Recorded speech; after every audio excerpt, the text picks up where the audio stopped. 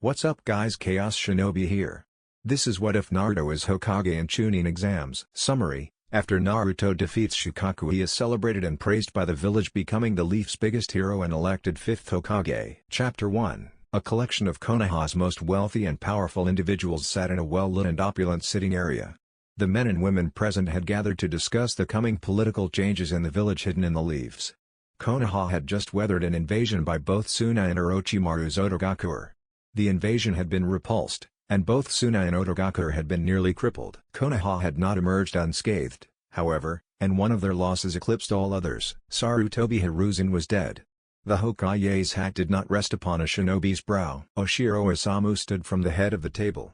I would like to thank you all for arriving so quickly during this difficult time. Our guilds, houses, and clans have long stood beside each other in politics, war, and commerce. We must stand together once again.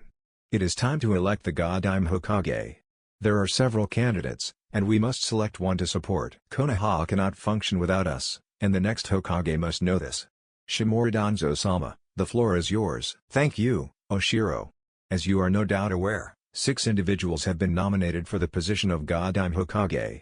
The leading candidates are Jiraiya of the Sannin, Tsunade of the Sannin, and Hatake Kakashi.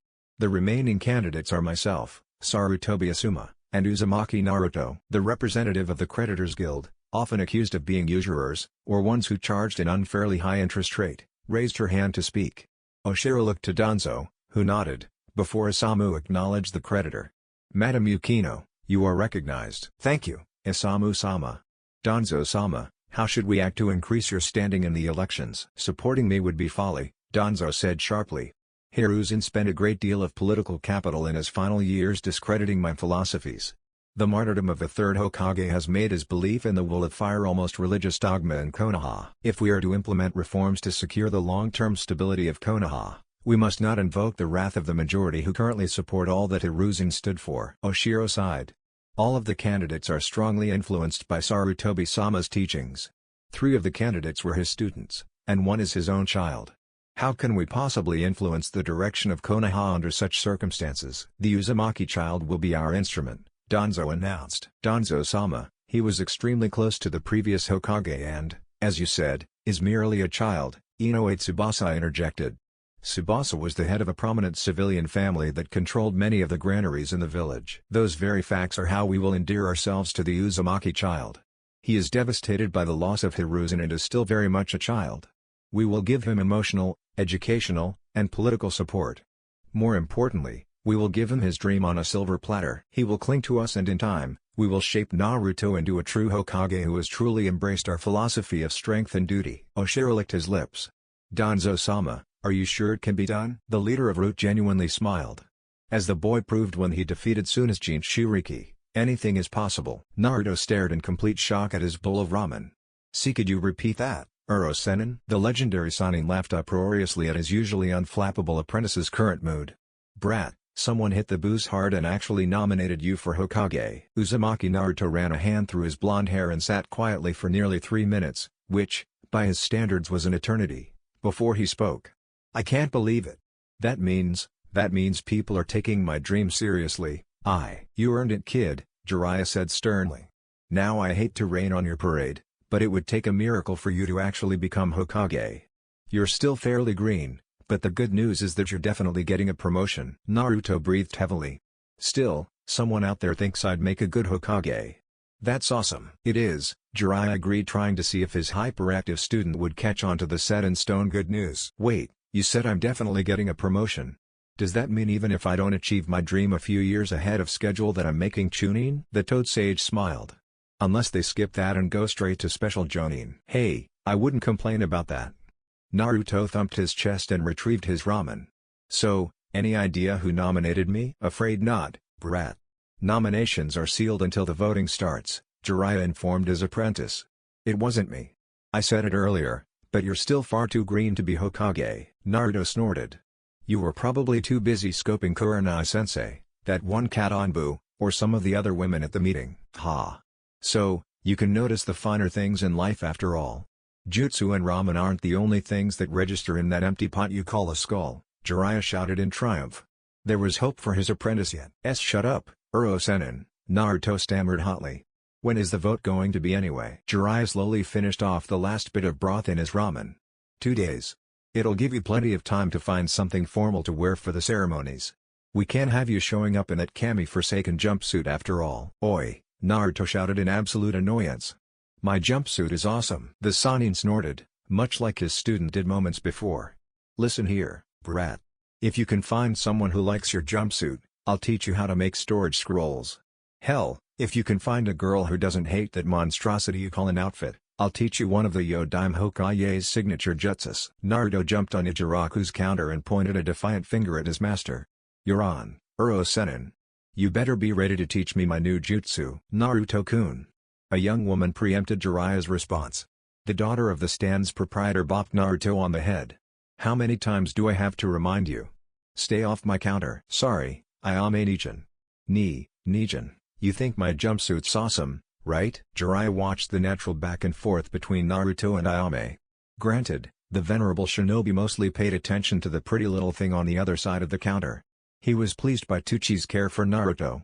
Jiraiya made a note to pay the next month's property tax for Tuchi. Suddenly, Ayame erupted into a fit of giggles that soon became a full-on belly laugh. Jiraiya was caught up in the mirth and chuckled. Naruto's devastated face helped fuel the laughter. I swear, how can the brat be so attached to that thing? Jiraiya wondered as he slipped into memories. He recalled another Uzumaki who was on the receiving end of such uproarious laughter.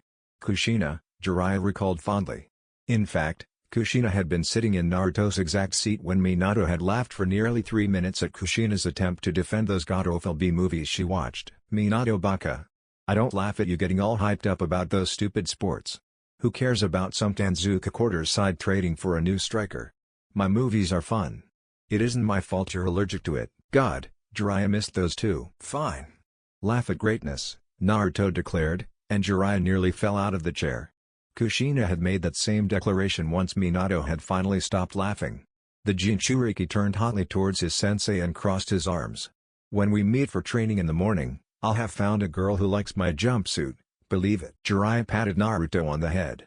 Whatever helps you sleep, brat. Naruto said his goodbyes to Tuchi and Ayame, pointedly ignoring his sensei, before leaving. Jiraiya pulled out his wallet and paid their bill. He also pulled out his notebook and jotted down a few ideas that came to him for his next book. For once, it wasn't a raunchy scene. The scene was nostalgic, almost romantic. I'm getting old, Jiraiya lamented. He looked and gauged the time by the position of the sun.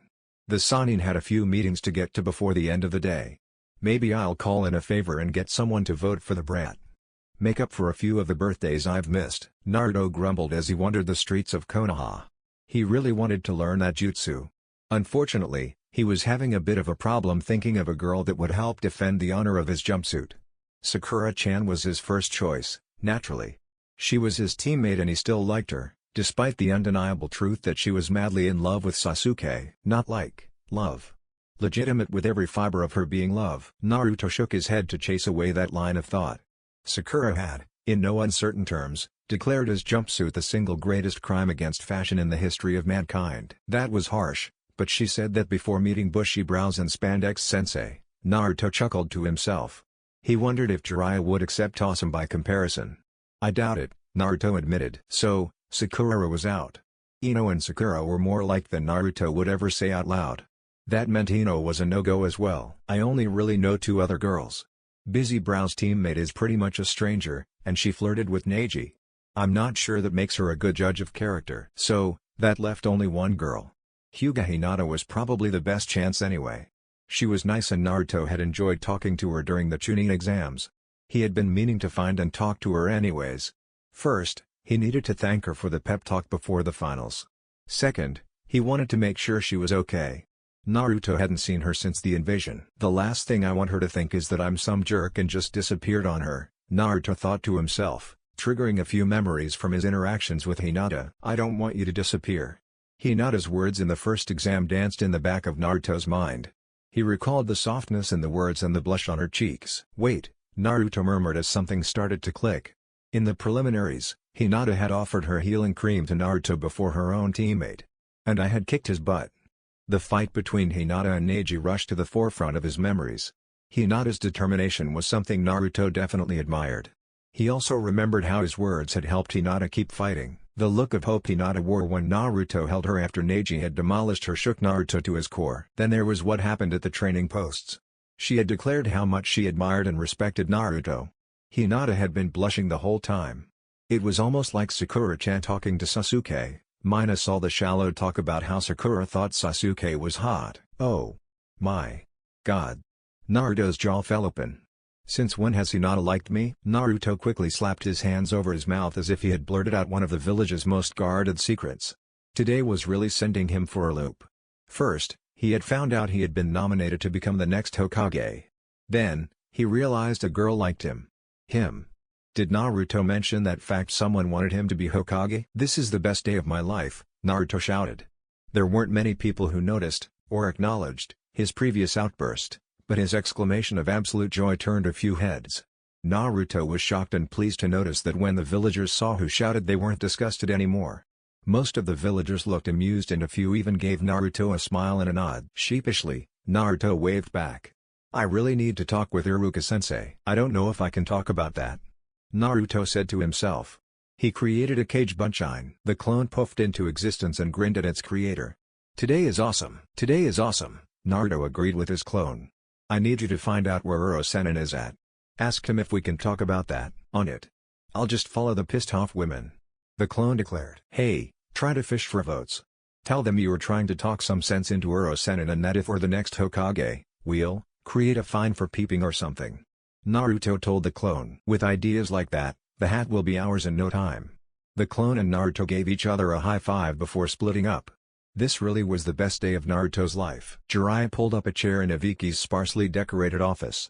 The head of Konoha's torture and interrogation department's office was rarely used. It was obvious that Iviki cared very little for his bureaucratic role. Thankfully, Jiraiya thought, Morino Iviki had the good sense to have a bottle of booze squirreled away in his desk. I can't believe your apprentice was nominated for Hokage, Jiraiya-sama, Iviki said as he swirled his drink. Jiraiya laughed. The brat is going to be a great Hokage one day, but he's nowhere near ready right now. I didn't nominate him. His nomination didn't come from myself or anyone I know, Iviki confirmed. I'm thinking of voting for him as a sign of respect. It's not every day someone has the guts to call me out. Hey, that makes this meeting easier, Jiraiya grunted as he took a sip of his alcohol. I've missed a few birthdays. I'm trying to make up for all those years on the road when Naruto was suffering. Noble, Iviki said in a surprisingly genuine tone. If I cast a vote for him, I would ask to know where the nomination came from. If this is a way to court favor with Konoha's Jinchuriki and most promising young talent, I want to know where their loyalties lie. Jiraiya put down his cup and leaned forward. He rested both his elbows on Iviki's desk and smiled. It was thanks to the brat's bridge. The TNI commander crossed his arms and shot the legendary pervert an amused look. Jiraiya grinned and continued, it seems that after Naruto rallied wave 2 off that miserable little shit Gato, piracy dried up really quickly. It didn't hurt that the families of several of our Coast Guard cells suddenly saw their finances improve thanks to the increased trade in coal and timber from wave. So, Naruto fattened a few Chunin and minor civilian nobles' pockets and they suddenly think he's the second coming of Hashirama Dono? Iviki chuckled darkly. Pretty much, Jiraiya confirmed. They are harmless. Alright, I'll vote for Naruto. The odds are against him.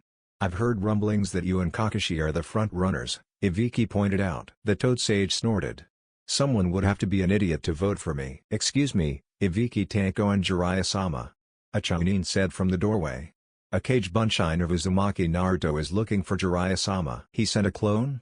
Jiraiya was clearly miffed that his apprentice didn't believe he was important enough to be visited in person. The two veteran shinobi nodded at each other. Send in the clone, Iviki ordered. The Chunin bowed and exited. Naruto's clone strolled into the office as if he owned the place. Hey, you're the proctor from the first test. I'm glad to see you're okay after the invasion. Get any good information out of Orochimaru's goons? They started off brave, but in the end they begged to spill their secrets, Iviki bragged. Good, Naruto's cage bunshine agreed. To hell with those guys. They attacked our homes and our people. I hope they are rotting. Jiraiya smirked.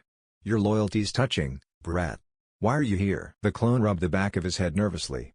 The boss was going to visit Iruka-sensei, and wanted to know if he could talk about, well, you know, that. Why can't that ungrateful idiot call me Jiraiya-sensei? Jiraiya mumbled under his breath. Iviki rumbled out a bit of laughter. About you being nominated for Hokage? Naruto's clone jumped at Iviki's knowledge. You know about that? The Jonin and department captains are aware of the nominations. Security of the candidates must be maintained to ensure a legitimate succession, Ibiki explained. Huh? The clone asked childishly. Basically, we can't have candidates and their supporters trying to get the hat through assassination. Looks bad to clients and the daimyo, Jiraiya explained. Oh. The clone demonstrated his understanding. So, can the boss talk to Iruka-sensei about it? As long as Iruka doesn't talk to anyone about it. Hell, I'll be around to make sure he doesn't talk, Jiraiya said with a dismissive wave. Cool, I guess I'll head out and let them know. The clone waved as it headed to the door. Ibiki scoffed. Just dispel. If I do that, how will the boss get the message? The clone grumbled. You are a shadow clone, a cage bunshine. The jutsu was designed for recon. A dispelling cage bunshine will transfer all its memories to its creator. Ibiki gave the clone an odd look. How could Naruto not be aware of that detail? Really? Really? Both veterans responded. Just concentrate on transferring the memories. They'll reach, Jiraiya assured Naruto's clone. This'll come in handy for our next training session. Awesome. Thanks. Here goes nothing. The clone declared as he smashed his fist into his palm. Naruto's doppelganger disappeared in a cloud of chakra-laced smoke. How did he learn that jutsu, anyway? Jiraiya asked. Ibiki smirked and shook his head. It's an interesting story, actually. Naruto had finally managed to track down Iruka-sensei at the teacher's home. Naruto had only visited his teacher's house a few times, but still remembered the address. It was surprising to hear that Iruka had just gotten back from a C-rank mission. Iruka had, to Naruto's limited knowledge, never left the village on a mission. Orochimaru's invasion had done a lot more damage to Konoha's forces than Naruto had realized. If only there was some kind of super medic nin out there that could help out in the hospital, Naruto thought hopefully. The hospital is overworked and someone has to help Lee. He shook off that line of thought and knocked on the door. Naruto heard a groan and Iruka calling out that he was on his way. The Hokage candidate bounced on the balls of his feet.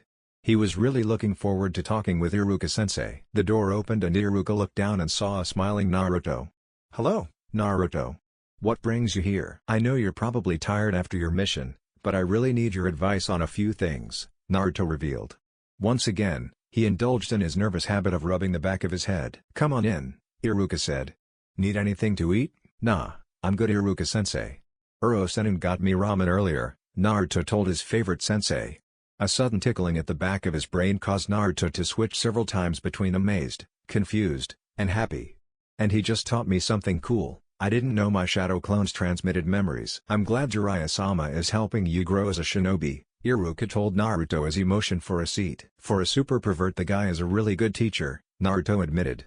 Almost as good as you. Iruka laughed at Naruto's earnest declaration. What do you need advice on, Naruto? You know I'm always here to help you. Thanks, Iruka-sensei. I've got two things I need your help on. Both are huge. I kinda realized Hinata likes me, a lot.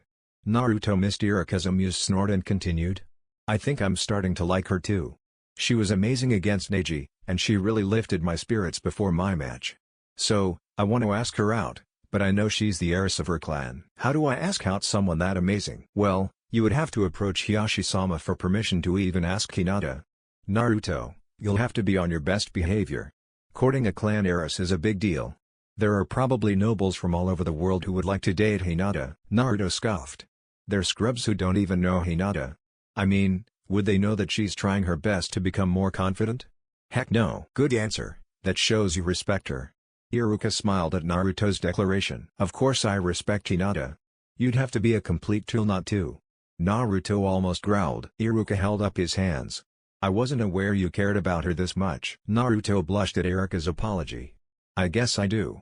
He suddenly looked up. The next bit will help with Hiashi. What's the next bit, Naruto? Iruka laughed. I've been nominated for Hokage, Naruto declared. Someone actually thinks I'm ready for the hat. I don't think I'll win this time, but can you believe it? My dream doesn't seem so far away anymore. You've really been nominated for Hokage?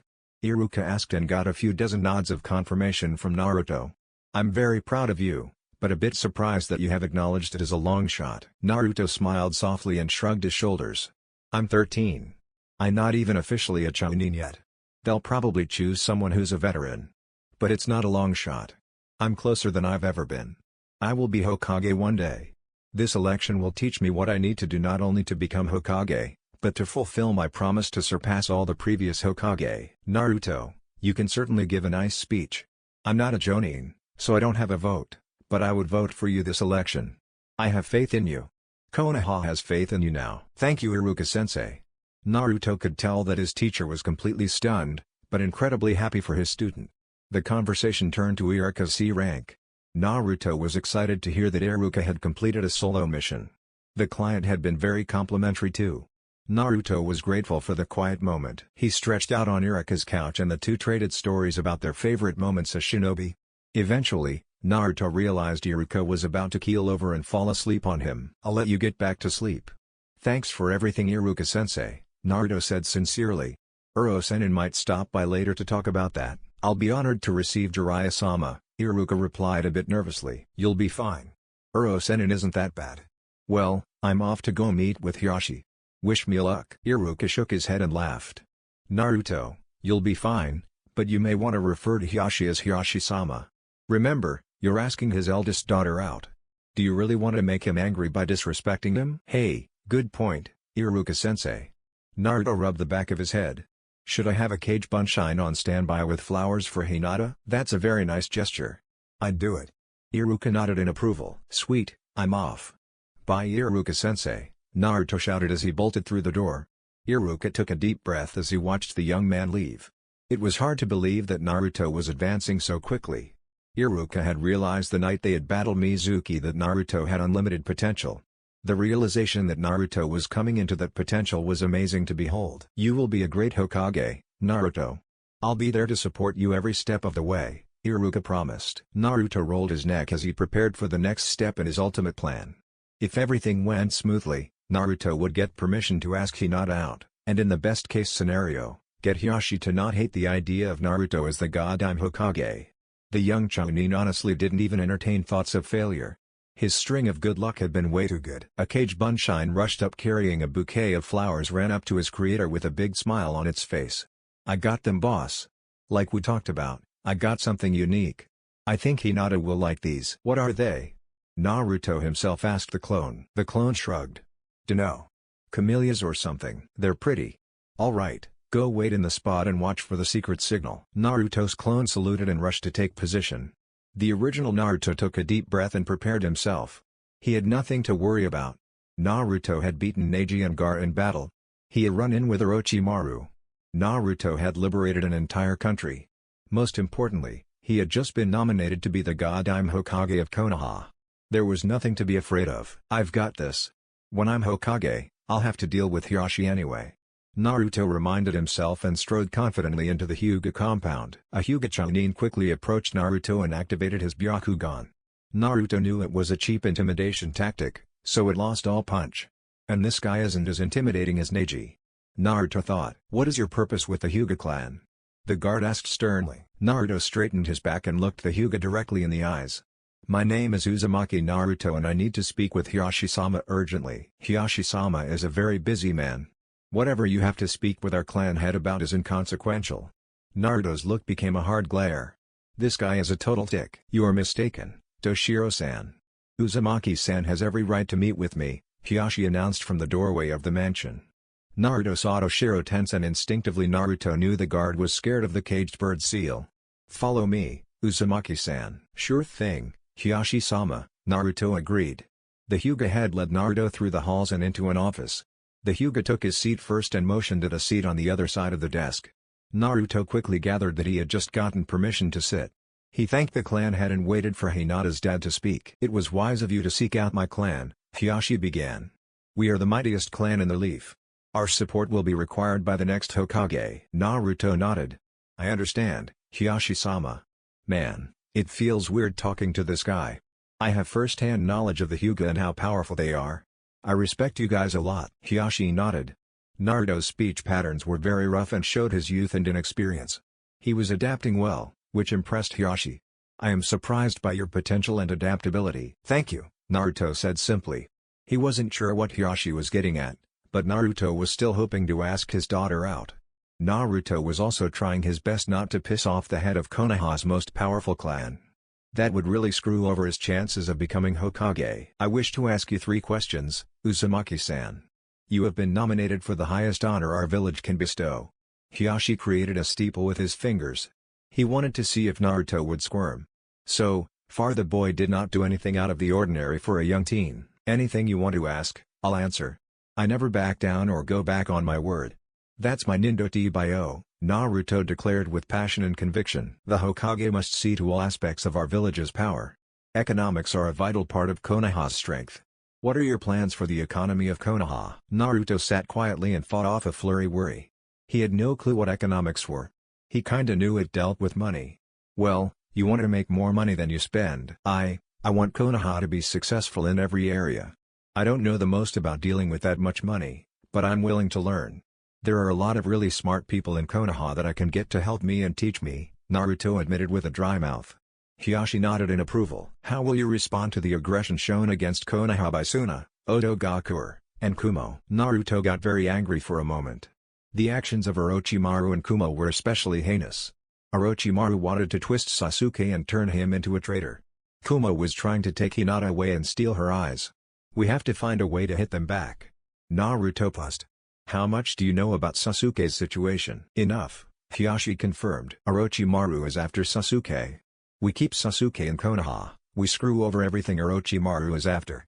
It'll also help to keep the Sharingan with our village, Naruto pointed out. And Kumo, Hiashi prompted. To hell with Kumo, Naruto snapped. His outburst was clearly personal and Hiashi took note of Naruto's emotions. They tried to take someone very important to Konoha while they thought we were weak. We have to show them that we are anything but weak. Hiashi was very impressed by Naruto's answers so far. The boy was rough around the edges, but had undeniable potential. More importantly, he was fiercely loyal to Konoha. The final question. Why do you have a cage bunshine with a bouquet of flowers waiting outside my home? Naruto chuckled and rubbed the back of his head. Well, Hiashi-sama, I'd like to ask Hinata-chan out on a date. Hiashi was not surprised by Naruto's request. He had heard from multiple sources about Naruto's anger at Hinata's brutal beating at Neji's hands. The story of the blood vow was spreading rapidly throughout Konoha's forces. It was seen as an incredibly romantic gesture among many. Hiashi had personally witnessed Naruto's defense of Hinata in the face of Neji's words. The Hyuga clan head was grateful that Naruto had not only provided Hinata with the inspiration to better herself, but rescued Neji from his self-destructive path. There were other positives as well. Naruto was already a Chunin. He had numerous victories under his belt. It went without saying that Naruto had been nominated for Hokage at age 13. You have permission to court my daughter, Hiashi decreed. Naruto fist-pumped in unbridled triumph. Uzumaki-san recognizes the honor he has just earned. I know he will show her the proper respect. Thank you, Hiashi-sama. Is she here now? Naruto asked hopefully. Hiashi shook his head. Hinata is currently at a team meeting. I believe she will be returning within the hour. Oh. Naruto's face fell. Would it be okay if I stayed here for a while? I would not be opposed to you remaining here, Hiashi agreed. Thanks, Naruto said before making a cage bunshine. Hey, go get the flowers for Hinata from the other clone. The clone saluted and rushed off. That is a very advanced technique, and you make excellent use of it, Hiashi commended Naruto. It was not idle praise. Uzumaki Naruto had demonstrated magnificent skill with such a rare and chakra-intensive jutsu. The boy beamed at the praise. Thank you, Hiashi-sama. Hiashi noted the stillness that fell over the room. Uzumaki Naruto suddenly met Hiashi's Byakugan with a look of determination that Hiashi had seen recently. It was the same look Hinata had worn in the hospital when she announced her refusal to ever run away again. Hiashi-sama, I want you to train me in politics. I am going to be the next Hokage, and I am going to need your help. Hatake Kakashi smiled behind his mask as his target fell to the ground in a heap. That's one less bandit leader who'll get a big head. The idiot thought he could attack caravans under our protection. The mission was technically a B rank due to the now-deceased bandit's former status as a Jonin of the Sugi village. Kakashi somewhat remembered that the corpse lying at his feet had abandoned his village and team after being lured to the criminal underworld by greed. The Kopinin utterly loathed the vaguely human-shaped trash he had eliminated. I wonder if Naruto could have reached this trash like he nearly reached Zabuza, Kakashi thought unbidden. It was surprising how his thoughts had turned to his knucklehead student. Partially, Kakashi realized it was because the young man had, against all odds, been nominated for Hokage. The Konoha Jonin had to call on all his years of emotional conditioning not to bust a gut at that thought. He could imagine Naruto's reaction. The blonde-haired, hyperactive knucklehead had probably danced on the ceiling of his apartment after Jiraiya-sama told him the news. I've even heard rumblings the Coastal Patrol Corps will likely vote for him.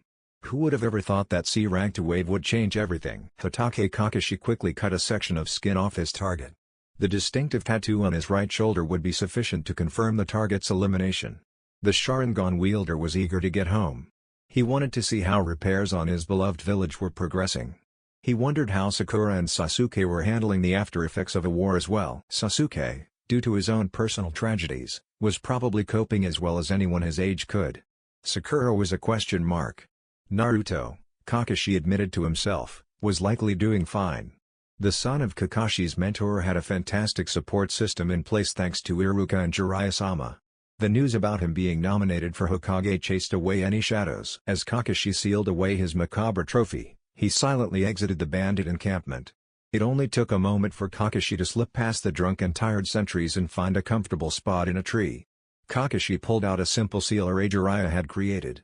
A tiny amount of chakra passed from the copy ninja's fingers into the array. The explosive tags Kakashi had planted throughout the camp detonated in the proper sequence. I should probably get one of these for Naruto. He'd love it, Kakashi mused mirthfully as he pulled out his precious copy of Icha Paradise. I hope he's staying out of trouble. It was not easy being a clone. The shadow clone Naruto had left outside the Hyuga compound shifted its weight uncomfortably. It was kind of awkward staring at the clan compound of Konoha's most powerful family carrying 12.5 gardenias. Where the heck is the signal?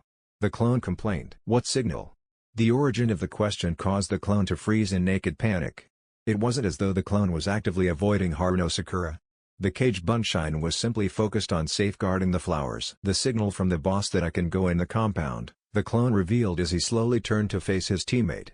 He quickly wished he hadn't, because Sakura was not alone. So, who's this boss of yours Naruto? Yamanaka Ino asked in a tone that made the clone nervous. The blonde looked for all the world like the cat who had just cornered the mouse. I'm not Naruto, the clone said with a roll of the eyes. He suddenly realized his mistake and moved to shield the flowers from the visibly annoyed Sakura and Ino. Don't hit me, I'm a shadow clone. A shadow clone? What the heck? Sakura asked. She had never really seen Naruto cower. Maybe there was a juicy story behind this. Why isn't the real Naruto out here? Don't you think it'd be a bit rude to meet with the head of the Hyuga clan with a clone? The cage Bunshine scoffed. The two girls nodded in agreement. Ino's smirk never faltered and she constantly eyed the flowers Naruto had purchased. So, why are you bringing gardenias to meet with the head of the Hyuga clan? The cage Bunshine had not existed long enough to personally experience truly strong emotions. However, the sight of one of his compatriots standing on the Hyuga compound walls giving the positive secret symbol was an amazing moment in the Shadow Clone's short life. So, this is what relief feels like. That's the signal, gotta go by. The clone rattled off and took off running. Sakura and Ino shouted indignantly as the clone gleefully ditched them. After calming down, slightly, Sakura huffed. Naruto ditched us. I figured out why, though, Ino revealed with a triumphant gleam in her eye. Naruto-kun is visiting the head of the Hyuga clan, and had a clone waiting outside of the compound with flowers. Those flowers represent secret love in Hanakatoba, the language of flowers. Team 7's Kunoichi was silent for a moment as she thought about the situation. Memories of the Chunin exam trickled forth and brought a smile to her face. There's no way, Naruto is trying to date Hinata? It isn't that hard to believe, Ino countered. I guess, but it's hilarious, Sakura conceded the point. She was trying to imagine just what Naruto and Hinata could possibly have in common. It was almost impossible, but Sakura was sure she'd hear all about the looming disaster from Naruto the next time Team 7 met. Shimura Danzo sat in an office in one of his foundation's safe houses. The Warhawk was staring at a wall that had been repurposed as a giant tally board. Danzo carefully read each section of the board. The probable votes for each Hokage candidate were arrayed in a disciplined and organized manner. Currently, Root estimated that the leading candidates were Senjutsu Tsunade, Hokage Kakashi, and Uzumaki Naruto. Naruto, the preferred candidate of Root, was hanging on to third place thanks to substantial votes from the Foundation's Jonin and the leadership of Konoha's Coastal Patrol Squadrons. There was a recent addition to Naruto's support column that had caught Danzo and his agents off guard. It appeared that Morino Ibiki was now backing Naruto for Hokage. Danzo-sama, Aburame Torune announced his presence to his master. A slight nod informed the rogue Aburame he had permission to continue. I have spoken with 3 more Jonin. Nikano Richi will be voting for Hokage Kakashi. Kuramonkai has announced his support for Senjutsu Tsunade. and Shirakumo Hayama is undecided. Chunin placed markers in each candidate's category. Danzo inclined his chin. What is Shirakumo-san's opinion of Uzumaki Naruto? I broached the subject and Hayama stated his surprise at Uzumaki-san's rapid improvement. He specifically commended the container for his loyalty. Uzumaki-san's loyalty is the boy's greatest strength. He has incredible potential, but it has to be honed. The container's loyalty, however, is beyond reproach. Danzo's focus remained on the large board in front of him. The race was far too close. Senju Tsunade was garnering far more support than Root and its allies had anticipated.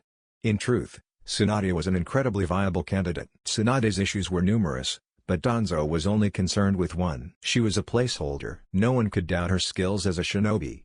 The Slug Sannin was one of the most powerful shinobi on the planet. Tsunade was powerful enough to warrant the title of Hokage. Administratively, she could rely on her longtime assistant and apprentice, Shizune. If Uzumaki Naruto did not win the election, Senju Tsunade was without a doubt the strongest alternative. The problem, as Danzo had thought moments ago, was that she was a placeholder. It was unlikely Jiraiya would be able to convince her to return to Konoha. Tsunade's long-standing emotional trauma would likely drive her to give up the Hokage's hat at the first opportunity. Konoha would likely be facing a third Hokage election in a short period of time. Root's best-case scenario for a Tsunade reign was 5 years. That was not sufficient time to establish a sense of continuity. Stability was paramount. Tsunade could not establish the stability Konoha required. Uzumaki Naruto could establish that stability. He was currently 13 years old. The boy was an Uzumaki, a clan renowned for its long-lasting vitality. The boy could reign 50 or more years. Only Iwa has enjoyed that level of stability, Danzo thought. Torune, Danzo spoke after several minutes in deep thought. Take command here. I will visit with Hayama. As you command, Danzo-sama, Torune acknowledged the order. Danzo rose to his feet and collected his cane. Before I leave, is the Kurama clan planning on presenting a united front in regards to voting? Yes, Danzo-sama. Danzo frowned at the announcement. That put Tsunade at 18 votes to Uzumaki Naruto's 12. Hatake Kakashi currently had 8 public votes. Only Jiraiya of the Sannin, out of the other candidates, had more than 3 votes. The unknown/undecided count currently rested at 23. It was time for Danzo to intercede personally. Konoha could not afford to appear unstable to the world. It needed continuity and governance. Konoha needed Uzumaki Naruto. Jiraiya ran a hand down his face in a combination of disbelief and unease. He was a spy master. A crucial part of his job description was being able to detect and manipulate patterns. There was definitely a pattern forming and the Toad Sage wasn't sure he was thrilled about it. Sure, he knew the brat would be absolutely thrilled if or when he found out. Jiraiya just couldn't figure out why so many Jonin were voting for Naruto. He could understand 6 of the votes. One was from Ibiki and that was less of a vote and more of a very late birthday gift from Jiraiya to the kid. The votes from the Coastal Guard cells were a thank you to Naruto for lessening their workload and lining their pockets. The other 6 votes were a mystery. They might be out of a desire for stability, Jiraiya mused. Tsunade Haim, even if we could get her to take the job, would only have it for a few years. She'd try to foist it off on someone as soon as she could. The only 2 candidates for Hokage who would rule for more than 10 years are Kakashi and Naruto. There were still a great number of undecided voters. Time to go polling. Jiraiya thought of a few Jonin who were undecided. 2 Jonin, Toriyama Kaede, and Abe Hideki, sprang to mind immediately. I obviously can't go to Kaede. She's still pissed about the whole peeping thing from a few months ago. I don't really know Hideki, but hopefully my rep can get some airtime. Unfortunately, Jiraiya wasn't sure if Hideki was on a mission or not. That meant the Sannin would have to, tragically, have a conversation with 2 of his least favorite people, the teammates of his dearly departed sensei. Koharu and Homura were currently in charge of mission selection and deployment. It was the most power the pair had ever truly wielded. The Toad Sage couldn't help but be worried. Those 2 might develop a taste for their current authority and try to increase their power while the goddamn Hokage sought to establish their reign. I'll have to keep an eye on those 2. Hell, I'll have to keep an eye on the whole village. Damn it, why couldn't the leading candidates for Hokage be people I don't give a damn about? Why'd it have to be one of my oldest friends and my godson? The situation was also driving home another truth. He couldn't be everywhere at once. Jiraiya would have to start grooming a successor and deputy spy master. Getting old as hell. As Jiraiya trudged into the Hokage's tower, he couldn't help but feel that everything about this situation was wrong. He shouldn't be seeing why Minato's son was about to become the 5th Hokage. He should be dropping in to talk to his student, Find out if Minato had knocked up his bombshell of a wife again, and how many fangirls Naruto had chasing him. The whole situation was so goddamn unfair. Naruto deserved a family and Konoha deserved to still have Minato. Jiraiya-sama, a Chunin guard bowed to and greeted the Sannin. "How may I help you today?" "I need to speak with the council about the location of a Jonin," Jiraiya said in a jovial and respectful, but firm voice. The Chunin responded the way Jiraiya had expected. "The honorable counselors would be happy to answer your questions, Jiraiya-sama." The boy had answered with his back straight, chin high, and voice crisp. He was well trained. The adjective and tone of reverence for the council was a bit worrying. They might have bribed him with a fast track to promotion if he'd act as eyes and ears. Sadly, the kid probably wasn't even aware he'd been bribed. Those old fossils were slippery like that. "Thanks," Jiraiya said with a semi-forced smile. The Hokage's office was as busy as ever. There was a bit of a chaotic energy that Jiraiya hadn't experienced since the last war. Homura and Koharu didn't have the presence that filled a room like Hiruzen had possessed. "Jiraiya-sama," Homura greeted the Sannin as he approached the mission table. "We were not expecting you. Is there something you require?" "I'm looking for Abe Hideki. Is he currently in the village?" Jiraiya asked without preamble or greeting. The two counselors were practically unreadable, but Jiraiya knew they weren't pleased by the lack of deference Jiraiya had offered them. "May I ask why?" Koharu asked. Her gaze was authoritative, but barely fazed the veteran shinobi. "Hideki-san was involved in a mission near the land of Tea 2 months before Orochimaru's invasion. I'm trying to recreate the build-up and how we missed it. To be blunt, I fucked up and missed the signs. I wanted to figure out how Suna got so much material in place. Hideki could help some pieces fall into place," Jiraiya told a partial truth. The male counselor leaned forward. "Could you not get this information from his mission report?" Homura's question was simple on the surface. Jiraiya wasn't 100% sure that it wasn't completely innocent. He decided to go with his paranoia and put another notch in the Konoha Council can't be trusted file. "Mission reports are very focused. I'm looking for details and patterns that might not have any connection to his mission," Jiraiya explained. "The line of questioning I'm going to ask will seem trivial to those not familiar with the craft." Koharu didn't quite scoff. "I am surprised you haven't gone to the land of Tea to investigate your usual sources. There are urgent matters in Konoha that require my direct attention. I'll have one of my agents poke his head in a few holes later." Jiraiya paused, then followed it up with a resounding facepalm.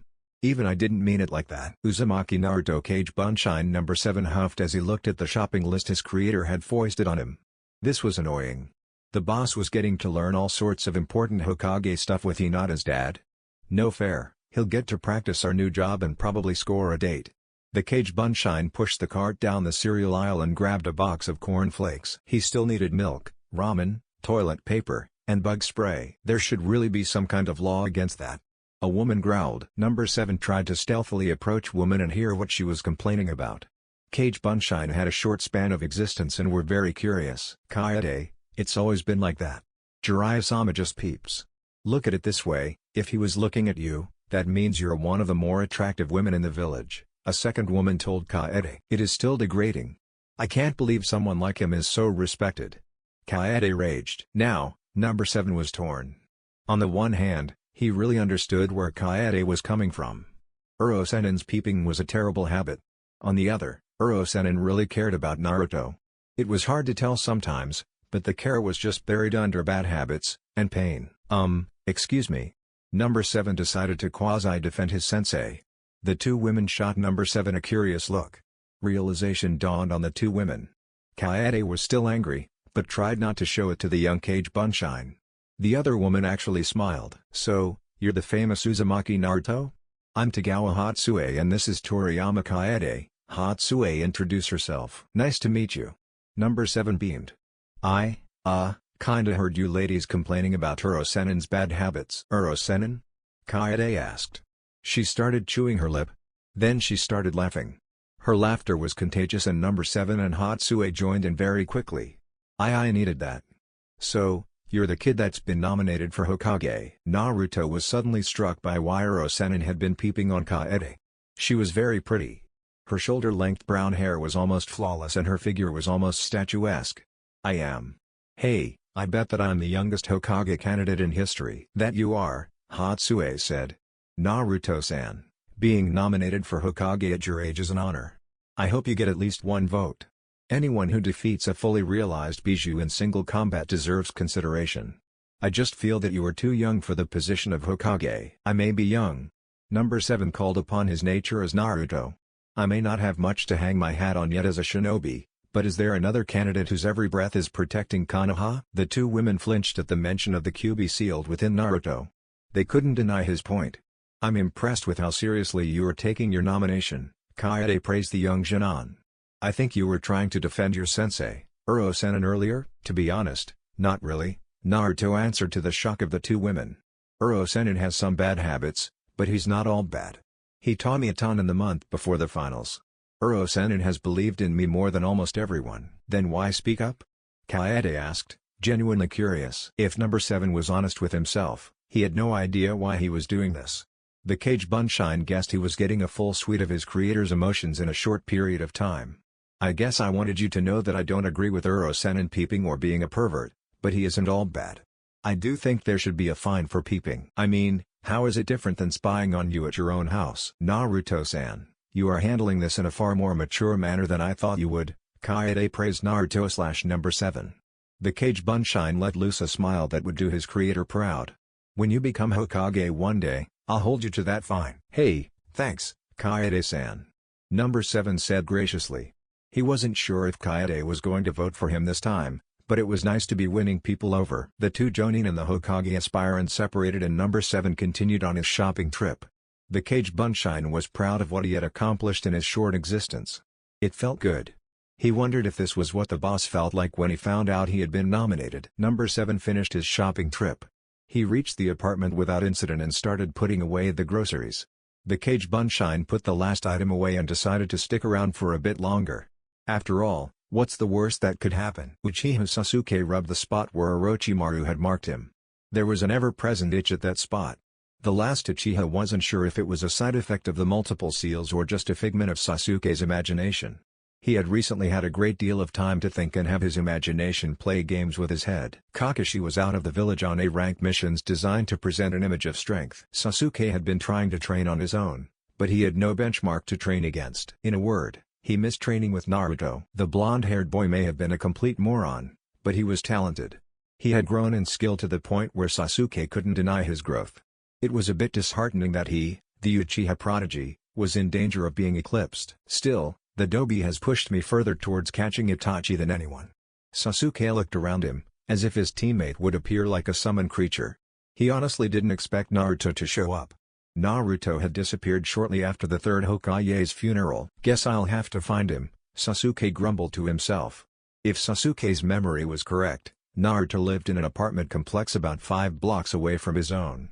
Sasuke, legally, could live in the Uchiha district instead of an apartment. He just didn't want to live alone surrounded by the ghosts of his clan and wrapped in the memory of Itachi's crimes. Sasuke quickly changed mental tracks from the tragic history of his life. He needed to see just how wide of a gap existed between his skills and Naruto's. It had been Sasuke's plan to fight Naruto in the finals of the Chunin exam. From what Sasuke had heard about Naruto's fight against Hokage, and from what he'd seen while facing Gaara, Naruto had become an incredibly powerful shinobi. If they fought, Sasuke had every confidence that Naruto would force Sasuke's Sharingan to fully mature. The possibilities were almost intoxicating to Sasuke. Suddenly, Itachi's words about unlocking the true power of the Sharingan polluted his thoughts. There might be another way, Sasuke thought out loud. He decided to focus on his upcoming unofficial match with Naruto. Sasuke eventually reached the building Naruto lived in. For some reason, the averageness of the building shocked Sasuke. The Uchiha hadn't known what to expect. He just honestly expected something that felt closer to Naruto's nature. There was nothing over the top about this place. It wasn't over the top rundown. It wasn't over the top nice. Naruto's apartment complex just sort of existed. Sasuke wondered how his best friend could stand the place. He approached the young woman working the desk. She looked up at Sasuke with an utterly bored expression.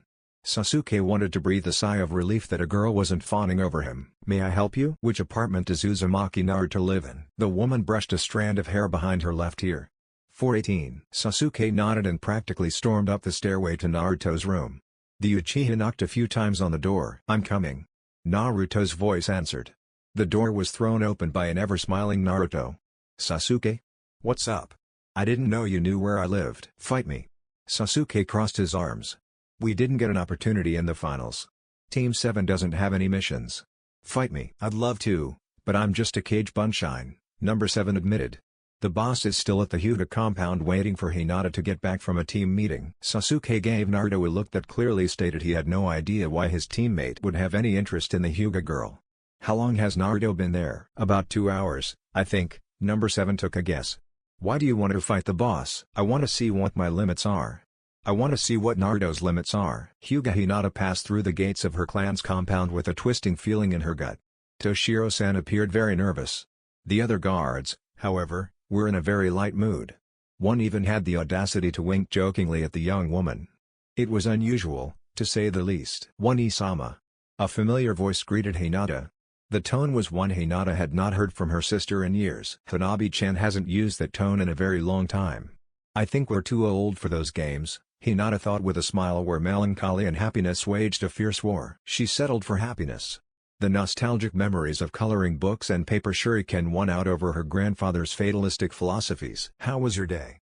Hanabi finished her greeting. It was fine, Hinata answered. Her tone was defensive, and she nearly activated her Byakugan on instinct. Just fine? Hanabi led her sister with another question. Yes, Hinata followed along. Well, I'm sure it will be upgraded very soon, Hanabi continued with a verbal flourish. The elder sister wasn't sure where this stance was leading, but she decided to follow along. Does it have something to do with the gate guards being so amused? Oh, definitely, Hanabi answered and physically spun Hinata in the direction of Hiashi's office. I think you should see father. Hanabi scampered away before Hinata could say anything else. The elder Hyuga sister could have sworn that Hanabi had laughed as she rounded the corner. Something was clearly going on. Something clearly was hilarious to a number of her clansmen. What is going on? Hiashi's eldest daughter approached the door to his office and knocked politely. She quickly sat in the proper position as she awaited permission to enter. There were a few muffled voices on the other side of the door. Hinata deferred to tradition over her own curiosity. Her natural vision stared at the door until it slid open. Welcome home, Hinata, Hiashi greeted his daughter. Please, come in. We have much to discuss. Thank you, Ata-sama, Hinata responded automatically. She was focusing on the routine to better prepare herself for whatever was about to happen. Hiashi motioned for Hinata to take a seat, which the Hyuga maiden graciously took. Hinata, I have attempted to shield you from arranged courtships. There have been many, and if I may be honest, I have considered several of them. You were far too young for such considerations. Now, you have matured into a beautiful young woman and a seasoned kunoichi of Konoha. Hinata felt her heart swell at her father's compliments and revelations that he had protected her from arranged marriage proposals. A cold sweat began to beat at Hinata's temples. This conversation clearly had a but about to enter into it. I feel that it is time that you be permitted to enter into an approved courtship. A candidate has recently approached me about dating you. This might not be as bad as I feared, Hinata somewhat reluctantly admitted to herself. Dating was far less formal than courting or the dreaded seeking your hand. Hinata's mouth was dry, but she maintained impeccable poise. May I ask who the suitor is? Of course, Hiashi agreed quickly. He is a shinobi of Konoha. I believe that you both competed in the most recent Chunin exams together. His age? Hinata asked. The young man is your age and has proven himself to be a true prodigy, Hiashi revealed. There was only one young man considered a prodigy that was Hinata's age. It was certainly not Naruto-kun. Naruto's determination and success in spite of his supposed averageness was one of the character traits that drew her so totally to Naruto. Unbidden, tears welled in her eyes. The prodigy was the last person she had any interest in dating. Oi! What the hell, Hiashi-sama? Tears aren't part of the plan, Naruto shouted as he stormed into the office. It seems she was not aware I was speaking of you, Hiashi pointed out neutrally. He wasn't aware that Hinata would have such a negative reaction to his ploy. It was almost as if she legitimately feared being forced to date someone other than Naruto. The Hyuga head had expected a negative reaction, though. The goal was to gauge Naruto's reaction to having a friend placed in a difficult situation. Naruto had shocked him in a vehemence and near violence in his tone. There was no doubt that Naruto's interest in Hinata ran deeper than Hiashi originally expected. Well, yeah, Naruto said hotly, though his emotions were coming under control. No one has ever called me a prodigy before. I'm like the anti-prodigy. So, I have heard, Hiashi said in a placating tone. He turned his attention to his eldest. I am sorry, Hinata. I had no intention of causing you distress. It is all right, Ata-sama, Hinata managed to force out. She was still reeling from the emotional typhoon that had ravaged her nerves. Hiashi nodded. I will allow you two to speak in private. Remember, Uzumaki-san, that the Byakugan can see through walls. The threat lingered in the room like a heat haze. The Hyuga had exited the room and smiled as he heard his daughter and the Hokage candidate breathe a sigh of relief. As he snaked his way through the clansmen scurrying around the halls, he felt a presence following closely behind him. "Is there something you require, father?" Hiashi asked. Hyuga Shuichi waited until his son was facing him before speaking. "Yes, we must talk about your daughter's new suitor." "I have given my blessing," Hiashi said firmly. "I will hear no opposition to Uzumaki Naruto dating my daughter. He is worthy, but more importantly, genuinely cares for Hinata." "Opposition?" "No, my son, there is no opposition. It is the opinion of your advisors that the clan must do everything in its power to see that this relationship succeeds." Hiashi quirked an eyebrow. "Why the enthusiasm for Uzumaki Naruto now? My advisors always advocated non-interference in the life of the Jinchuriki in the past." "In the past, he was not a candidate for Hokage. In the past, Uzumaki Naruto had not defeated a fully realized Bijou. So, now that he has power, status, and political support, the clan wishes to give the boy the support Hisashi and I wished to extend to her child years ago?" Hiashi countered. "Of course," Shuichi answered as if he were dismissing a particularly foolish servant. "We must always secure the status and power of the clan before all else. Now, there is no better way than to ensure that Uzumaki Naruto becomes Hokage." Naruto had somehow kept the flowers hidden behind his back and hadn't spread the petals everywhere in a flurry of hand motions. "I'm really sorry about that, Hinata." The plan was for Hiashi to avoid saying anything specific. "We thought you'd eventually ask who is it? And I'd enter from the side door." That sounds more like something you would plan," Hinata said quietly. She was proud of how quickly she had mostly composed herself. "I still feel like a bit of a jerk," Naruto admitted. Hinata shook her head. "This wasn't your fault, Naruto-kun. I do have a question, though." "Ask away, Hinata." Naruto's shoulders visibly relaxed. "Are you going to keep the flowers behind your back forever?" Hinata teased. A bit of the tension in the room dissipated at Hinata's joke.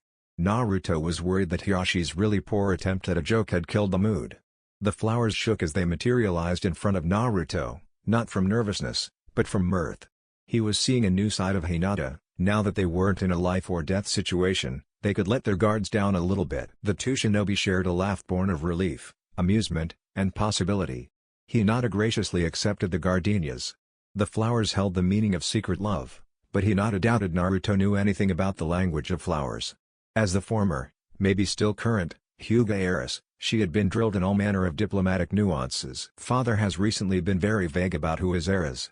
Is he trying to protect Hanabi-chan and I from the seal?" "Thank you, Naruto-kun. These are lovely," Hinata said graciously. Naruto smiled broadly.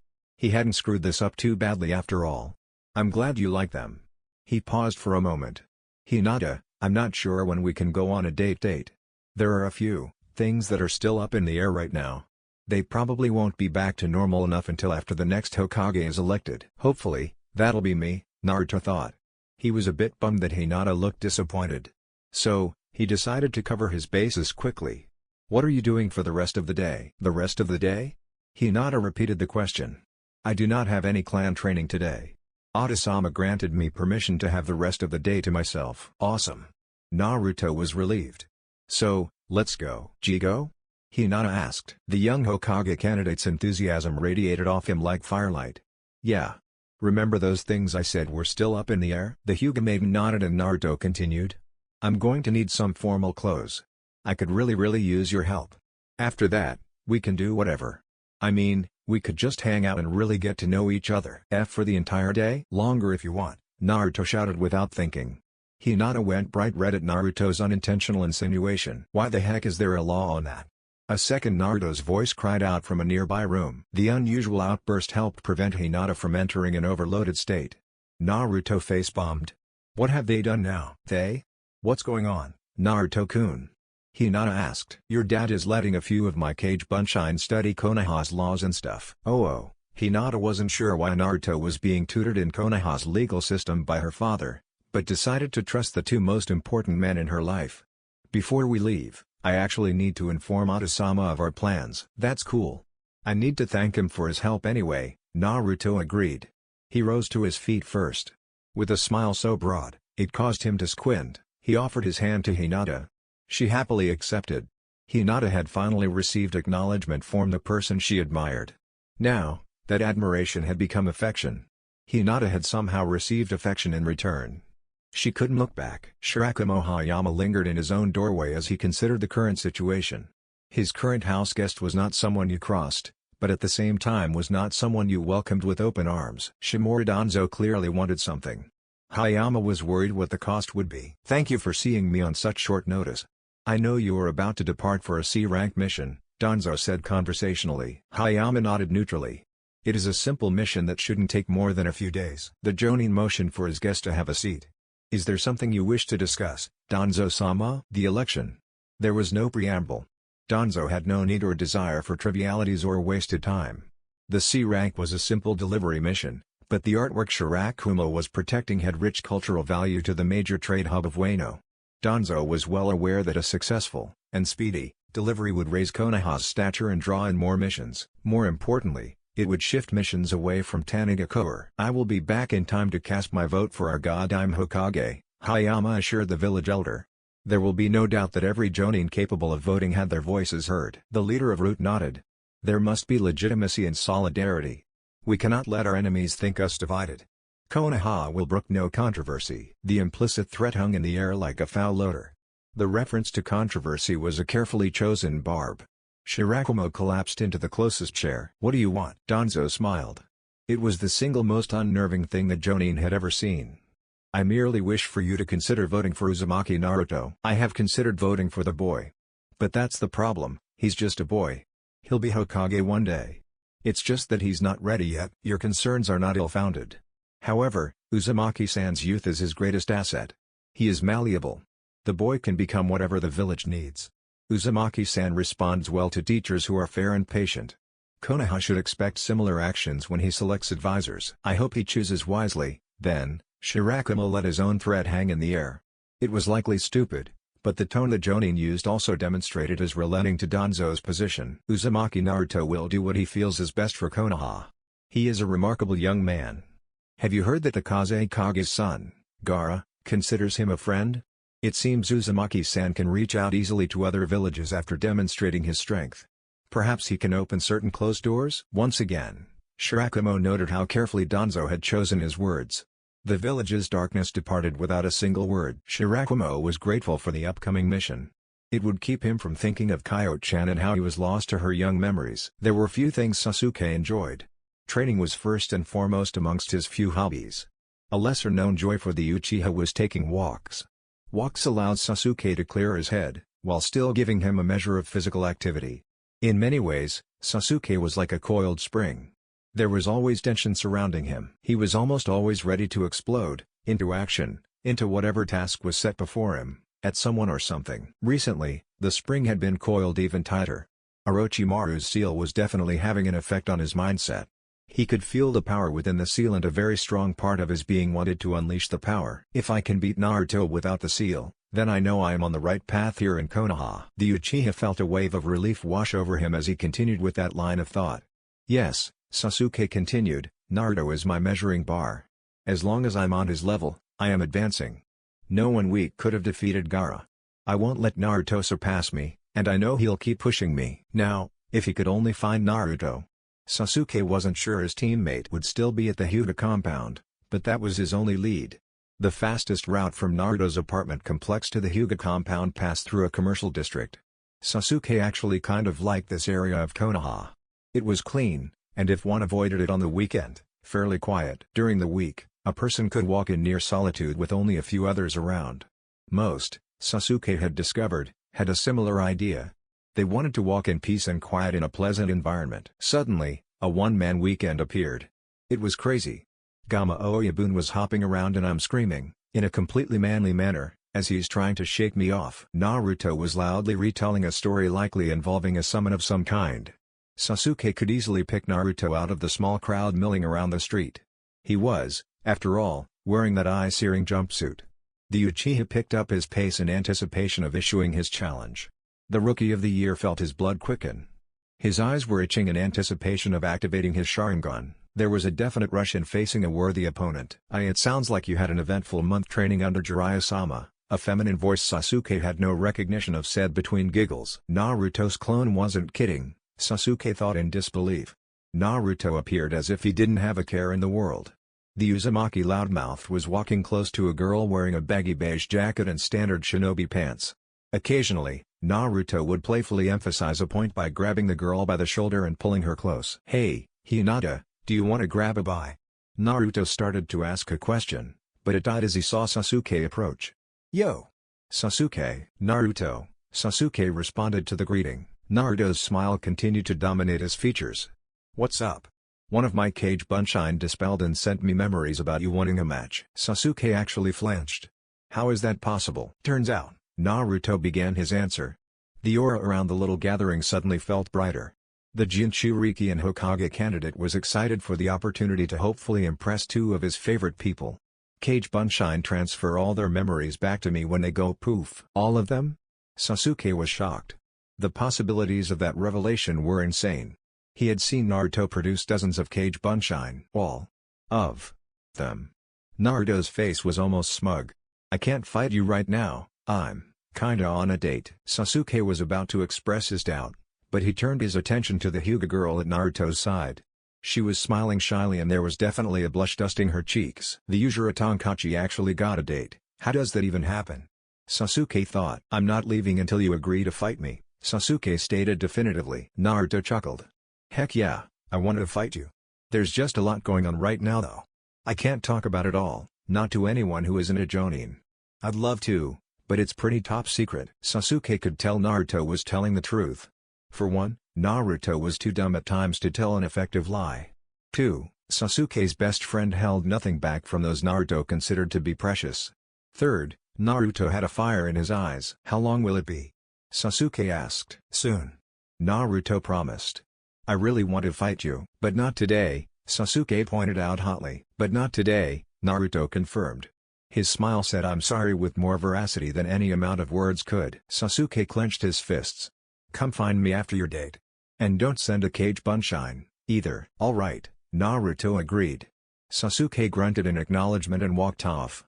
The Jinchuriki beamed as Sasuke half walked, half stormed off. The Uchiha prodigy had acknowledged Naruto in a stronger manner than he ever had before. I hope you didn't make him upset," Hinata spoke up. Naruto could tell she was more worried about someone being mad at Naruto than anything. "Nah, he's not mad. That's Sasuke in a good mood. We're a lot more alike than we'd admit," Naruto finished with a laugh. "Me and Sasuke, we aren't the most patient people." "Oh." Hinata was doubly relieved. 1. She was glad Sasuke wasn't mad at Naruto. 2. Hearing Naruto admit a flaw made him more accessible. Hinata's boyfriend, well hopefully her boyfriend, seemed that much more human now. The admission made this moment less dreamlike and more grounded in reality. That made it all the better. "I'll talk with Sasuke later. Right now, I need your help, Hinata-sensei, to pick out some formal clothes. I might, maybe, probably, don't have any other than our standard issue funeral robes," Naruto announced with a surprising amount of enthusiasm. "Naruto-kun isn't a very formal person to begin with," Hinata thought with a light giggle. "I really shouldn't have been expecting anything else." "I would love to help you, Naruto-kun," Hinata declared. She paused as she pressed her fingers together. "Why, you won't be getting rid of your jumpsuit, will you?" Naruto hummed questioningly. "I love this thing. Why would I get rid of this monument to awesomeness?" It shocked Naruto when his date breathed a sigh of relief. "Gee good, I think it's cute." Hinata's quiet announcement caused something to click in Naruto's head. "Oh right, the bet. The bet I just won." "Hinata. You are even more awesome than I thought. I thought I was the only one who liked my jumpsuit." "Naruto-kun wouldn't be Naruto-kun without wearing orange," Hinata stammered out. Naruto's enthusiastic and sudden proximity was overwhelmingly intoxicating. "It gets better. I had actually forgotten about it, but you helped me win a bet with Uro-sennin," Naruto announced. "After getting me an outfit to wear to the howl, the event I have soon and lunch, we have to go rub this in Uro-sennin's face." Hinata laughed a bit, but it was soon cut off by an over-enthusiastic hug. Once again, Naruto's proximity overwhelmed her. Her vision blurred a bit, but she held on. Fortunately, whoever had healed the damage to her heart had done an exceptional job. "Oh okay, Naruto-kun." As Naruto guided Hinata towards the closest formal shop he could find, he started considering if he should declare today a national holiday when he became Hokage. Jiraiya needed a drink. He needed a drink very badly. The conversation with Hideki had caused a whole lot of headaches. 1. The mission report Jiraiya was using as a cover to poke around did raise some questions. There were definitely patterns cropping up, Patron's cryptology, Millant, and Jiraiya's own network should have noticed. That pissed Jiraiya off, as not only had it made the invasion that much worse, but it was a slight to his professional pride. Next, the brat was actually in the running. It boggled the Toad Sage's mind that Naruto wasn't only picking up votes, but actually had more than Jiraiya did. Granted, Jiraiya was publicly against taking the hat. He was in charge of all Konoha's foreign human intelligence networks and wanted to devote himself to training Naruto. Still, he was a Sannin and Naruto was a fresh-faced Chunin who still couldn't produce a viable Bunshin. There was a very strong chance the boy could actually win. I'm proud of how far Naruto has come, but he's not ready, Jiraiya thought as he started heading for one of his favorite holes in the wall. Still, ready or not, he just might be elected. I'm going to need to start preparing for that. There are a lot of people I don't want getting their claws in my godson. It didn't take long for memories of Minato's election to Hokage to seep into every corner of Jiraiya's mind. The look of shock was priceless. Kushina's Mach 4 Glomp was still legendary in Konoha. It still brought a smile to Jiraiya's face seeing how happy the boy he had grown to love like a son had been in that moment. He wondered if his quasi-grandson/godson would react the same way. Who am I kidding, he'll be like his mom, Jiraiya said out loud before busting into a storm of laughter. Who'll be like whose mom? Speak of the devil and he will appear, the super privet semi-lamented. Well, brat, that's a long story. The veteran ninja immediately shut up when he finished turning around. Naruto wasn't alone. Jiraiya couldn't spill those secrets, even if he decided he would spill those secrets, to anyone other than Naruto right now. At least Naruto had the good sense to bring a girl along with him. There's hope for the kid yet, Jiraiya admitted. From the looks of it, the girl was Hiashi's oldest. Not a bad choice, Naruto. Your mom would probably approve of the choice. She'd laugh though. Kushina continued the Uzumaki female tradition of the brutal friendzone with Hisashi. Hinata and I have time, Naruto said with a smirk. Jiraiya sighed. Kid, it's something I can tell only you. S rank. Well, crap, Naruto groused. Even Hiyashi's daughter, Hinata, Jiraiya thought, looked disappointed. If it makes you feel better. Jiraiya was going to regret this, he just knew it. You've got a real shot. Did you hear that, Hinata? I have a shot. I could actually win, Naruto yelled. In his excitement, he wrapped Hinata into a hug so tight it could double as the world's most comforting sarcophagus. Hinata managed to squeak out, that's great, Naruto-kun. The physically powerful hug and her own confusion about just what the heck Naruto was talking about made her occasional stammer reappear. Jiraiya watched the exchange and was glad to see that Naruto was overall very happy.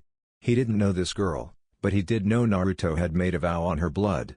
For all appearances, the brat seemed crazy for the young lady. Jiraiya doubted he'd have too, but the sage was perfectly willing to put the fear of every god known or forgotten by man into her if she hurt his godson. So, what are you doing here, brat? I told you we aren't training until tomorrow, Jiraiya rumbled. Naruto put a slightly dizzy Hinata down. Jiraiya was proud to note the boy still had an arm around her shoulder, and snickered. I win, Uro-sennin. You win? Jiraiya asked with a raised eyebrow. He cast a glance at Naruto's evident girlfriend. The Hyuga Kunoichi blushed under the attention and nodded. Well, I'll need to hear it and why. I'm not just going to take Naruto's word for it. Hinata chewed her lips for a bit. This was a tiny bit embarrassing. Naruto had told her of his teacher's habits. She was also acutely aware of the man's legendary reputation. I like Naruto-kun's jumpsuit. To me, it is cute. I can't see Naruto wearing anything else. He'll probably be wearing the Hokage's robe soon. Get used to the idea of something else, Jiraiya mentally complained. Damn, brat, you did it. I guess I shouldn't be surprised. Tomorrow, I'll get some of your Kage Bunshin started on storage scrolls. You'll be working on that jutsu I promised. Jiraiya crossed his arms. He wanted to show everyone that he's in charge. Hey, can I bring my team in, Hinata? Naruto asked hopefully. Jiraiya shook his head. Absolutely not, he said adamantly. The two young shinobi visibly deflated.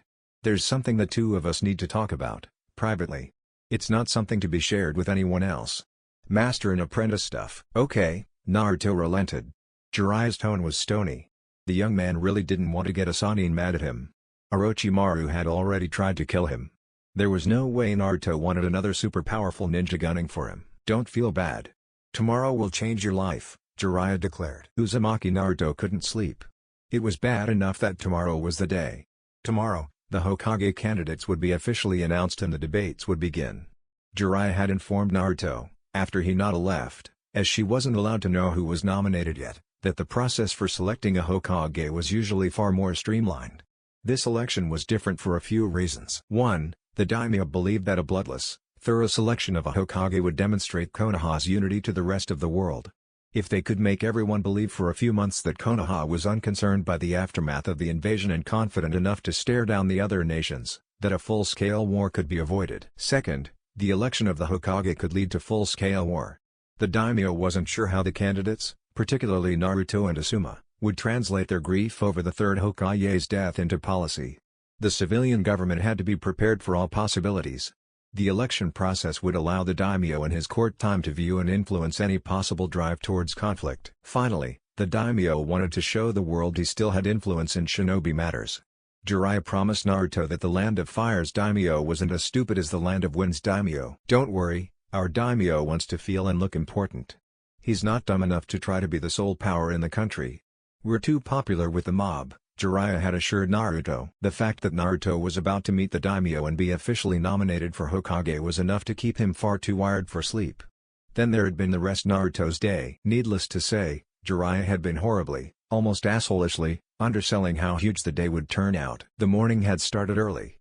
Naruto had wanted to get some training in alone. He headed to the training ground and was working on his taijutsu against one of his Kage Bunshin. It was probably Naruto's favorite warm-up. The young Hokage candidate was working off a ton of nervous energy.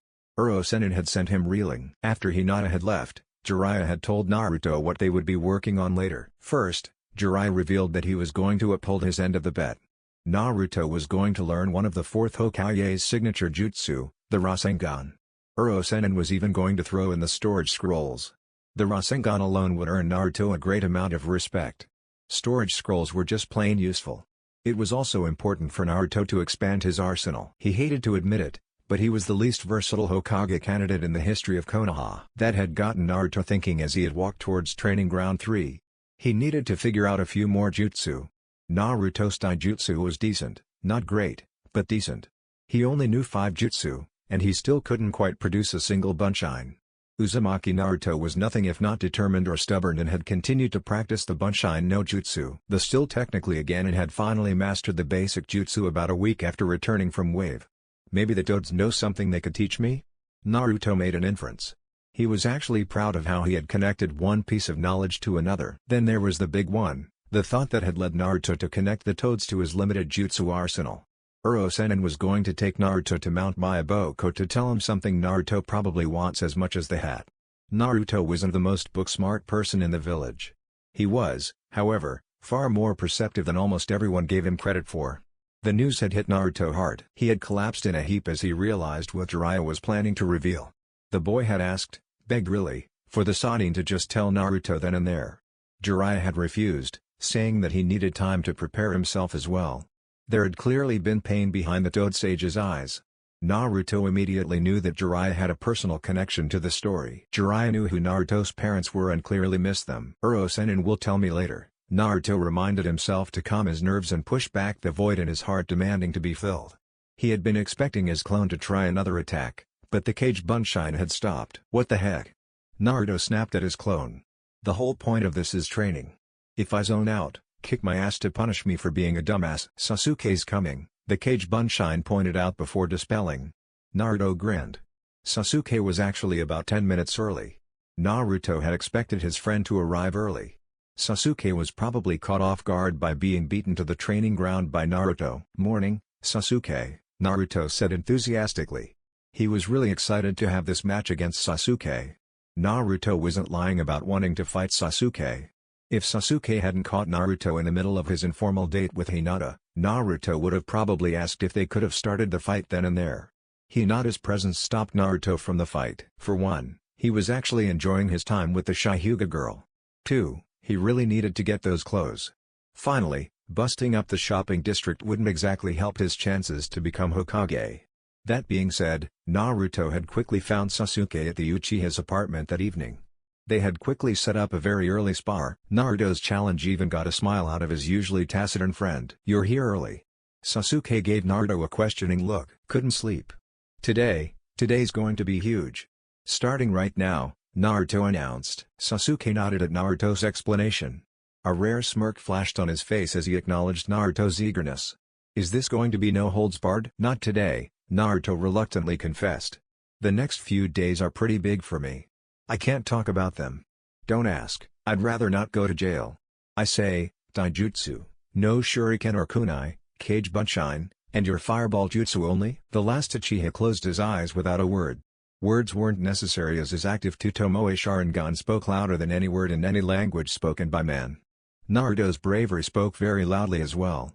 He held eye contact with an active Sharingan for a few seconds with a smile. There was one aspect of Naruto's eye contact that spoke even louder than his bravery, his trust. Naruto trusted Sasuke not to use a genjutsu, even subconsciously, before the fight began. A flare of remorse and acceptance caused the shadows of Itachi's fell message and the seductive whispers of Orochimaru's seal coordinating their tempting calls for more power to recede. "When do we start?" Sasuke finally asked. 1. Naruto began his count with smile. The two young men entered their respective taijutsu stances. 2. 3. Naruto and Sasuke said at the same time. Naruto surged forward and summoned a gigantic horde of cage bunshin.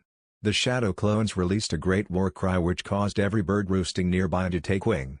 Sasuke had retreated as he anticipated Naruto's opening gambit. He finished the required hand seals and shouted, "Kaden, Gokaku no Jutsu." Sasuke watched as the enormous orb of fire chakra raced to meet the gaggle of Naruto clones. Several dispelled before the jutsu even connected. The others fell to the power of the jutsu. Sasuke was pleased that he had mastered the grand fireball jutsu to the point where he only required the snake, ram, and monkey seals. That satisfaction was rivaled by concern as Orochimaru's seal flared slightly. Sasuke struggled to remember Kakashi's instructions about suppressing Orochimaru's seal. The momentary distraction almost caused Sasuke to miss the sound of something hitting the ground behind him. Naruto cursed loudly as Sasuke managed to substitute away from the four Narutos approaching from behind him. The real Naruto landed a few feet away from Sasuke. "Let's see how much that Sharingan helps you out." Naruto shouted out a challenge and made a second wave of shadow clones. The Jinchuriki was confident that the number of clones had obscured Sasuke's view of the actual Naruto.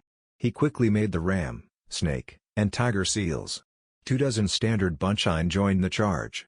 Naruto seriously doubted they'd actually fool Sasuke. Instead, he was banking on Sasuke being shocked that Naruto could even make a standard bunshin. If he could distract Sasuke for even a moment, then he'd start to gain the upper hand. Sasuke, for his part, was actually smiling. The experience of precognition the Sharingan provided was incredible when fighting against numerous opponents. Naruto's clones were giving it their all and Sasuke felt elated. Sasuke blocked a punch from one of Naruto's cage bunshin and countered with a spinning back fist to the side of the head that dispelled the clone. If he had lacked the Sharingan, the jumping axe kick from a second cage bunshin would have knocked the Uchiha prodigy out. Once again, Sasuke made expert use of the precognitive abilities of his clan's legendary dojutsu. He threw an uppercut that should have hit the leaping clone's knee. Unfortunately for Sasuke, Naruto, and the leaping cage bunshin, another cage bunshin managed to land a front kick to Sasuke's kidney. The kick, while incredibly painful, did not knock Sasuke down.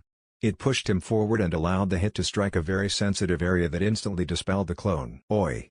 You bastard! I get my clone's memories, remember?" "Sorry," Sasuke hissed through the pain in his back. Naruto had hit hard. The cage bunshin resumed their charge. However, Sasuke had pinpointed the real Naruto's position. He quickly pulled a strategy Kakashi had exploited during the bell test. The last Uchiha substituted himself with one of Naruto's clones. Sasuke then performed a seal-less henge. Sasuke became yet another Naruto and clocked one of the other cage bunshin in the back of the head. "We should have attacked." "Dude. What the heck?" The clone spat back. It reared back to deliver a punch, but Sasuke quickly substituted with another cage bunshin. "Nice try, team." Sasuke wasn't sure which stung more, his gambit being detected or Naruto's right hook connecting. The Uchiha quickly realized Naruto had overextended with his punch. Naruto's enthusiasm was a huge strength and a huge weakness. Sasuke lashed out with a front snap kick. The fact that his target didn't explode into a cloud of chakra-rich smoke was the most satisfying part of Sasuke's week. Naruto coughed and grimaced in pain from the powerful attack. The spar was surprisingly even. "This isn't over yet, Naruto," Sasuke shouted as he charged. "We'll see about that."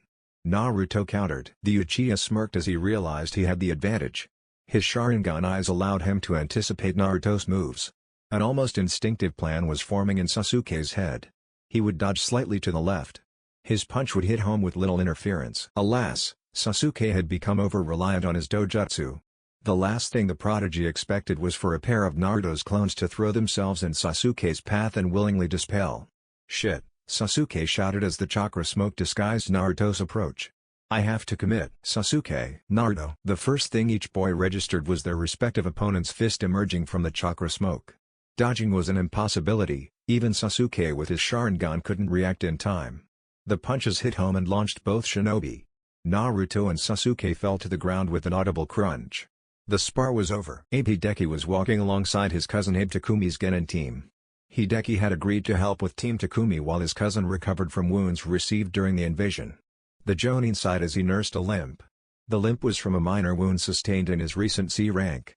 Hideki hadn't expected to be forced into being a temporary Jonin sensei so soon. At least they are solid Genin, Abe thought. Takumi, hopefully, would be recovered soon. I don't need to worry about this on top of the upcoming Hokage election. The daimyo is really pushing this demonstration of Konoha in the Land of Fire's stability hard. At least he's not screwing us over like the Wind daimyo did to Suna. The upcoming election was causing quite the stir even without the daimyo sticking his nose into Konoha's internal affairs. The two leading candidates were Tsunade of the Sannin, and Genin Uzumaki Naruto. Hideki was not convinced a Genin, no matter how powerful, had the credentials to even be considered for Hokage. Still, the Jonin was curious as to what so many of his peers saw in the boy. "You clearly hit the ground first, use your Tonkachi. That means I win," a voice Hideki was unfamiliar with declared. "Team." The second voice was recognizable. Hideki had been with one of the teams that had found Umino Iruka and Uzumaki Naruto following Mizuki's treason. "We had a great spar. I think it's safe to call it a draw. The two of us, we're teammates.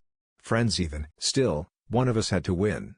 The Jonin and his Genin rounded a corner and saw the Hokage candidate and the young man who just spoke starting to sit up. "I think we both won," Naruto announced.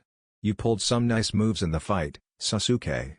The trick with the substitution and henge was brilliant. Sasuke grunted.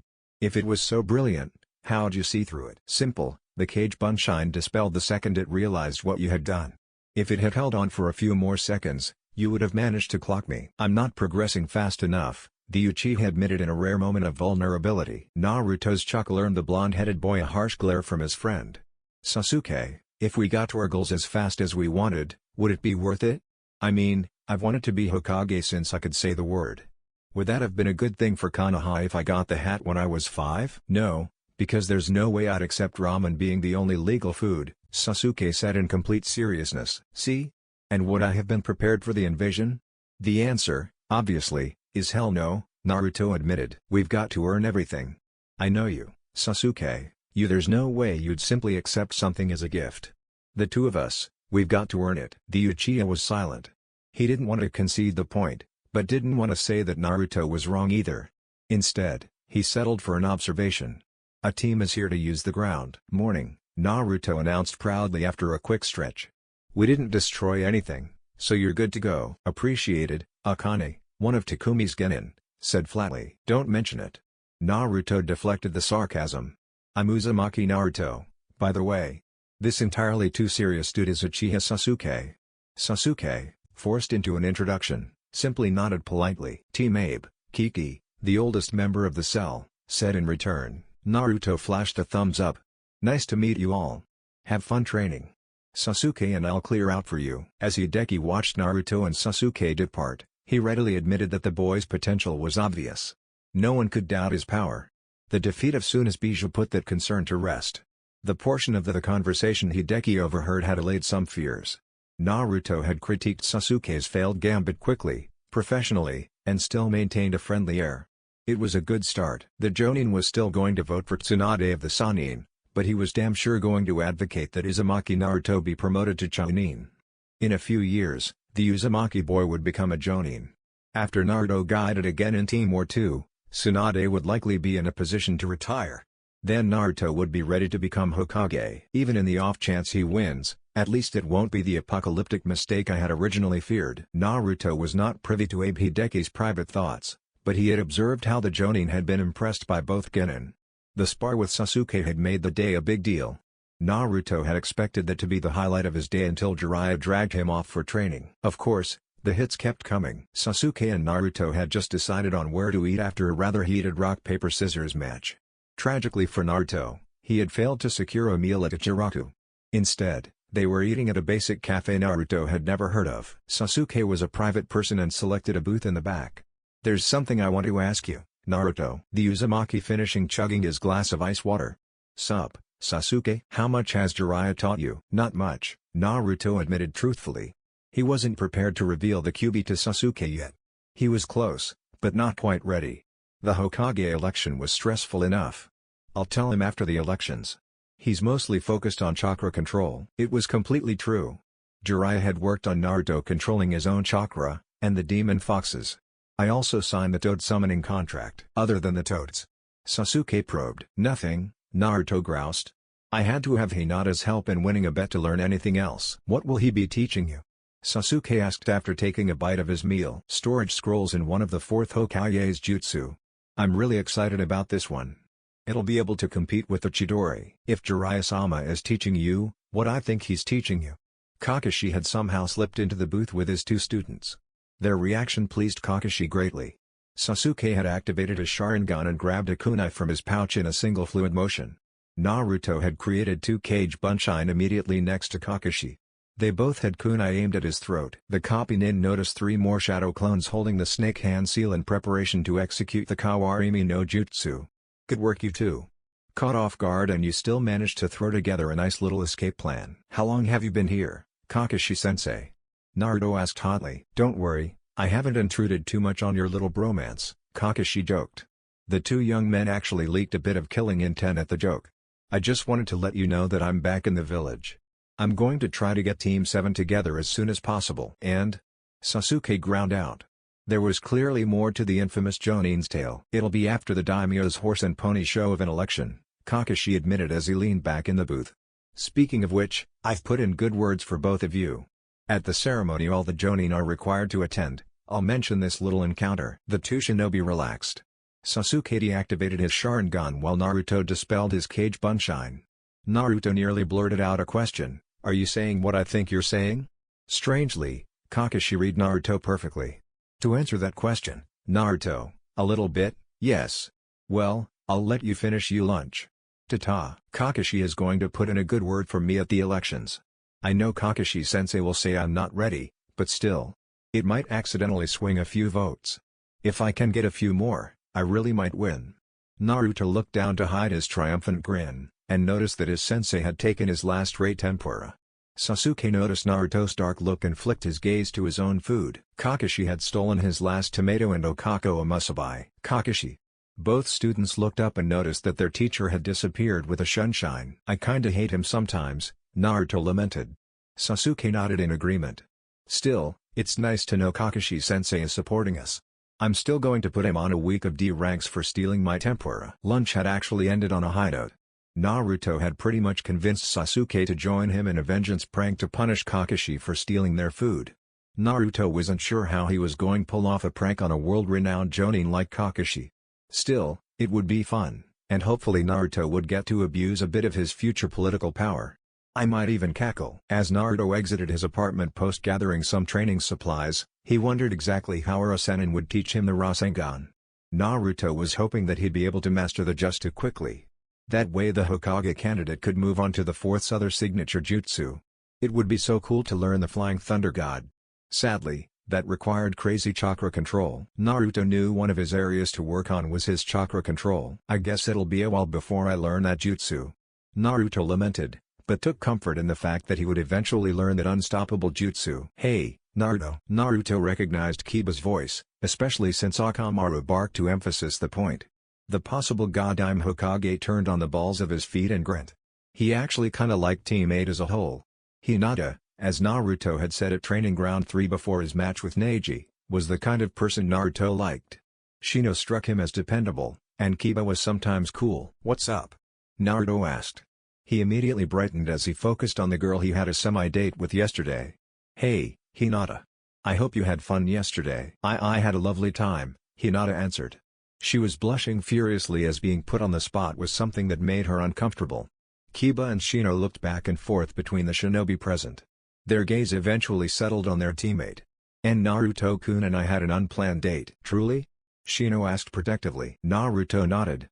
"Yeah, Hinata and I had a semi-date. What the hell is a semi-date? Kiba snapped. We just sort of hung out, Naruto explained. A real date is kinda like a prank. It takes planning and has to be unique. Teammate accepted that explanation. That explanation made sense, even while they were a bit uncomfortable with how Naruto compared a date with a prank. Naruto made small talk, and explained to Kiba that he had just had a spar with Sasuke and was off to train with Jiraiya. The Inuzuka Jinan and Ninken were both disappointed that their rematch with Naruto would have to wait. That went well, Naruto thought. Kiba and Akamaru had been a tough out in the preliminaries. Naruto was confident in his improvements since then and was eager for another shot at those two. Sadly, it would have to wait for some time. Naruto did not head straight to the training ground Jiraiya had set up for their lesson. The first place Naruto checked was the area overlooking the women's public bath. Jiraiya was exactly where Naruto expected to find him. Good job, brat, Jiraiya praised his apprentice without turning his attention from the bevy of beauties bathing below. He suddenly chuckled as he thought of the alliteration his thoughts had used. I was hoping you'd come here first. It shows you're paying attention to patterns and prior experience. Very good. Wait, this was part of my training too? The disbelief in Naruto's voice was as naked as half the women in the nearby baths. Damn straight. We're ninja, Naruto.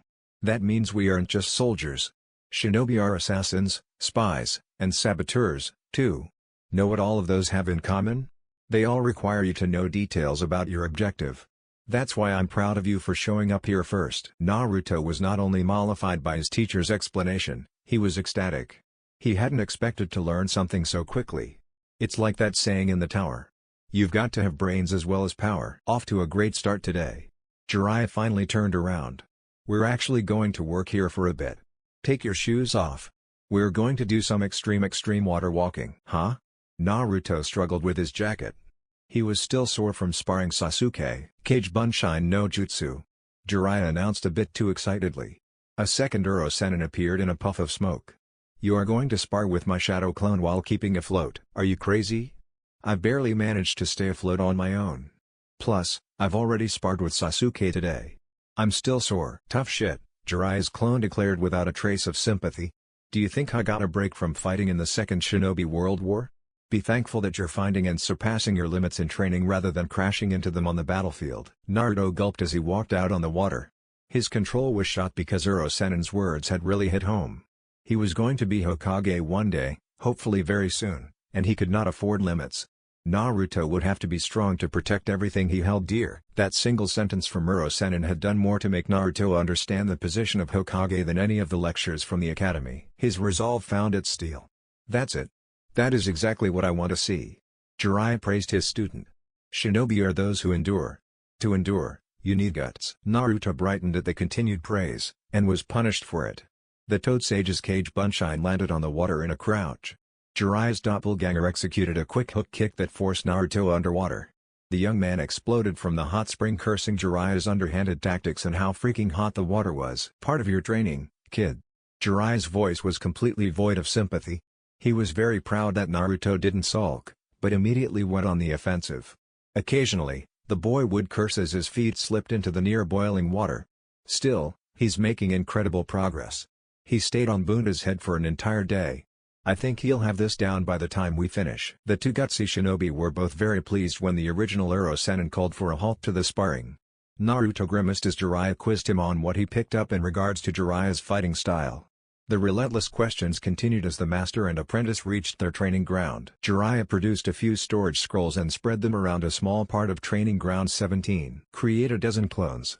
Jiraiya watched intently as Naruto followed orders. The Toad Sage quickly created 3 clones of his own. Naruto laughed as Jiraiya's clones bossed his own Kage Bunshin around. They'll be training with storage scrolls and basic Fuin Jutsu, Jiraiya explained while motioning for Naruto to follow. Now, for the jutsu. What is it, Uro-Sennin?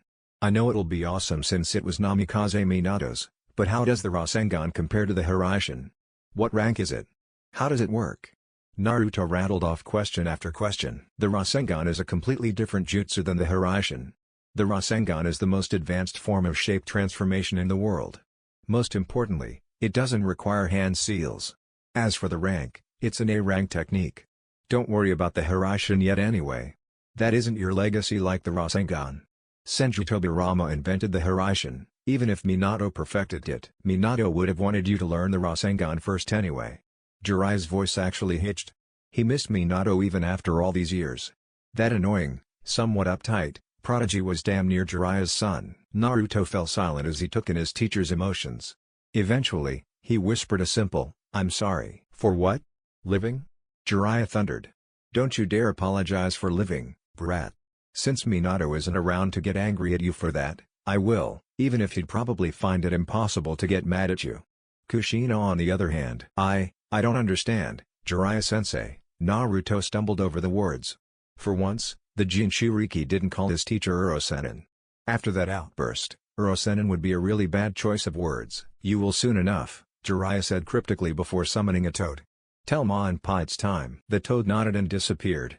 What's going on, Urosenin?" The moment of caution passed as Naruto's mood stabilized just enough to fall back into the familiar routines. Jiraiya only grinned. "Try not to throw up.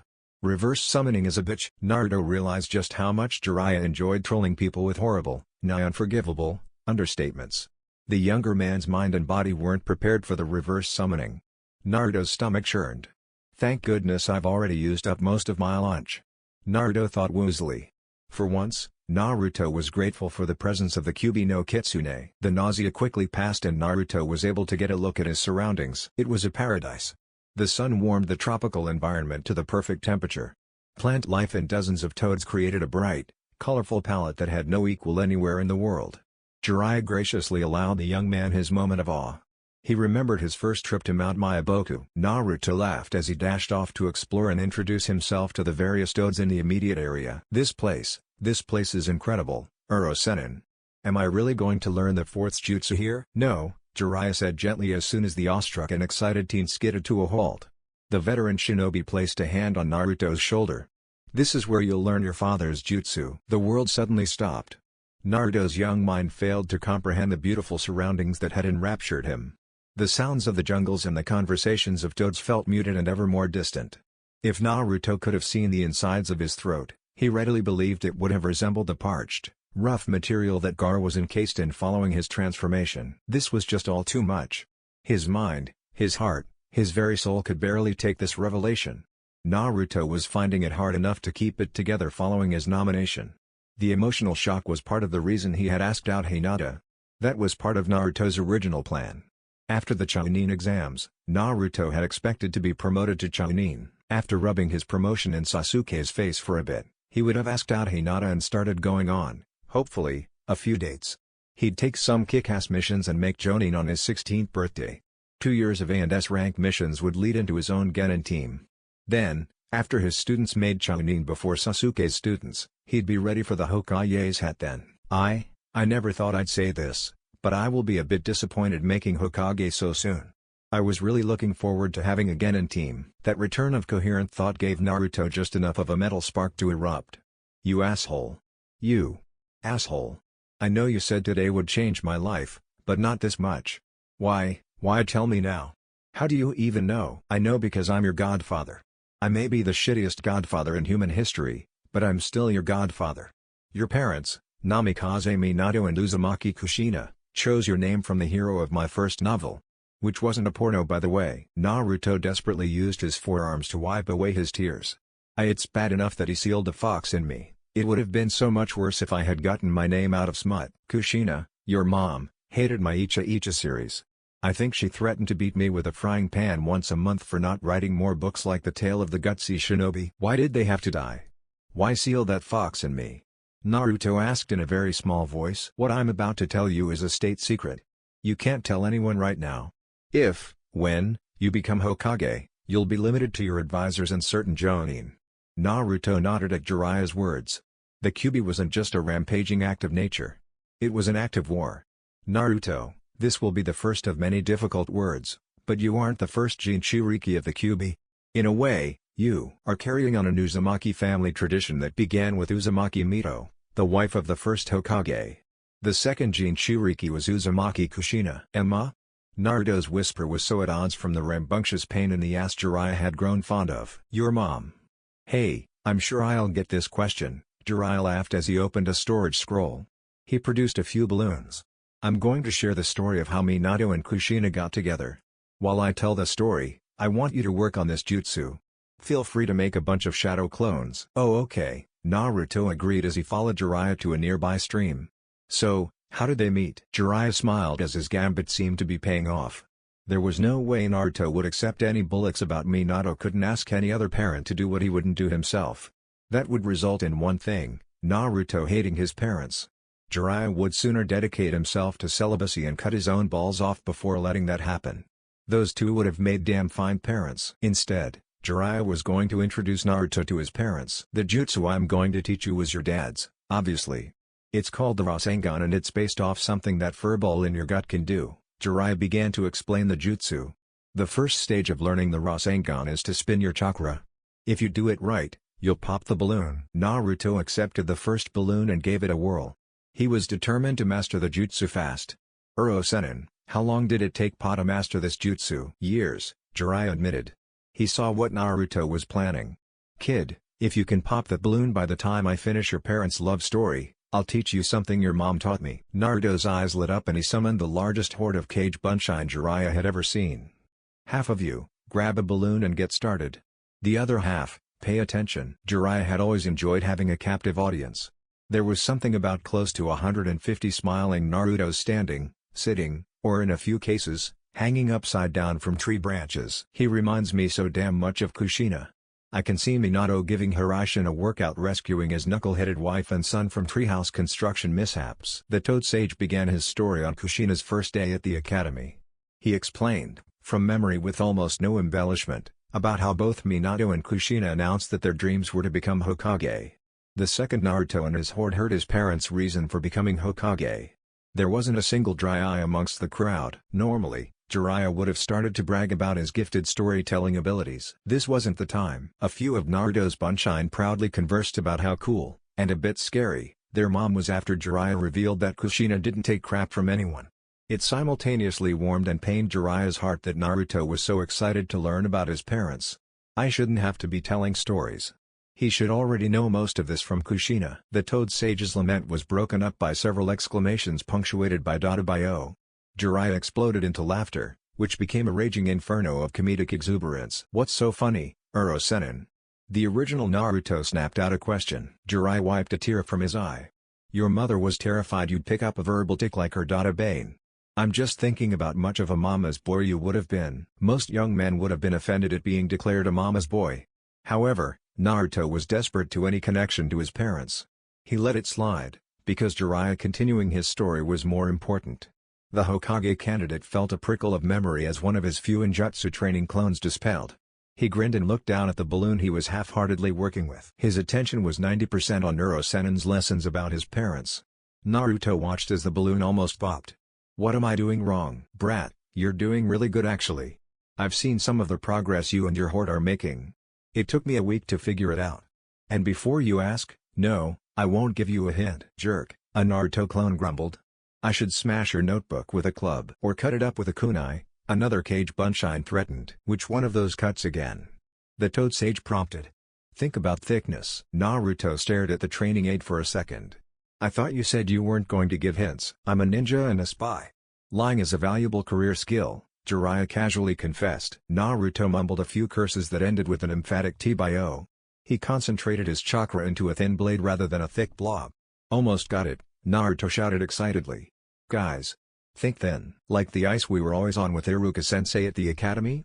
A clone somewhere in the middle of the gaggle asked. Exactly. Naruto confirmed. He quickly turned to Jiraiya. So, how did Pa sweep Ma off her feet? Kumo, Jiraiya started. The Rikage ordered an operation to kidnap Kushina for her special chakra. Sounds like Hinata and Ma have something in common, Naruto observed. The Toad Sage snorted. That's about it, honestly. You are pretty much a boy version of Kushina. That's a compliment by the way. Your mom was a hell of a shinobi and could light up a room. I don't know much about your girlfriend, but from what I've heard, she's got more in common with Minato. Quiet, a bit introverted, and occasional moments of near-suicidal determination. Jiraiya's comment opened up a storm of emotions in the young man. He blushed a bit when his godfather used the G word. The comparison to his mom was welcome. It was also nice to learn more about his dad, but Naruto wasn't sure he appreciated the last description of his dad or girlfriend. From what your parents told me, and what I learned from other sources, about the incident. The Sannin began his story. Occasionally, the author and legendary shinobi was interrupted by cries of "Pa was a badass."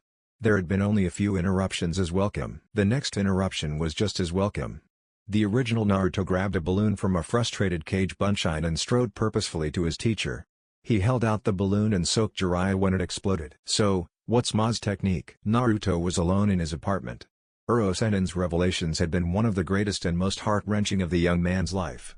Jiraiya had given Naruto something he had craved for most of his life, knowledge of his parents. The knowledge was making Naruto's mind a fair approximation of his name. His thoughts rolled wildly in his head. The young man had laughed himself to tears several times as he recalled Rasengan's stories. Sometimes as he thought of his dad being scared of his mom's rampages against those who wronged her, he'd laugh enthusiastically to the point his sides ached. Other times, the pain that his parents weren't the one to tell him the story nearly crushed him. Jiraiya had informed Naruto that if he needed anything, no matter how trivial, that summoning a toad and sending a message would get Jiraiya to Naruto almost instantly. There were a few times while thinking about his parents where Naruto considered summoning a toad. He needed some form of support. "At least I know," Naruto said to the world. "At least know who my parents were." Naruto had fished out his academy history books to look for the information on his pa. He was hoping that there might be some info on his ma in there too. Unfortunately, there was nothing on Uzumaki Kushina, but some interesting facts about Minato. The book mentioned his mastery of the Hiraishin and how he forced Iwa to surrender in the Third Shinobi World War. "I still wish there was more info on my ma," Naruto complained. "I wonder if there's any way I could get some info on ma.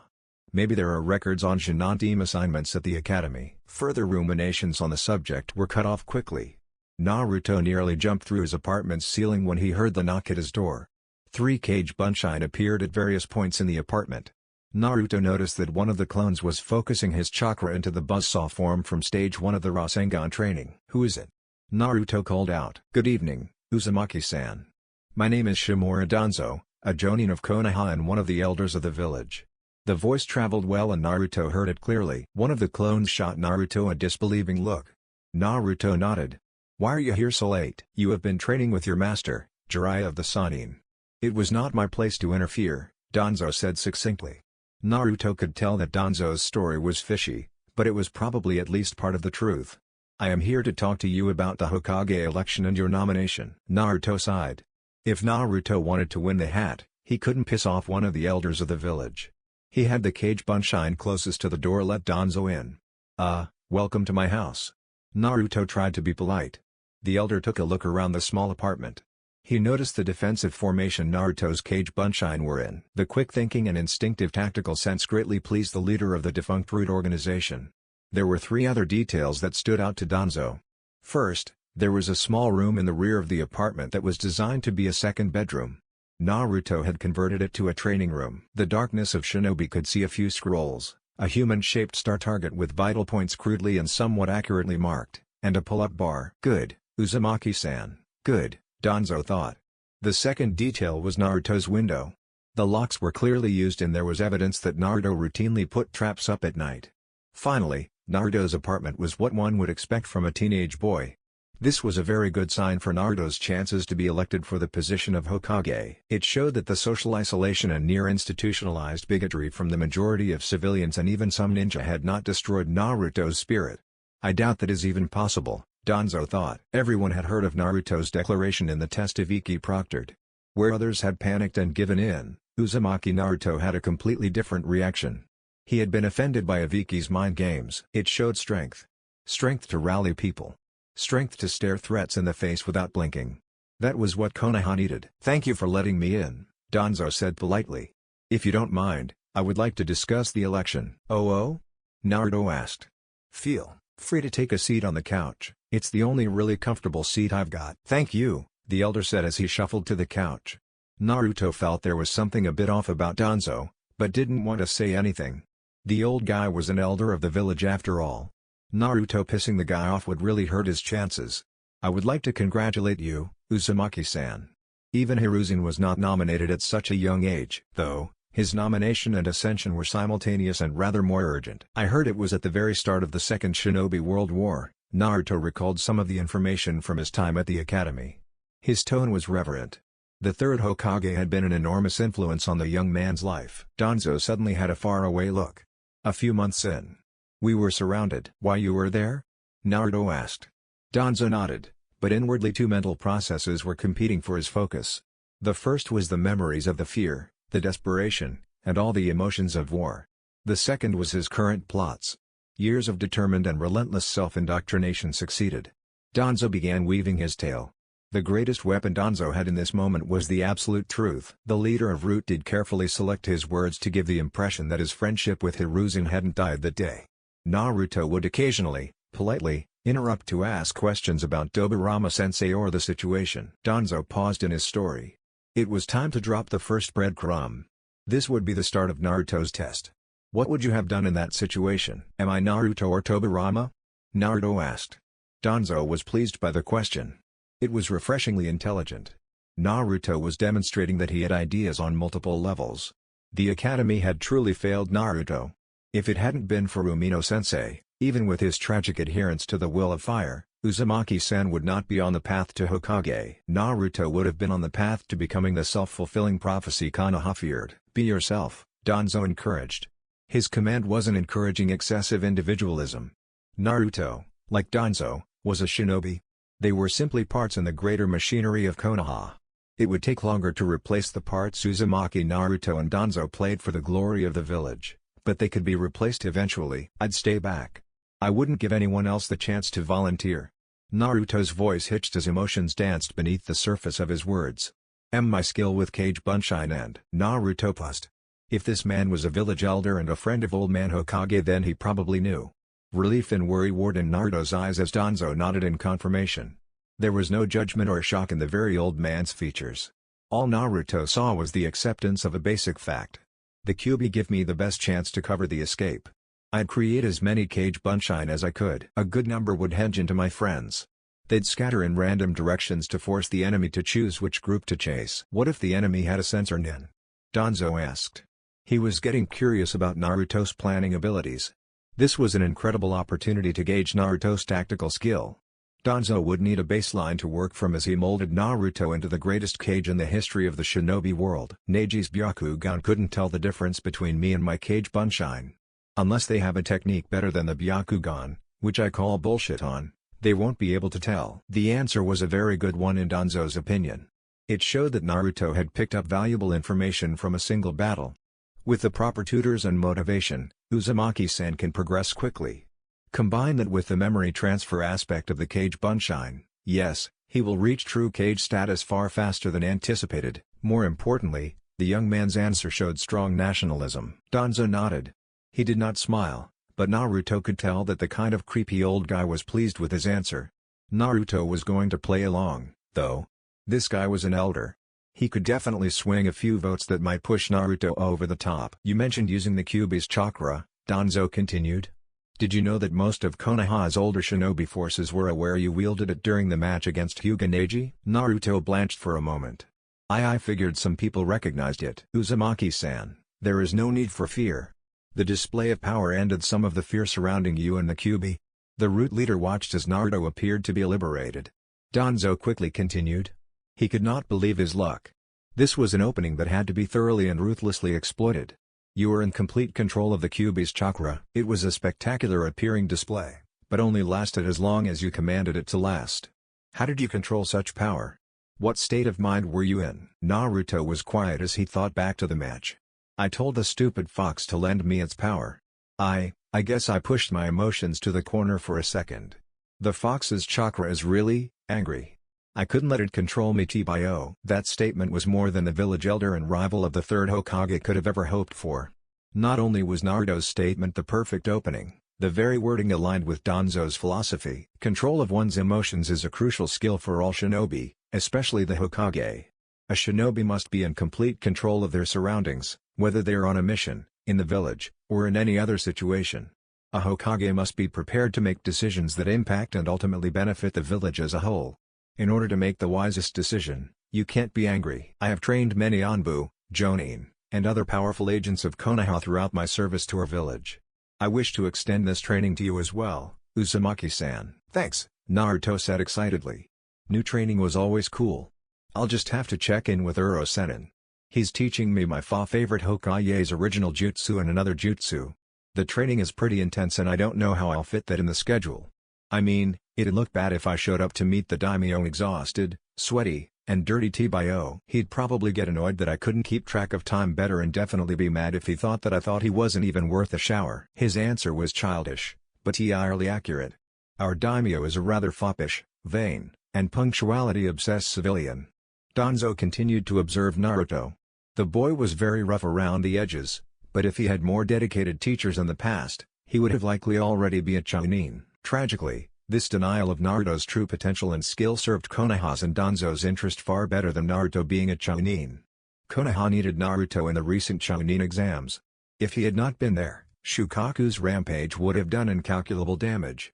Naruto would also not be in a position to provide Konoha with the political stability it required. Kumo and Iwa were blessed with a powerful amount of political stability. That stability had translated into greater autonomy from their nation's daimyos, greater trust from clients, and far greater military strength. Iwa's military strength wasn't in numbers, but its nigh unassailable defensive position. Kumo, on the other hand, had the sheer military power to overwhelm the Land of Frost and likely push all the way to the Land of Fire's capital before Konoha would have a chance to leverage its superior population and vast network of alliances. Electing Uzumaki Naruto was, in a very real way, a show of strength. The other villages would likely probe the Land of Fire's borders to test the resolve of the child Hokage. A suitably resolute and successful counter would provide Konoha with more than enough breathing room to rebuild and restore itself to glory. The relationship you have with Jiraiya of the Sannin is a special one. Uzumaki-san, I was impressed by how you approached the situation with the daimyo. Have you met him in person before? Danzo was clearly playing to Naruto's need to be acknowledged and receive praise. Naruto knew it. Danzo knew Naruto knew it. However, Naruto was starved for such attention and allowed the moment to continue. No, I've only met his wife when I captured her crazy cat, Naruto admitted. Why? You were very accurate in your assessment of our daimyo, Danzo admitted. How did you come to that conclusion? Naruto thought about the daimyo's somewhat crazy wife for a few seconds. Well, her clothes weren't just really expensive. They were really, really clean. I mean, if you have a servant that follows you around to keep lint and dust off your clothes, you've not only got way too much money, but are way too serious about staying clean. One of the flunkies was also talking about keeping to schedule. So, I assume that someone was big into being on time. I was correct, the darkness of the shinobi announced triumphantly to the world. You truly are the candidate with the most potential. My efforts have not been wasted. What efforts? Naruto asked. The nine-tailed fox's Jinchuriki sprang to his feet. Wait. That's how I'm getting all those votes. Just how many have you gotten me? Several, Danzo admitted. Jiraiya convinced Morinoaviki to vote for you. The coastal patrol platoons are united behind you. There are rumblings that you have strong support from the Hyuga clan. The declaration you made to Hyuga Neji has endeared you to several cadet members. Cool. I really owe you a few, Naruto exclaimed. I'll have to pull out all the stops when I finally take Hinata on a date. If I'm getting a few votes from her clan, the least I can do is spring for some extras on the date. I mean, I was already going to take her on an awesome one. She's awesome and deserves it, you know. But to thank her clan, I'll kick it up a notch. I was unaware you were pursuing the Hyuga heiress, Danzo confessed. Immediately, he wondered how such a union could be leveraged for the good of Konoha. If Uzumaki Naruto wasn't already unquestionably loyal to Konoha, a romantic entanglement with the Hyuga heiress could bind Naruto to the village. That plan wasn't necessary, but it did present other opportunities. Shuichi's line possessed the purest and most powerful Byakugan. If Uzumaki-san can learn some of his clan's hidden jutsu, yes, that combination could produce the ultimate sensor nin and an incredibly powerful frontline fighter. This relationship must produce offspring, even if it requires alternative measures. Pursuing? Pursuing makes it sound like I'm a fanboy or something. Hinata and I are actually dating like normal people and not acting like Sasuke's fangirls towards each other. I respect what she's got going on too much, Naruto confessed. That could lead to a long-term relationship. Hopefully with multiple future children. When you eventually pass to the Pure Land, Konoha will need a replacement Jinchuriki. A Hyuga Uzumaki hybrid would be the perfect container. It is getting late, but I have two gifts for you. Danzo reached into his sleeve and produced a storage scroll. First, this scroll has documents regarding all the dignitaries who will be present at the official nominations. I strongly suggest that you study the information. A strong showing tomorrow will help secure your destiny as Hokage. Thanks, Naruto said with a tiny bit of forced enthusiasm. It was obvious that the suggestion to study was anything but a suggestion. Naruto had heard orders before. That was clearly an order. Honestly, it didn't bother Naruto all that much. This was to help him become Hokage. Besides, I can just have Kage Bunshin handle that. What's the other gift? A small sheet of very boring-looking paper appeared between Naruto and Danzo. What is it? Danzo sighed. He should have expected Naruto to be unaware of chakra paper. I assume you're aware of chakra nature. Sure am, Danzo Gigi, Naruto boasted proudly.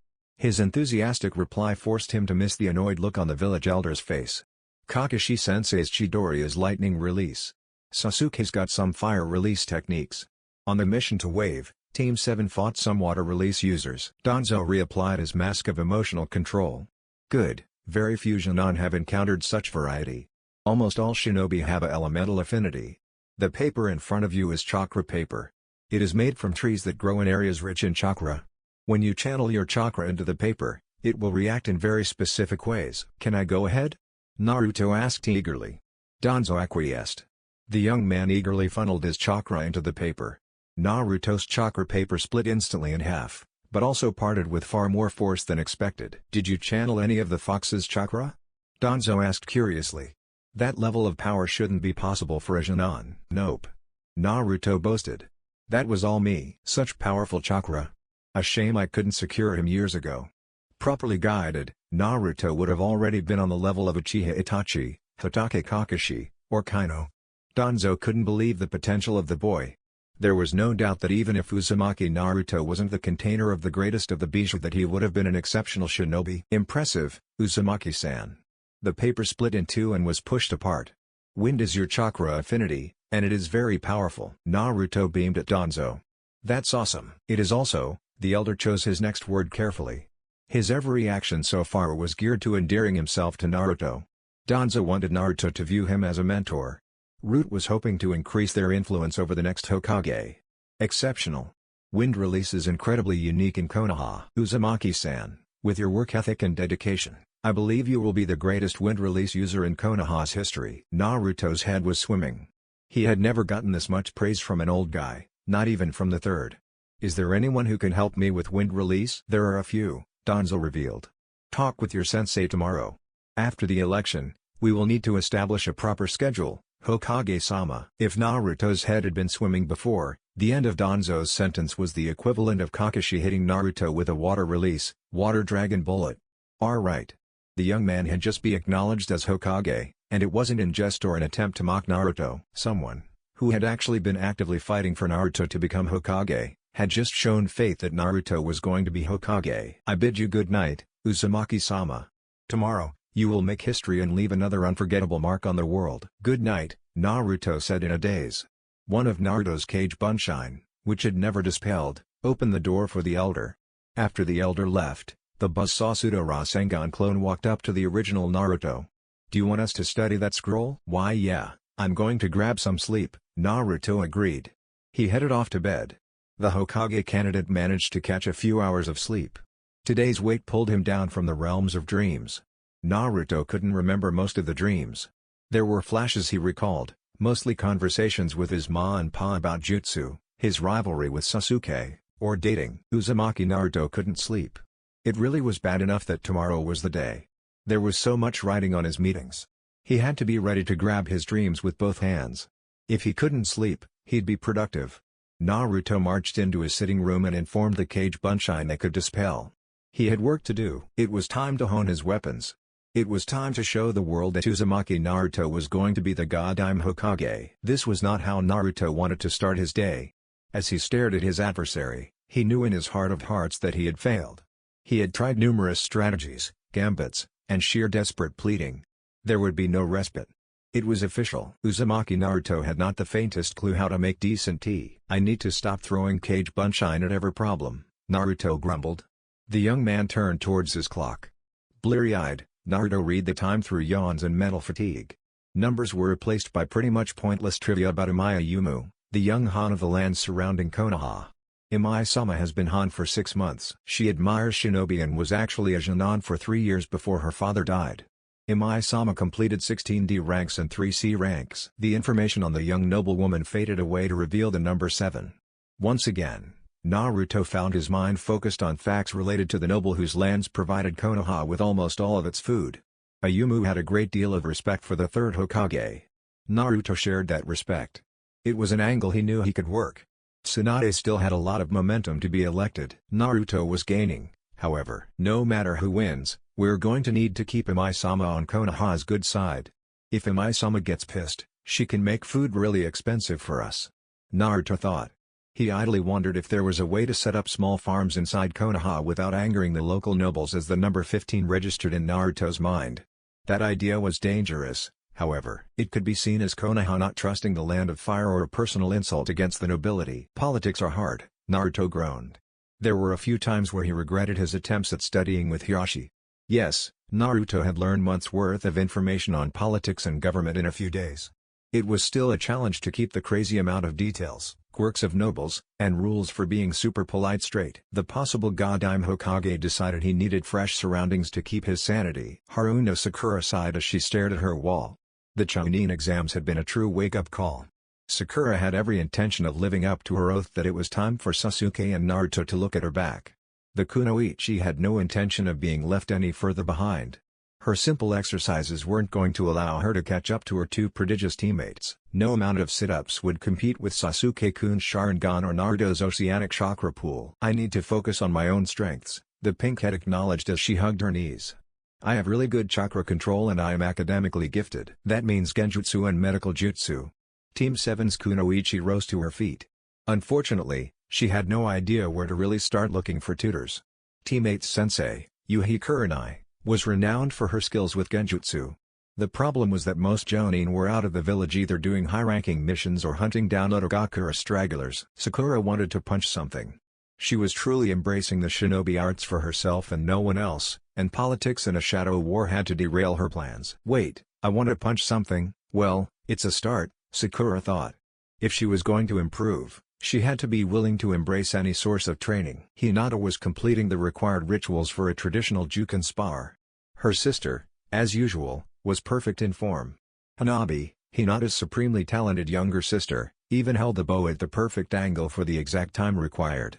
As the Hyuga sisters ended their bow, a pair of wide grins escaped from the rigid and formal prison of Hyuga expectations. You've gotten much better, One-sama, Hanabi praised her sister. I'm glad you are pushing harder. It suits you. Thank you, sister. Hinata returned the smile. As Hiyashi's daughters exited the dojo, Hanabi indulged in her actual age. She was glad that Hinata had proven parts of the family wrong. The presumptive heiress had heard several times in the past that many Hyuga expected Hinata to forfeit any match with Neji. The incident several years ago had scarred Hinata. It was bad enough that Neji had tried to kill her in the spar, but Hiashi had immediately activated the Junjutsu. No one had expected Hinata to challenge Neji to a battle. Furthermore, there hadn't been any Hyuga who would have believed that Hinata would have challenged Neji at anything. If anyone had seen Hanabi's triumphant reaction to the news of her beloved sister's bravery, it could have easily been described as smug. So, Hanabi drew the word out teasingly. The younger girl saw the sudden tensing in Hinata's shoulders. Hanabi knew that Hinata knew that Hanabi knew.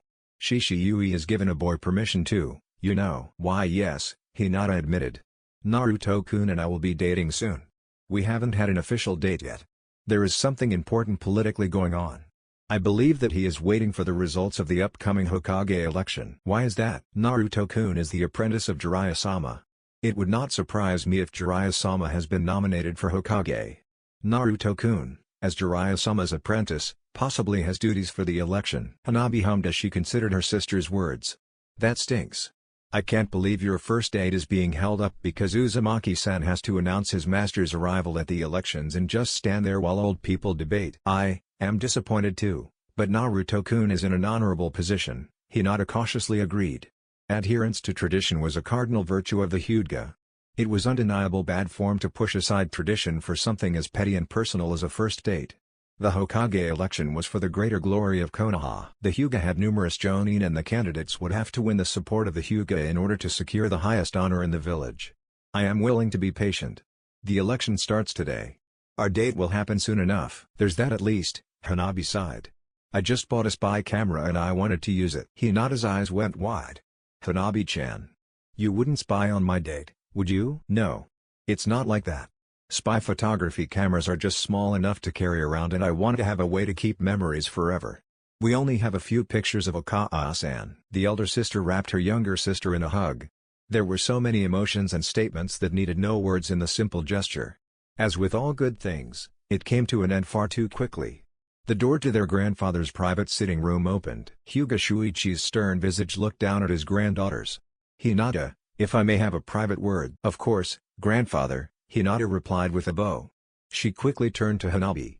"I will see you later, sister." Hanabi nodded and sent a silent good luck her sister's way. Hinata followed her grandfather into the sitting room. Shuichi sat quickly. He took a moment to gauge Hinata's reaction. The former head of the clan was pleased that Hinata did not immediately take a seat, nor say a word without being bidden. "You may sit, granddaughter," the old man said neutrally. After completing the formal bow, Hinata graciously thanked her elder for permission. "Today is the formal announcement of the candidates for Hokage. The nominees will not be made public until after the first round of voting is complete.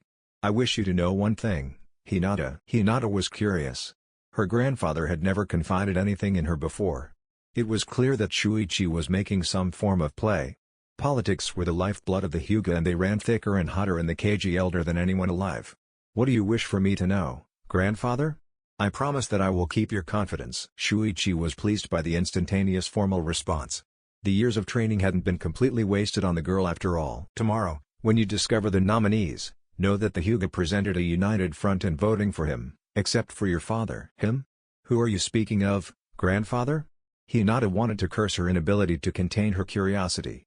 Normally, Hinata would be appalled that she had provided Shuichi more grounds to push her further away from the clan. Today was a far different situation. Shuichi's eyes glinted in a manner far too similar to Akamaru when he cornered a rabbit. Hinata harbored no illusions that she was anything other than the rabbit. "You will see," Shuichi said coldly.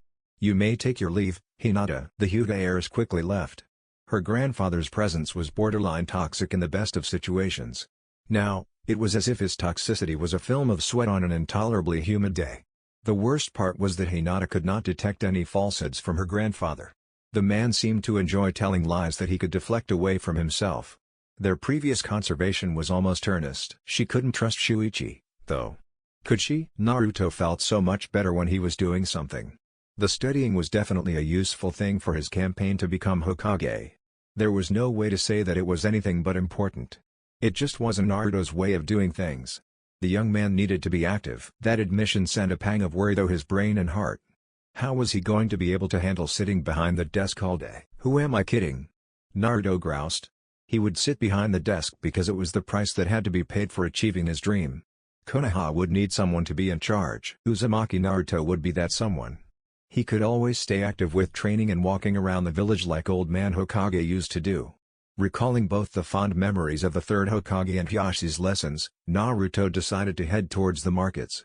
He had heard that the Land of Waves had discovered a ridiculous amount of coal in the southern parts of the country. That's probably why Gato was after the country, Naruto realized. He also realized that Wave owed Team 7, and Konoha, a favor or two. Maybe we could work out a deal with Tezuna and his people. The young Hokage candidate's thoughts were interrupted by an unholy racket. A horrible screeching and hissing pricked at the corners of his mind like a dozen senbon needles. He, reluctantly, peered around the corner and saw a group of stray cats fighting near some garbage bins. Naruto was about to leave the area as quickly as possible, but 4 details on one of the cats jumped out at him like Haku out of one of his mirrors. First, one of the brown cats was very well fed. Second, Naruto had seen many stray cats fighting around Konoha before. The well-fed cat wasn't fighting like a stray. Third, the cat had a very distinct design on its forehead. It was a vertical line with 2 intersecting horizontal lines. If Naruto had any doubts of the cat's identity, the final detail screamed that any doubts were blatant stupidity. There was a, now tattered, red ribbon around the cat's right ear. The only cat Naruto had ever seen with a red ribbon around her ear was Torah, the cat of Madame Shijimi. The woman who was married to the fire daimyo and mother to his 3 illegitimate children. Naruto grinned as he dashed forward. Operation Brownie Points was go. Naruto instantly created a Cage Bunshine. The Cage Bunshine substituted with Torah in a heartbeat. Naruto smiled as the clone used a selective henge to transform his vocal cords. The Cage Bunshine tried to imitate Bull's bark. It wasn't a very good imitation, but the deep, obviously canine sound sent the cats scrambling. Naruto, in a brilliant moment of foresight, managed to scoop up the exhausted and hurt cat before the clone's little stunt. "Let's go find your owner. I'll even try to get her to avoid squeezing the life out of you," Naruto promised the cat. Torah seemed to appreciate the gesture and Naruto's ginger handling and simply purred in exhaustion. There were only a few places swanky enough for the daimyo and his family. First, the Hokage's residence was probably the most nobility-friendly in Konoha. Naruto wasn't sure if the daimyo would be willing to shack up there without being the guest of a Hokage. The second was Hanabi's family home within Konoha. The other two were Hotel Ishikawa and the clan complexes. Again, Naruto wasn't sure if the daimyo would stay at some of those places. There wasn't any doubt in his young skull that the clans had invited the daimyo. It was just that if the daimyo accepted any of the invitations there could be all sorts of problems. The daimyo's acceptance would give a ton of political clout to the clan he was visiting and might tip his hand to who he was supporting for Hokage. "So, Imaisama's place it is," Naruto announced. Torah huffed as she finally found a semi-comfortable position. The young Han's home was on the other side of Konoha. It was a pleasant walk. The admiring looks civilians gave Naruto helped. However, the looks that buoyed his spirits the most came from his fellow shinobi of the Leaf. The looks were nothing less than naked gratitude for sparing them creation's worst D-rank mission. The looks faded away as he approached the local noble's home. Naruto didn't receive any adulation or admonishment. There was simply apathy. It seemed as if none of the flunkies in this area even recognized him. Well, Uzumaki Naruto couldn't stand for that. He swore they'd know exactly who he was by the end of the day. A detail quickly stood out to Naruto about Imaisama's guards. They weren't levied peasants. These guards were professional soldiers. Naruto knew they couldn't use chakra by the way the men carried themselves. However, there was no doubt these were elite warriors. They might be able to take Chunin out. "Excuse me," Naruto stated clearly and calmly. He didn't want to seem pushy or nervous. That would set any guard, shinobi or not, on edge. That was the last thing he wanted to do. "I am Uzumaki Naruto. Is Imaisama available?" The guards quickly shifted their attentions between themselves, Naruto, and the wounded but obviously the daimyo's wife's cat nestled in Naruto's arms. One of the soldiers stepped forward. "Imaisama has been eager to meet you, Uzumaki-san. I escort you to a sitting room." Naruto knew that there wasn't any disrespect in the pause before the honorific. They honestly weren't sure if Naruto should have Sama at the end of his name yet. He decided to simply respond with an enthusiastic, "Thanks." The room was comfortable, and fortunately for the energetic young man, he was not in one of the ornate chairs long enough to grow restless. Imayamuyu threw aside the doors and strode purposefully into the room. While she wasn't an exceptional beauty, Imayamuyu still carried the physique of someone who had undergone shinobi training. The combination of above-average conditioning and confidence like purest steel would always create an air that elevated her above others. Still, Naruto had heard tales of and personally seen women he considered more beautiful. Most importantly however, Naruto had just enough sense to keep the thought to himself. Instead, he decided to be respectful and stand up. "Good morning, Uzumaki-san. It is a pleasure to meet you," Imai said with a smile that almost appeared genuine. The fact that Ayumu was a politician made it a singular achievement. Naruto decided to rise to his feet. The gesture lost some of its respectful edge due to Torah deciding to yawn and meow loudly for food. The Hokage aspirant continued undeterred. "It's great to meet you too, Imai-sama. Thank you for recovering Torah. Madam Shijimi will be glad that she is returned, mostly, safe. Would you care to explain what happened?" Naruto chuckled and rubbed the back of his head. "It's a story that starts with bad tea." At Ayumu's odd look, Naruto continued his tale. He didn't mention that his vocal cord transformation was originally part of his sexy jutsu training. The noblewoman was silent for several moments. "You can hench specific parts of your body? How is that even possible?" The youngest Hokage candidate in Konoha's history looked a bit sheepish. "Well, I'm not transforming just my voice. I'm transforming everything around it, too. I'm not that good with chakra control, to be honest." "Not good with chakra control? Okay, let's say he isn't being overly humble, and actually has bad control. That just means he has mastery over the transformation that is absolutely unreal," Ayumu thought quickly. Regardless, the Han chose her words delicately. "That is very impressive.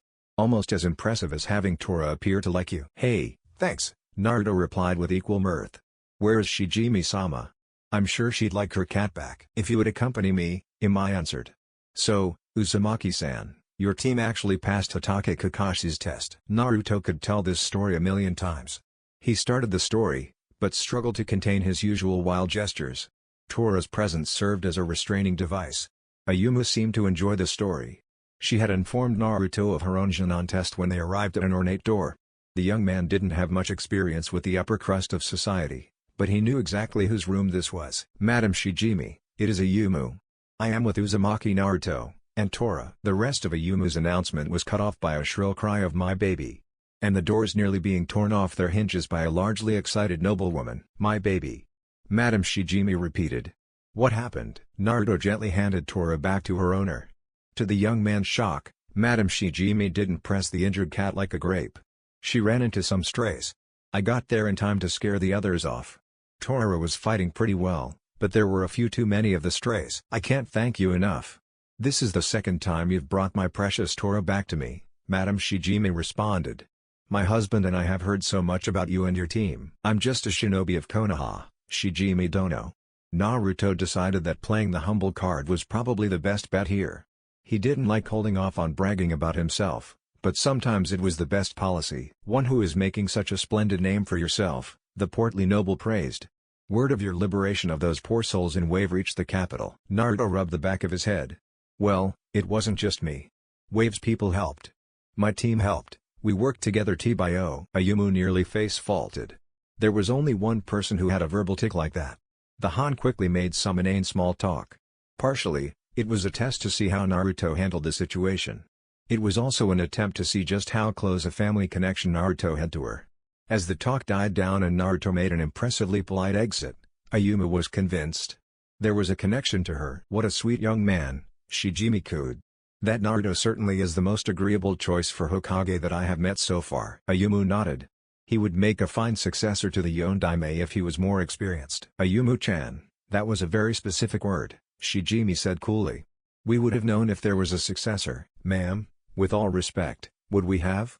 How many people within the Land of Fire and without lust after the prospect of revenge against the Yondaime?" "I understand your point, but I can't imagine my dear husband keeping me out of the loop." The Han quickly decided it was in her enlightened self-interest to not contradict the daimyo's wife. "Of course, ma'am." Madam Shijimi gingerly petted Torah. "That Naruto is quite the young man. What are the chances he will become our next Hokage?" "Very good, actually," Ayumu admitted. "His actions in Wave and defeating Tsuna's Jinchuriki have secured a great deal of respect and support among the shinobi of Konoha." The daimyo's wife nodded. "I think he will make a splendid Hokage. My precious Torah is the best judge of people in the elemental nations. If she likes him, then I am going to support young Uzumaki Naruto's bid." Hanabi Ayumu held her tongue. The title of Hokage was far too important for support to be given based off of a cat's opinion. No one had ever accused Madam Shijimi of being a particularly deep or politically savvy woman. Still, at least she isn't supporting a walking disaster. Uzumaki Naruto might actually make a great Hokage one day. Udatin Koharu was growing very worried. The choices for Hokage were all somewhat worrisome. Koharu only really supported two candidates, but each had made their reluctance to take up the hat very clear. Jiraiya-sama and Danzo-sama, for reasons the aged Kunoichi could scarcely comprehend, had both actively campaigned against themselves. In a few hours, the only two legitimate candidates would throw away their chance to become the most powerful man in the world with such grace and humility that they would be regarded as heroes. Did they have no idea that their actions would be putting the two weakest candidates in the tower? "Those are concerns for tonight," Koharu reminded herself. The concerns for the moment were establishing the objectives for Anbu, intelligence, and other operatives to determine just how Konoha missed the build-up to the invasion. She had been the first to arrive. The documents and recommendations from her own review of the available information were prepared and ready. A troubling slash of self-doubt split her thoughts. The dominant personalities of Hiruzen, Danzo, and now Jiraiya had been pushing her further and further to the side. Koharu may not be the dynamic public face of Konoha, but she was publicly recognized as a highly competent administrator. The day-to-day of Konoha had been her domain for years. She looked up from her melancholy line of thought as Jiraiya, Homura, and Danzo entered the conference room. "Punctual as always, Koharu?" Jiraiya said with his trademark wolfish grin. There was humor in his voice, but it was not mocking. Koharu could tell there was a respectful edge to it. "He's still the most ungrateful brat I have ever known," the elderly Kunoichi groused. She could still remember, scratch that, she still recognized that Jiraiya was a complete scoundrel.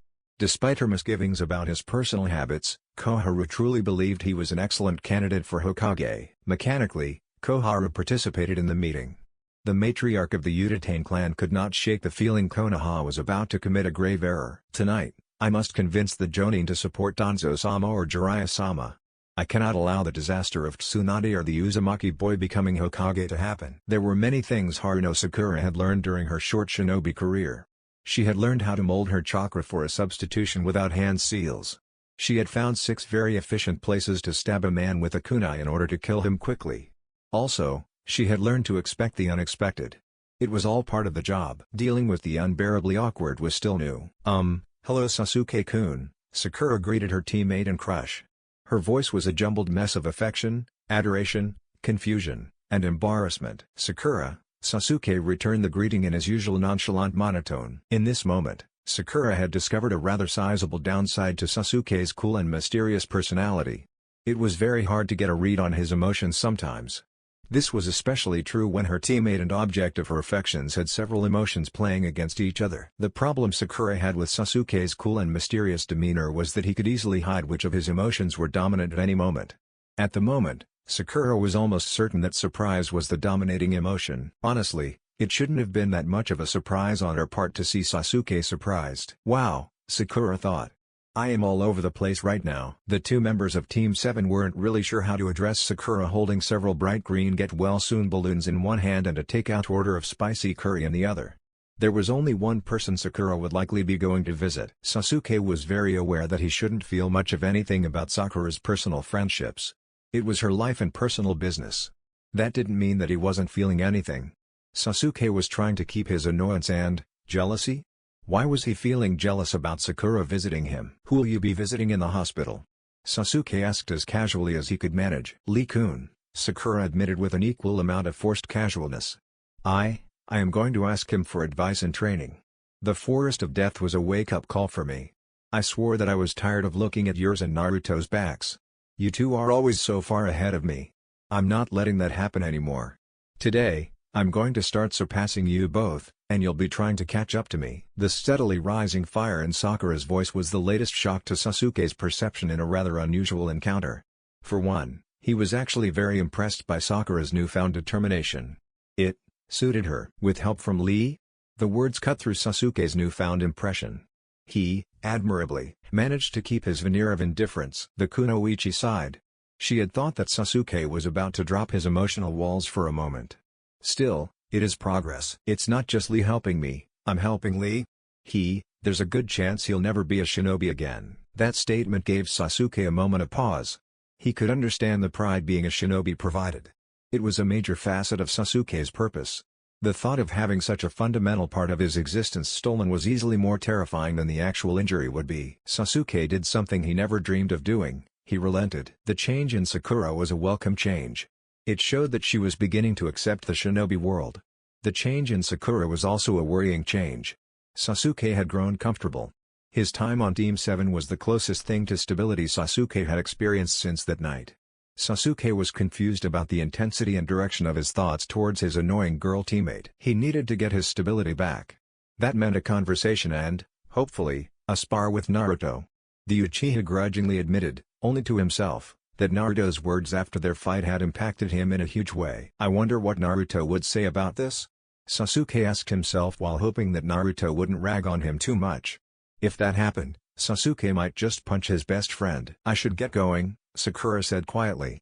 I want to have plenty of time to talk with Lee and start training. Sasuke nodded. I'll see you later then. As Sasuke turned and left, he missed the blush, and the conflicted storm raging in Sakura's eyes. Turn around brat, Jiraiya ordered as he watched Naruto fidget in the young man's new formal clothes. Not bad. That's it? Not bad? The Hokage candidate scoffed at the unbelievable slight his godfather leveled at him. I look frigging awesome. Jiraiya snorted. You look decent. Decent'll cut it in most circles. You're stepping into the upper crust of society. If you ain't amazing, you're failing. Well, I refuse to fail. What do I need to do? The Toad Sage couldn't help but smile at Naruto's determination. That was the type of guts that defined the last loyal and active Sannin's philosophy. Stand up straight.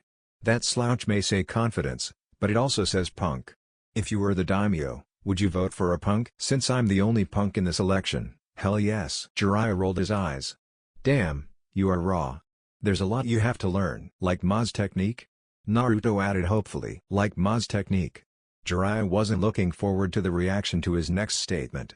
I actually can't teach it to you. Have you heard of hidden techniques? What do you mean you can't teach me? Hidden techniques? You mean it's a clan technique?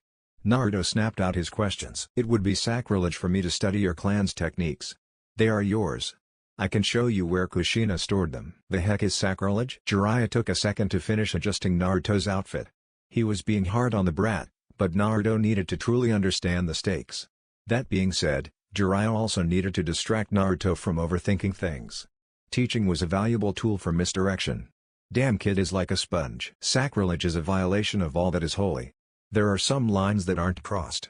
Now, if we were talking about Kumo or Yua hidden techniques, I'd be memorizing those suckers. Friendly hidens? Nah, I'll not be that kind of bastard. Oh, I guess that's cool. Naruto was struggling not to fidget. I'll have to give a speech tonight, won't I? Probably, Jiraiya confirmed as he nodded, for the first time today, probably ever, at Naruto's attire. Danzo's likely the only candidate who has a prepared speech. Naruto's grin promised all sorts of headaches, Jiraiya was certain of it. And that speech is going to be telling people to vote for me. I'm sorry, but what? The fifth Hokage candidate missed the dangerous edge in his sensei's question. The boy happily continued. Yeah, Danzo-ji stopped by a while back. Gave me info on Imai-sama and showed me what my chakra nature is. Useful, Jiraiya said while slipping into a Sanin tone of voice. Oh yeah. Naruto's enthusiasm made him miss Jiraiya's change in mood. He said that he didn't want to get in the way of our training, so he only showed me what my chakra nature is. Let me guess, wind, like your old man. The young man's face lit up. You're not messing with me? Kid, I'm the closest thing you've got to a grandfather. I want you to know everything about your parents that I can teach you. I appreciate it, Uro-senin. Naruto's words and tone were respectful and sincere. The usual pang of annoyance at the disrespectful, if true, nickname lasted the briefest of heartbeats. Naruto's genuine gratitude and care destroyed that annoyance. I'm going to teach you something about your dad that'll help you tonight. Naruto's face lit up. Really? Minato was god-awful at writing speeches. Naruto's confidence fell at Jiraiya's declaration. He was really good at playing politicians and working their expectations. What? Jiraiya laughed. No one could play the humble soldier card better than Minato. That ploy made all those politicians underestimate him something fierce. So, basically, Pa made the Hans think he didn't have a clue about politics and they underestimated him? Got it in one, the Toad Sage praised. That, Naruto thought, was an idea worth using. Besides, no one had a bigger card to play than he did. Koharu wasn't surprised by the order candidates, hangers-on, and officials began to arrive. Danzo was one of the first to arrive outside of the selected Anbu, and likely route, guards. They were followed shortly by the assorted aides and flunkies of the daimyo and the Hans. As was proper for Anbu, the civilian officials had no idea they were being observed by 6 shinobi. The second candidate to arrive was Jiraiya-sama and his apprentice, the Kyubijin Shiriki Uzumaki Naruto. The wizened advisor could not truly consider the boy a serious Hokage candidate, no matter what Danzo or the Coastal Patrol divisions advocated. Naruto's charisma was undeniable. One did not simply rally an entire nation by luck. He was too young and inexperienced. That, combined with his status and burden, made him ill-suited for Hokage. At least he is here, Utatane thought bitterly. The other leading candidate, Senju Tsunade, was supremely talented. She was also supremely absent. The kunoichi watched as the others filtered in. Hanamiya Yumu arrived quickly and without wasted energy. Utatane-san, the noble greeted politely. Koharu continued to curse her former curtness with the former shinobi. I had always thought this day was a few years away, and that it would come because of retirement. It was a sentiment that Koharu could not dispute. Hiruzen may have drifted away from his teammates in his later years, but he was still a valued comrade and dear friend. Agreed. Everyone took their assigned places. The hour was near. All rise. Introducing the honorable and exalted daimyo of the Land of Fire, Araki Mitabe. The assembled officials and soldiers rose as protocol required, but outside of a few sycophants there was precious little enthusiasm. Koharu cast a quick glance towards her two favored candidates, Jiraiya-sama and Danzo-sama. They were masking their emotions well. Uzumaki Naruto was seemingly taking in everything about the proceedings. It was another strike against him. His emotional control was lacking.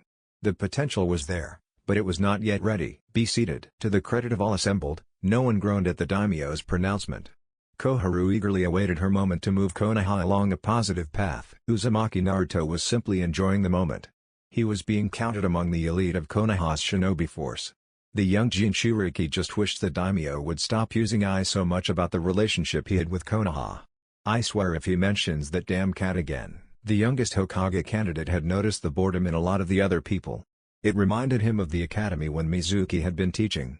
Naruto's classmates didn't really care about Mizuki, but had to keep up appearances. These are supposed to be grown-ups?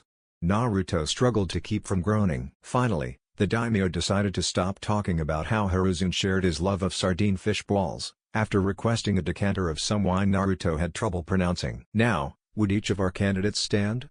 Shimura Danzo, Jiraiya of the Sannin, Sarutobi Asuma, Uzumaki Naruto, the daimyo asked. Naruto recognized a smug command when he heard it. Where is Hatake Kakashi? Of course Kakashi-sensei would be late. Naruto pinched the bridge of his nose. Those who knew the Kopinin weren't surprised in the least. The daimyo obviously wasn't familiar with Kakashi's habits. This is supposed to be an honor, the daimyo grumbled petulantly. Very well. I ask that each candidate present make one last appeal to earn the supreme honor of being the Land of Fire's ultimate military authority. Naruto could practically feel the determination not to be the first to speak. Fortunately, the daimyo took the lack of enthusiasm as deference. Lord Jiraiya, you are famous across the world for your way with words. If you would. Of course, my daimyo, Jiraiya acquiesced with a smile Naruto recognized. It was the same overly polite smile he gave to a pretty girl when he wanted attention. The smile appeared great on the surface but was as hollow as Naruto's carton of milk back home. I am humbled and honored by this great honor.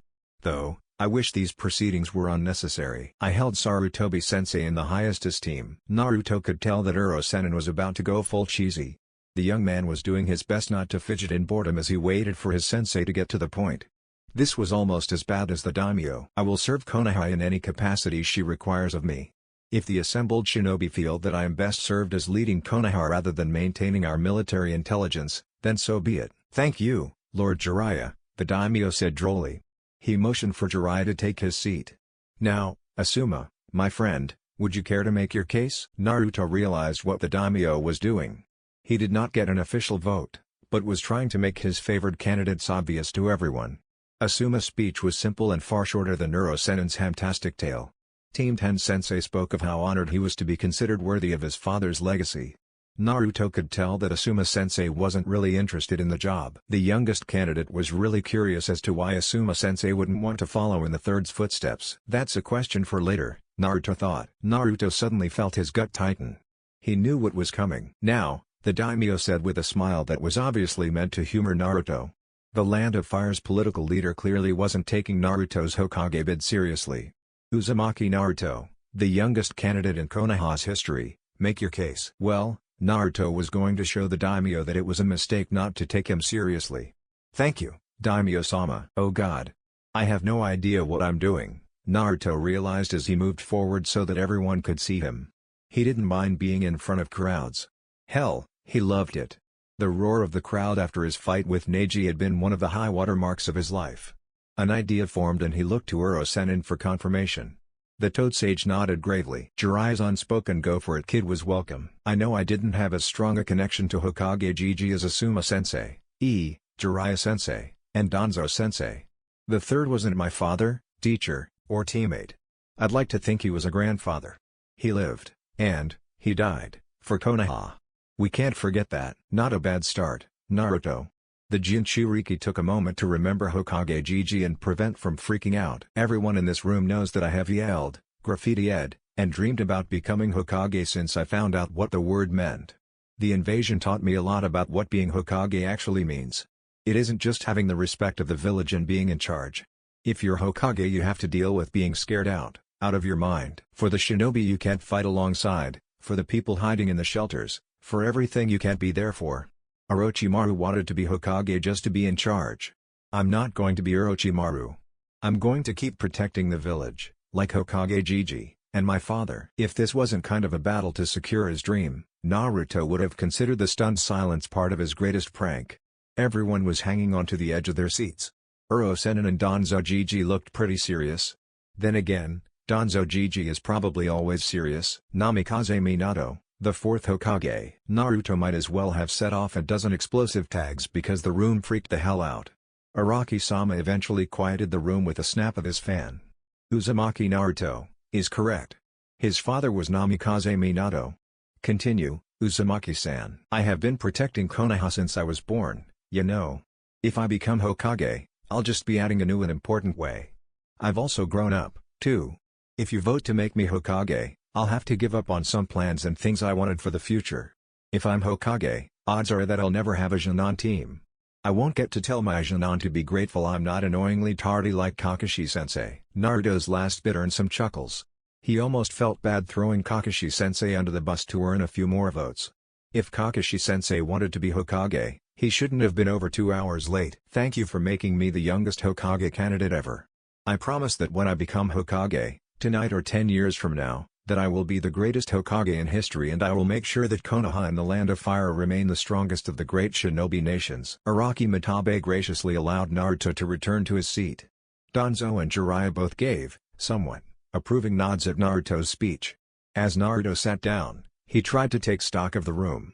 The good news was that he hadn't pissed anyone off. There were some people who had been neutral or, worse in Naruto's opinion, considering Naruto a joke that were now looking impressed. I've got this, Naruto thought as he truly believed he was going to win. And finally, Shimura Danzo. The floor is yours. Danzo was exaggerating his limp. Naruto was torn between being grateful that Danzo was trying to help Naruto win and upset that he wasn't giving his all to win the title of Hokage for himself. Eventually, Danzo reached the speaking platform. It is an honor to serve the village. Our service is our fundamental and sole purpose. Without the nation, there can be no security, no prosperity. It is the duty of those who serve the nation as a whole to put aside personal feelings for the good of the collective. Hiruzen, put aside the trivial concern of personal survival to ensure that Konoha achieved victory. The Hokage is dead. The position of Hokage survives. Uzumaki Naruto spoke to a fundamental truth. There is no one in regards to Hokage. There is only sacrifice.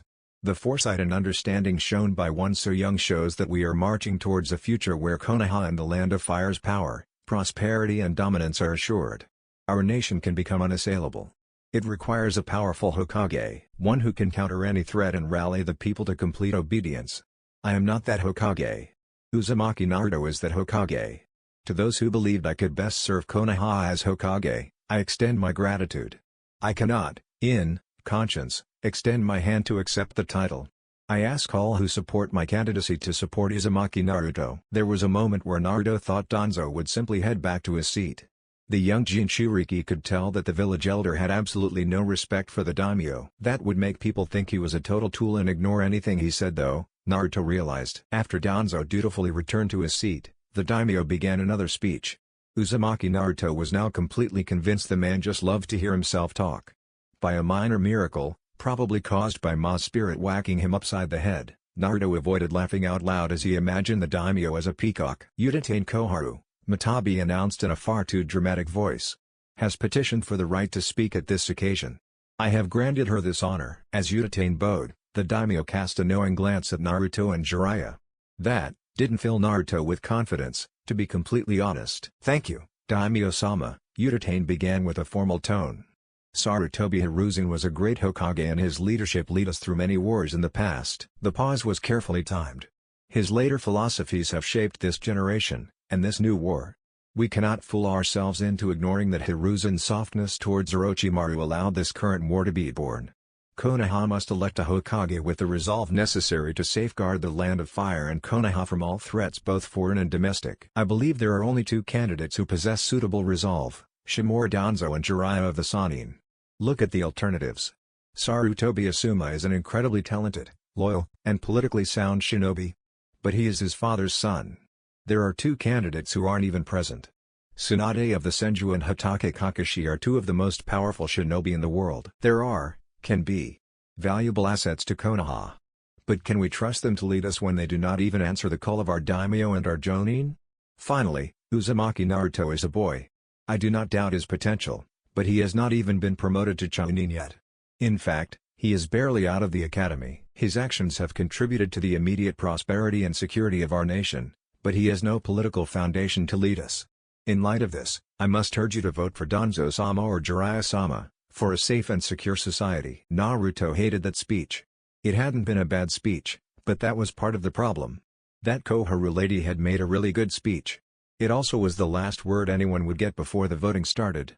The only positive thing Naruto could say about the speech is that she was supporting Rasengan and Danzo. If Koharu's speech shifted a whole lot of votes away from Naruto and that Tsunade lady, Naruto would still be guaranteed a promotion to Chunin if Danzo or Rasengan won. All in all, Naruto was either going to win or simply win. The young man could definitely get used to these kind of no-say situations. The first round of voting shall commence. The daimyo's voice had the exact tone Naruto's did when Iruka-sensei said free ramen. In this round, we will have secret ballots. My attendants will lead small groups to the voting area.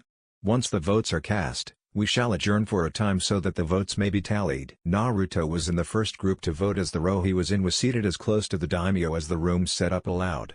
The attendant leading Naruto to his voting booth was a pretty girl a few years older than him. She was wearing a formal kimono that fit her incredibly well. Her reddish-brown hair was tied in a long braid that was tossed over her shoulder and still nearly reached her waist. Naruto couldn't believe that the daimyo winked knowingly at him. Naruto was beginning to wonder if everyone who currently outranked him was a pervert. "This is your booth, Naruto-sama. I hope you win." It would be pleasant having someone other than flaky old men in positions of power. The combination of the unexpected support and a sultry tone of voice caused Naruto to blush and stammer out a thanks. In a complete shock to none of the Anbu keeping an unofficial tally, Naruto voted for himself. There was a very vocal part of Naruto's mind that was disappointed the hot chick had other duties. Still, he had finished early and so had Asuma. The Uzumaki shinobi had been wanting to talk to Team 10 Sensei and this was a perfect opportunity. "Congrats on being nominated, Asuma-sensei," Naruto said as way of greeting. Asuma was fiddling with a lighter. "You too, kid. Not even dad was this young when he was nominated." "I miss your dad." "Hokage Gigi was like the granddad I wish I had," Naruto said solemnly. "He was great. I'll have to share some stories with you and Konohamaru sometime." "That sounds great."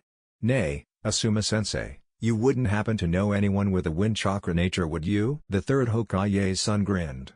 "You're looking at Konoha's resident expert. Why, that is so cool." Danzo Gigi said there were only a few wind experts in Konoha. "Could you teach me about wind nature? I just found out I've got wind nature." "Danzo," Asuma repeated. "I'll definitely want to clear my schedule to help you train with your chakra nature." "And to minimize Danzo's influence on you," Asuma mentally declared. The two Hokage candidates worked out some rough details, but further conversation was curtailed by a pair of minor nobles arriving for small talk. Naruto wasn't sure who these two were, but decided that it was probably best to be somewhat polite. After a few minutes of utterly boring small talk, one of the nobles put a hand on Naruto's shoulder. As Naruto pushed the trained response to counter the assault aside, the noble smiled warmly. "Young man, my maternal cousin is one of the leading commanders of Konoha's coastal patrol platoons. He has spoken of the renown you have earned in Wave. We really must speak in a more businesslike setting about the opportunities, all completely vetted by the late and sorely missed third Hokage, that your bridge has opened." Vetted was not the same as legal, Naruto instantly noticed. "I'd like that. However, it is not my bridge. The people of Wave built and run the bridge. I'm sure old man Tazuna and the guys in Wave would be happy to do business with you. I'm sure I could put in a good word for you in Wave." The noble's face lit up. "Thank you, Uzumaki-sama." Asuma shot Naruto a wry look of approval after the nobles had gone off to hobnob with others of their ilk. "Nice dodge. You're too green to go into that kind of environment solo." "Thanks, Asuma-sensei." Naruto decided that he should probably talk to potential voters. The young man's confidence was supreme and unassailable. He truly believed that he was going to make it to the second round of voting. Occasionally, Naruto would see Rasengan or Danzo watching his attempts to secure votes. They, and the people Naruto was talking to, seemed pretty impressed by his efforts. All in all, it was a good night. He just wished Kakashi-sensei was there to add some funny comment about Naruto being nominated for Hokage. The daimyo's living megaphone of a servant rang a bell to get everyone's attention. "I present our esteemed daimyo with the results of the first round of voting. Tonight has been a signature moment in the history of Konoha and the Land of Fire. We have demonstrated our strength and unity in the Fa." An unusually large swirl of chakra-laced wind and leaves interrupted the prepared speech. Naruto face-palmed as the debris cleared and a chunk settled on the frigging daimyo. In the center of the horribly ill-timed sunshine, Hatake Kakashi stood in the most nonchalant posture known to mankind. "So," Kakashi drawled while his visible eye did that really odd smiling look. "What did I miss?" There was a scandalized chatter flowing through the room like water. The civilians, and the daimyo to be honest, were horrified and insulted that a leading candidate for Hokage could be so casual and flippantly late. As the menials chattered in scandalized indignation, Uzumaki, Naruto and the other shinobi were having several different reactions. Danzo, Jiraiya, and Asuma all realized Kakashi's play almost instantly. Hotake Kakashi had no desire to be Hokage. He knew that odds were that he made it to the second round of voting, even with his absence. The flippant and deliberate lateness he displayed was sure to piss off almost all the civilian voters and get them to switch their vote to a different candidate. Naruto, however, was having a very different reaction. First, Kakashi-sensei was his sensei. This was so embarrassing. He kinda wanted to crawl under the bench and pretend one of his quasi-role models didn't just pull something so incredibly stupid. Secondly, it was an insult to the position of Hokage. Naruto had always been defensive of the position, his position, but after Jiraiya's revelation he was doubly protective. Kakashi-sensei. What the flying heck T-bio? Naruto shouted. Fortunately, he wasn't so angry that he forgot to clean his language up just a tiny bit. Did you forget what this meeting is about? Did you forget that Daimyo-sama is standing right there? The copy nin casually turned his head to where Naruto was indignantly pointed. Oh, it must have slipped my mind. Naruto grumbled a million words, several not fit for the polite company present, before exaggerating a bow in the direction of the daimyo. I'm so sorry, Daimyo-sama, for my sensei. I promise that his tardiness hasn't rubbed off on me. I'm always big on getting places on time, and when I'm Hokage I will get to meetings with you early so your royalness doesn't have to wait. The daimyo flipped a fan in front of his face to avoid laughing at the childish, but genuine apology. Your honor and character are not affected by this display, Uzumaki-san. He sighed as he was well aware this probably would have happened regardless. Kakashi-san, if you could take a seat. Kakashi bowed politely as his act was up. He took an empty seat next to one of Imai's attendants. The young woman promptly went starry-eyed at being next to Kakashi and didn't hear the daimyo restart the announcements. As I mentioned a few moments ago, this election was not solely about selecting Konoha's Goddaime Hokage. A simple meeting amongst the Chunin could have easily selected the next leader of this proud shinobi village. I have complete faith in the shinobi who serve as one of the steadfast pillars of the Land of Fire. No, the purpose of this election is to show our strength as a nation and contempt in the face of our enemies. Their invasion hurt us, but did not tear us apart or down. We were separated from many great men and women, but through this show of unity we honor their legacy and sacrifice. There was no greater loss than Sarutobi Hiruzen. The first round of voting for the Goddaime Hokage has been completed. It is my honor to announce that Senju Tsunade and Uzumaki Naruto have received the highest number of votes and will be in the second round of the election. May the unity we have shown continue. Naruto zoned out the rest of the speech. He fell back on a skill he had developed back in the academy. Speeches like this, or Iruka-sensei's lectures, always had a few key words. One just had to know the patterns and quirks of the speaker to pick up on them. As long as the daimyo avoided mentioning shinobi, Naruto would not really need to pay huge amounts of attention. The daimyo slipped into one of his tells and Naruto was instantly alert. Tomorrow morning, the citizens of Konoha will know the candidates for next leader of this, the oldest and grandest of the shinobi villages, will be. Tomorrow night, we shall have a Goddaime Hokage. Once again, Naruto zoned out the daimyo's self-congratulatory drivel. Finally, the collection of shinobi thought, the daimyo's living bullhorn proudly announced that the evening's proceedings were complete. All stood out of respect for the daimyo. The moment the daimyo slipped away, the flunkies, shinobi, and nobles were dismissed. You did well, brat. Jiraiya acknowledged that his student hadn't screwed up. Everyone in this room can see that you've got potential. Naruto opened his mouth to respond, but he was cut off by a head pat and a bored voice. You're welcome, by the way. Wait. Realization struck Naruto square in the face. That was on purpose? I'm not cut out for politics, Naruto. The field is where I belong, where I can do the most good for Konoha. The Hokage candidate nodded. If you think that's best. Still, I think you'd actually make a really good Hokage, sensei. Thanks, Naruto. Kakashi ruffled the soon-to-be promoted Jinan's hair. They'd be proud of you. I can promise you that. Naruto looked down and seemed a bit shy for once. The compliment touched his heart. Naruto wanted nothing more than to quiz Kakashi about his parents. Alas, politics came first. Uzumaki-sama, the attractive girl from earlier in the election process, approached Naruto. Our daimyo requests your presence for T. The youngest Kage candidate in the history of any of the greater shinobi villages was not politically experienced. He was, however, not a total idiot. T was clearly code for Daimyo-sama wants to chat about the election privately. T sounds fantastic. Please, take me straight to the daimyo.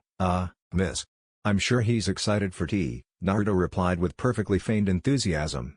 The waif curtsied and hid the grin she aimed at Naruto. Kakashi and Jiraiya waited until the pair were out of sight before exchanging a brofist. "We'll make him one of us yet, Kakashi." Hiashi stormed into the Hyuga compound. He knew exactly what this election was about and why Uzumaki Naruto had suddenly reaped a whirlwind of support. Natsu briskly approached her clan head and curtsied. "Welcome home, Hiashi-sama." "I need Hokage, and Hinata, my heir, in my private study immediately," Hiashi thundered. Natsu bowed and rushed to complete her instructions. The Hyuga had reached his study and indulged in a hefty pour of alcohol. He hadn't even bothered to look at the drink. All Hiashi cared about in that moment was the burn in his throat. The Hyuga clan head was very pleased to find that his closest confidants and his daughter were prompt in their arrival. "We have arrived, father," Hinata announced with the full regal tone the clan had drilled into her since birth. Despite the late hour, her posture was flawless. Hiashi was greatly pleased. Ko and Hokage bowed to their clan leader. "Konoha will have a new Hokage within the next 36 hours, Hiashi finally declared. "There are elements within Konoha that seek to make our god a puppet. We cannot allow this to occur." "May I ask, Hiashi-sama," Ko began. "Who our god Hokage will be?" "Uzumaki Naruto." Hinata heard her father's words, but could scarcely process them. She had always had absolute faith that Naruto would be Hokage. The Hyuga heiress had just never suspected it would be this soon. Hinata felt her entire world start to spin. She was absolutely sure that if it spun any faster, Hinata could pull the kaidan off using just the most basic chakra flare. "Father, Naruto-kun has not even been promoted to Chunin officially," Hinata said, the first thing that came to her mind after he asked me out yesterday. In an attempt to steady the world. "Officially," Hiashi confirmed in a rigid tone. "Uzumaki-san is beyond worthy for promotion to Chunin, but there are those in Konoha who seek a puppet Hokage." Hokage received permission to speak from his clan head. "Hiashi-sama, there are factions in the clan who are cooperating with outside elements in regards to Uzumaki. We have advantages. Uzumaki-san has come to me for tutoring in legal matters.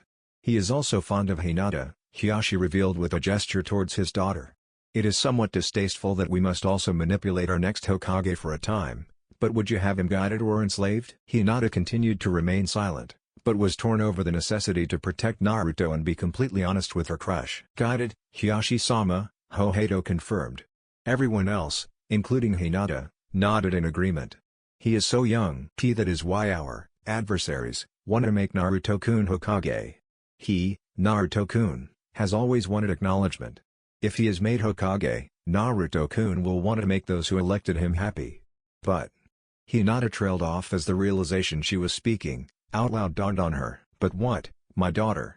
Hiashi asked, intrigued by the unexpected boldness and insight. "Our opponents don't realize the positive effect Naruto-kun has on people. Naruto-kun rescued Neji from his darkness. The Kazekage's son was a murderer. He completely changed after being beaten by Naruto." "Insightful, Hinata-sama," Hokage praised the heiress. Decorum demanded that Hiashi hold his tongue, but inwardly he was ecstatic. This was the moment the Hyuga head had longed for. Hinata was confident. She was astute. She was Hyuga. "Hiashi-sama," Ko broached the subject carefully. "How shall we proceed?" "With open arms." Naruto wasn't sure why the daimyo was smiling like the cat that ate the canary, but the young man was hoping it was a good sign. The Godime finalist took a quick look around the sitting room. It was lavishly furnished and shocking comfortable in spite of being so incredibly fancy. "Thank you for inviting me to tea, daimyo-sama," Naruto began safely. The daimyo took a sip of his own tea. Naruto quickly followed and made a genuinely appreciative noise. The tea was really good. Granted, it was the daimyo's tea. The lord of the land of fire wouldn't mess around with shoddy stuff. "You are welcome," the daimyo replied. Continuing, "I must thank you for being so prompt. It appears as if your speech after Hatake-san's unorthodox entrance was not simply damage control. Would you permit me to be frank, Uzumaki-san?" "Sure, daimyo-sama," Naruto agreed. The daimyo weighed his words carefully before beginning. "I have a great amount of respect for you personally, your accomplishments, and your lineage. I counted your parents as friends in addition to trusted confidants and allies. The grace at which you have handled your status as the Jinchuriki of the Kyuubi is a testament to the strength of will you possess. You are already a singular shinobi." Naruto beamed at the recognition. He did sense the bit coming fast. "I personally do not believe you are ready for the administrative and diplomatic side of being Hokage yet. Though, the diplomatic responsibilities are mollified by your handling of the Kazekage's son. However, my misgivings will have to be tempered as you are going to win tomorrow." Of that, there can be no doubt. I've, done my own budgeting for years. Naruto attempted to dig himself out of that hole just a bit. Admirable to be sure, the daimyo said smoothly. However, you will quickly discover that managing personal finances is very different from managing the economy of a village. Do you know how usury rates will impact the creation of new civilian businesses that will supplement the shinobi mission income? How about tax policy? Tariffs? How will you implement sound economic policy? Naruto weighed his words carefully. I will make sure I have the best people in Konoha to help me out. Simplistic, but sound, the daimyo added. Naruto took a big gulp of tea. Sorry, everything is sort of sinking in, you know? The daimyo laughed. You truly are the son of Uzumaki Kushina. That was her verbal tick, after all. I remember when I was a younger man, not yet daimyo, and had delivered the news she had been promoted by my late father to jonin. She used practically those exact words. In fact, you knew my ma? Naruto asked excitedly. He had completely forgotten where and with whom he was conversing. I was in love with your mother, the daimyo confessed before holding up a hand to forestall any outbursts. Your mother was a legendary beauty. In fact, one of the most beautiful women to ever live. I've never met any man who didn't love her a bit. She only had eyes for your father, once she realized it. Kushina was slightly oblivious to her own feelings. Oh, Naruto could only say. The daimyo continued. Your father was another person those around had strong feelings regarding. Unlike Kushina, Minato was polarizing. He was either loved or hated. There was never any middle ground. Almost everyone in Konoha loved your father, for example. Almost everyone isn't everyone, though, Naruto hazarded. Astute, the daimyo commended the young man. It was mostly small pockets who were jealous of Minato's skill, youth, or connection to your mother and the previous Hokages and their students. I'm going to catch some of the same CR flack, aren't I? Naruto asked. Yes, the daimyo said succinctly. Daimyo-sama? Could I ask you a favor? Naruto asked, fully revealing his youth in the earnestness of the question. Of course, young Naruto, the daimyo answered, fully revealing that he was aware of his compatriot's youth. Could you tell me about my parents? I'd like to hear about them from someone who isn't a shinobi, please. I would be happy to, the daimyo eagerly agreed. Where to begin? Perhaps with the time I met Minato the first time, and I nearly threw up on him? What? Naruto asked in a bark of laughter. The daimyo returned the laugh. I can laugh at it now, but I was quite mortified at the time. Minato already had started developing a reputation, especially since he was Jiraiya-sama's favorite student. I was certain the shinobi would think I was trying to poison him. Conversation was breezy and even friendly. The business-like atmosphere had melted away. Naruto was almost insatiably curious about his heritage. The daimyo, thankful for a chance to remember two of his dearest friends, was open with the young man.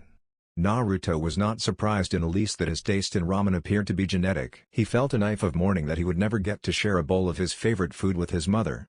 Naruto would have to content himself with the knowledge of the shared love of the world's greatest food. After nearly an hour, the daimyo reached modern day in his retelling. Which leads back to our current predicament. I am confident you will grow into a splendid Hokage. However, before you are announced to the world, I must see your ability to lead in the field. I request that you undertake a handful of missions under the observation of jonin. This will in no way endanger your position and you will have full authority during these undertakings. I think I understand, sir, Naruto started cautiously. This is my Hokage exam. A smile crept onto the daimyo's lips. Astute. Will I be choosing which missions I go on? Or will you have a say in it? Naruto questioned. I assume you will select a number of advisors to assist you. I will remain in Konoha until you have presented a list for the Goiken ban. They will suggest missions that would demonstrate your readiness for independent command and rule. The Land of Fire's daimyo dictated. I can live with that, Naruto agreed. He already had a pretty good list in mind. Good, the ruler stated with practiced crispness. I believe I shall retire for the night. Naruto rose to his feet with his soon-to-be equal. Thinking quickly, he bowed respectfully. Good night, daimyo-sama. Uzumaki-san, are you returning home alone? The question came out of nowhere. Naruto was quickly engulfed by the same "oh gods, it is a trap" feeling that preceded Zabuza's attack. I'm kinda tired, and need to water my plants? Naruto fumbled for any excuse his mind could offer up. This was clearly some kind of devious trap. A devious pervert trap if the Jiraiya-esque glint in the daimyo's eyes were anything to go by. Perhaps you would enjoy some company. I know Yumiko-chan would appreciate the chance to know you much better. Naruto had only heard the word "no" used in that tone twice before. The first was Amy's only attempt to talk to Sasuke right before the teams were announced. The second was during the celebrations in Wave. One of Kazuna's draftsmen had said no exactly like the daimyo when speaking to one of Wave's working women. "That's cool," Naruto admitted honestly, despite his pretty dang serious concerns. He wasn't going to lie to himself. It was cool. He didn't exactly have pretty girls throwing themselves at him.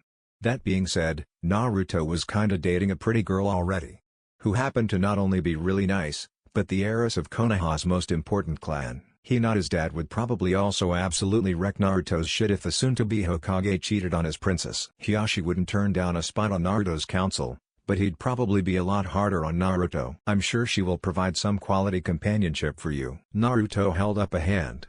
"Sir, Yumeko-chan is a very, very pretty woman and she's really nice and respectful, but I'm kinda dating Hyuga Hinata. I'm planning on naming her dad to the council. You were very clear, Daimyo-sama, on presenting a unified front in the village. I don't want to cheat on my girlfriend." "That is a refreshingly noble sentiment," the daimyo allowed. "I am sure Yumeko will understand. Good night, Uzumaki-san." "Good night, daimyo-sama. Thank you for the tea, and the stories." "You are very welcome, Uzumaki-san.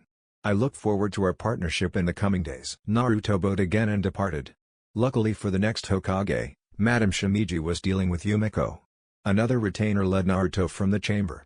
Eventually, Naruto flopped into his welcoming and familiar bed. It was glorious. Suddenly, the truth of the next day dawned on Uzumaki Naruto. He was no longer going to be that Uzumaki Naruto. Kakashi-sensei couldn't call him Konoha's #1 most unpredictable ninja in public anymore.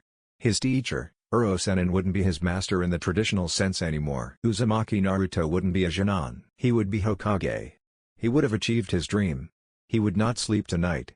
He would weep sweet tears of unbridled joy and disbelief. Uzumaki Naruto was the Godime Hokage of Konoha. Uzumaki Naruto had learned that a very valuable use for shadow clones, especially after the memory transfer aspect was revealed to him, was that Naruto could pretty much be in a dozen places at once. He could also have eyes on many individuals and situations around Konoha. For example, he had 3 Kage Bunshin disguised as laborers observing people he knew were connected to Danzo Jiji. Naruto was curious about the old man and needed to know just what was up with the driving force behind Naruto's very early rise to Hokage. It was a good sign that Naruto couldn't track down Danzo himself. That meant Danzo hadn't grown soft or sloppy in his old age. Next, Naruto had used a few Kage Bunshin to get familiar with the habits of some of his allies. The first person Naruto had under observation was Hyuga Hiashi. Naruto wanted mainly to discover Hiashi's schedule so that when he showed up early in the morning he wouldn't have to deal with cranky "Why did you wake me up so damn early?" Hiashi. Luckily, Hyuga Hiashi was an early riser. Which was awesome right now. Because Naruto couldn't sleep. He had really tried to sleep, honest. It was just tomorrow, or today, was the day. Naruto needed someone to talk to that not only was good at politics, but was on his side. Hiashi was the best choice. Naruto arrived at the Hyuga compound and approached the guard on duty. "Is Hiashi-sama available? Could you tell him Uzumaki Naruto is here to see him?" "Of course, Uzumaki-sama," the Hyuga replied with a bow. "Please, come in. There is a sitting room just inside the home for honored guests." "Honored guests? Heck yeah." Naruto thought with slight bow. The young Hokage candidate didn't exactly like bowing, but this Hyuga guard was cool so the act wouldn't grate on Naruto's pride. "Thank you. I don't think I caught your name." "I am Hyuga Kunio, sir." "Well, thank you Kunio," Naruto said with a winning smile. The Hyuga guard bowed again before heading into the compound to inform Hiashi of Naruto's arrival. Naruto grinned as he entered the sitting room. As he sat down, he pulled out a small notebook. It wasn't like Uro-sennin's notebook. Naruto had simply noticed a lot of people taking notes at the Hokage election. Naruto hadn't taken any notes while at the academy, which made taking notes now very weird. However, whereas forgetting to take notes at the academy only lead to a bad grade on a math quiz, messing up something as Hokage could start a war. Naruto sighed and looked at the ceiling. It was hard to believe, but this was actually about to happen. Hiashi Hyuga was about to talk to him as a bigwig shinobi and with respect. When Naruto was younger, he had wanted to become Hokage because of moments like this. He wanted to be respected and have people call him Uzumaki-sama. Naruto had come to realize what being Hokage truly meant after Orochimaru's invasion. The position of Hokage wasn't simply about getting respect and other perks. It was a hard job and would require sacrifice. "I really would have liked to have been a Jonin sensei," Naruto said to himself. The soon-to-be goddamn Hokage leaned back in the comfortable chair and decided to focus on the positives in his life.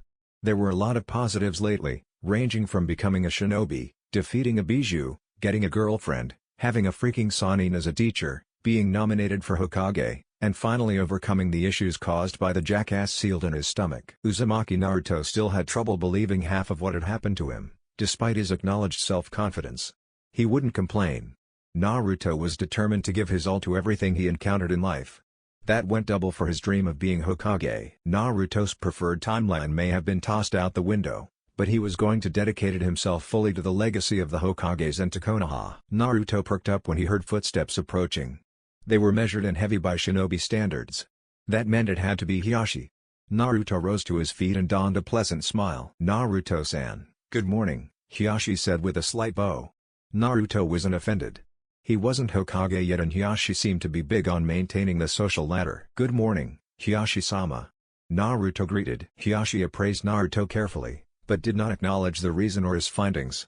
"Welcome to my home. What brings you to the Hyuga compound so early on this momentous day?" "I need to talk to you about a few things, and get some help," Naruto revealed. "Please, follow me. I am sure my office would be a more appropriate location to discuss important matters regarding our beloved village," the head of the Hyuga clan offered. "Thank you," Naruto responded politely. He was working really hard on this whole being diplomatic thing. The Jonin inclined his head respectfully. Hiyashi's office was as clean as Naruto remembered. In fact, the soon-to-be Hokage was convinced that it was cleaner than some areas of Konoha's hospital. "I'll have to do something about that." Naruto made a mental note. "How may the Hyuga clan assist you, Uzumaki-san?" Hiashi asked. The choice in honorifics was a very pointed reminder that Naruto wasn't Hokage yet. "When I'm elected, I'm going to have my own Konoha council. Daimyo-sama and I believe Konoha needs a fresh perspective," Naruto explained, and used words Hokage Bunshin had heard the daimyo use, to the Hyuga head. "Daimyo-sama has established a strong working relationship with you already, Uzumaki-san," Hiashi responded. "He has," Naruto agreed with an emphatic series of nods. "I'm going to cut to the chase, Hiashi-sama. I would like you to be the first of my advisors." The Hyuga head blinked as his mind processed Naruto's invitation. Obviously, there was no way Hiashi would say no to Naruto's request. A position on the Goiken band would raise the Hyuga's prestige in the village and internationally even higher. Hiyashi's rivals in the clan would be cowed by his status as one of the Hokage's most trusted advisors. There was also the fact that Naruto came to Hiashi first. That would keep the darker elements of the Hyuga clan and Shimura Danzo from having undue influence over the young Hokage. "I would be honored, Hokage-sama," Hiashi quickly agreed to the proposal. Naruto beamed. "That's awesome. I'm going to need a lot of help with stuff like diplomacy and economics. I mean, every Hyuga I've met has been really good at being polite, but they don't back down." Hiashi was pleased that Naruto had said every Hyuga, which by default included Hinata. "The praise you lavish upon my clan and family is appreciated, Uzumaki-san," Hiashi said with a nod. Naruto smiled and leaned back in the chair. "The Hyuga earned it. I do have a favor, I'd like to ask you to ask and I will endeavor to assist you," Hiashi answered genuinely. "I've got to give a speech today. I'm going to take a page out of Pa's book and just write an outline. Could you check to make sure I'm not going to make an ass out of myself in front of the daimyo?" Hiashi nodded and accepted the outline. "First, Uzumaki-san, may I suggest carefully considering your words?" "Oh." Naruto flushed with embarrassment. "I really need to remember, I'm not just hanging out with Sasuke and the guys anymore." The Hyuga clan head accepted the outline and looked over. "This is simple. I noticed economics is mostly blank, however." The next Hokage chuckled weakly. "The daimyo pointed out that I really don't have a lot to go on when it comes to village economics." Hiashi couldn't believe the opportunity Naruto had handed him. The economic policy of Konoha for Naruto's reign, or at least the early part of it, would be defined by this speech. And Naruto had just handed the Hyuga clan carte blanche to help define the policy. "Let us focus on economics as the Hans and daimyo will likely place a great deal of emphasis on this matter. Civilians are focused on their pocketbooks above all other concerns," Hiashi explained. "So, like, the local Hans will want to see who we are buying food from since Konoha can't grow enough on our own?" Naruto questioned. "Exactly. Uzumaki-san, why do you think that is such a big deal for the local Hans?" Hiashi balked at using the informal language, but he needed to make sure that the next Hokage was firmly in the proper sphere of influence. Hiashi feared what would happen if Naruto fell under Danzo's influence. The Hyuga clan had nearly fallen under Danzo's sway after the Kumo incident. As they realized the depths of his ambition and the Warhawk's lust for combat, many turned away from the darkness of the shinobi. Still, his influence festered within the clan. If I can secure Uzumaki Naruto's support, I can finally purge the last remnants of Danzo's influence from the Hyuga clan. Well, the Han that gives us the most food will have the most pull with the village, Naruto stated without hesitation or doubt. You are learning, Hiashi praised cautiously. We have much to go over and little time before you speech. I guess we better get started then, Naruto agreed with a grin. Elsewhere in Konoha, Jiraiya was having a meeting of his own. The Toad Sage wasn't aware, but his thoughts were aligning closely with Hiashi's goals. Jiraiya's primary concern was for his godson and the peace of the village as a whole rather than the Hyuga clan and the village. There would be disconnect, obviously, as Jiraiya's goals were not 100% in line with Hiashi's own. Right now, however, Jiraiya was more concerned with one thing. Wake up, Nara. Let me have my nap, Nara, Shukaku pleaded. On top of my dear Yoshino's usual drive, she's been affected by the "we're still alive and I want to celebrate" drive. And you're complaining about this, why exactly?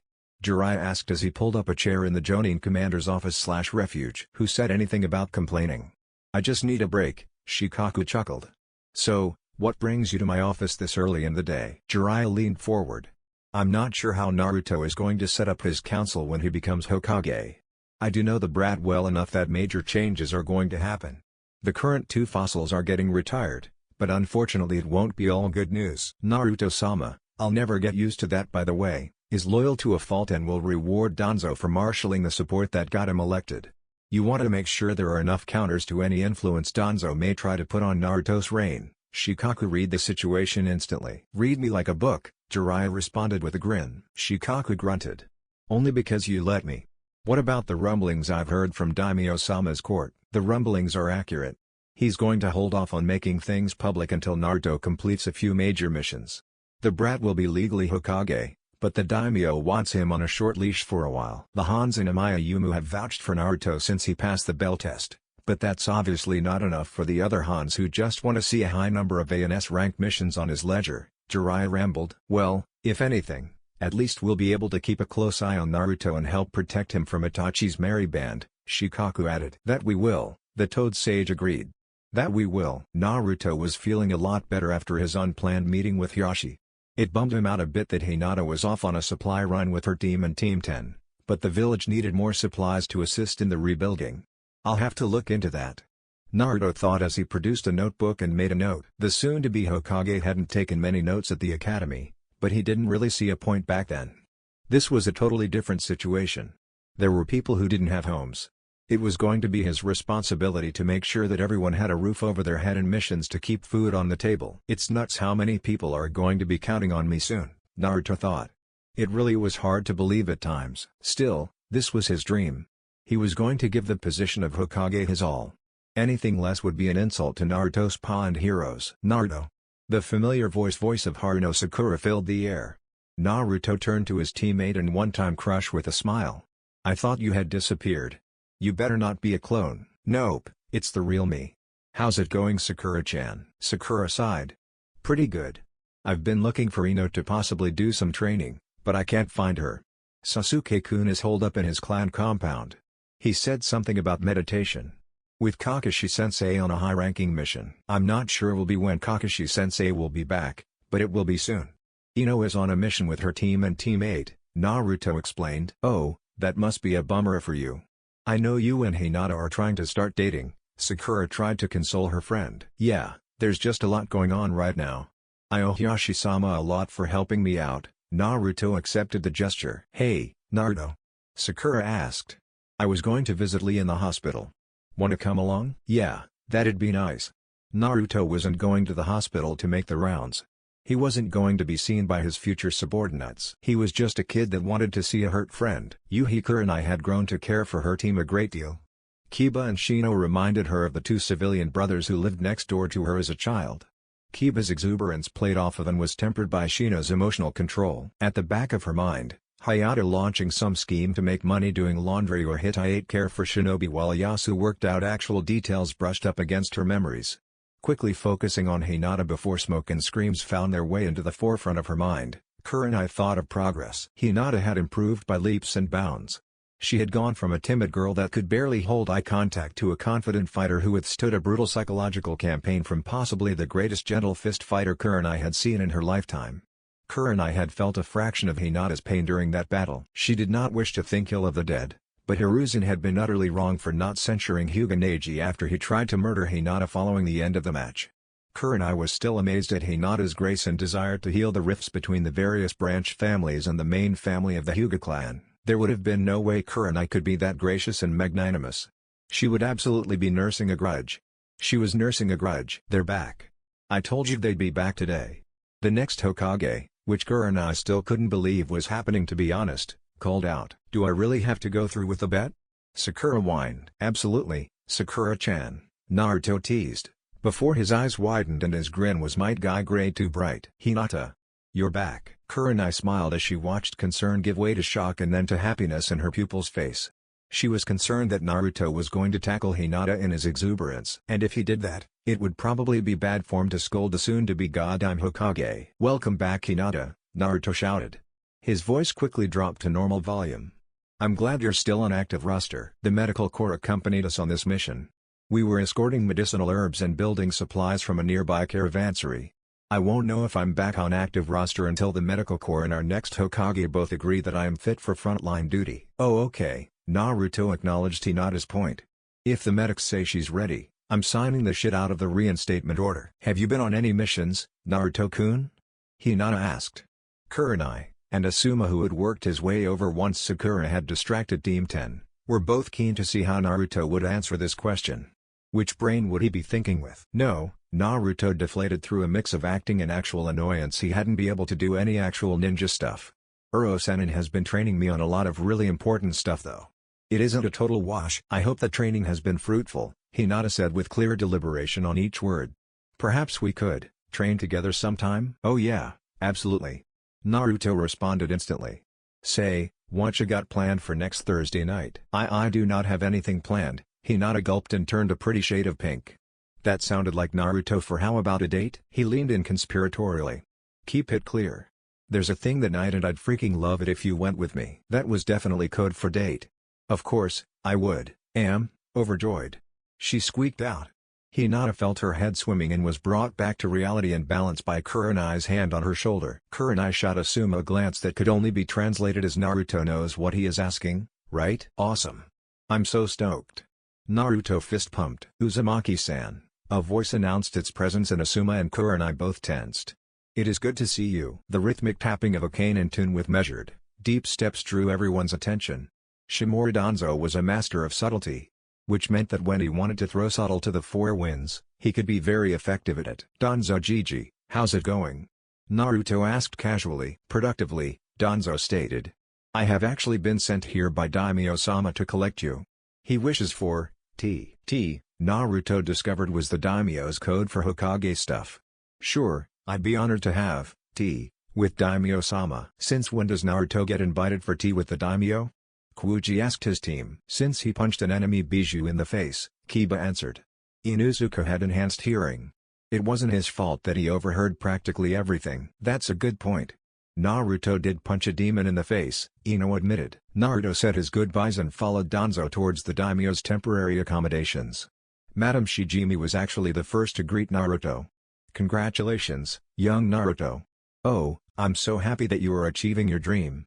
Anyone who treats my precious Torah so well will certainly be an excellent Hokage. I thank you for the kind words, Madame Shijimi. He turned and flashed Danzo a sly look that asked really? More effectively than any amount of sarcasm in his voice could ever dream. Later that evening, Naruto found himself being fussed over by Jiraiya. Now listen, brat. You've put the world on notice so far, but this is the first thing you'll actually do as Hokage. Yeah, I know and I'm freaking out a bit. Naruto spat out at 1,000,000 miles per hour. Naruto, you just have to have all that confidence and bravado you've got bottled away in there show through. Besides, after taking on Tsuna's Jinchuriki this should be as easy as eating all that ramen you and your mom love so much. Yeah, but if I screw up I'll have to live with my screw up. Jiraiya rolled his eyes.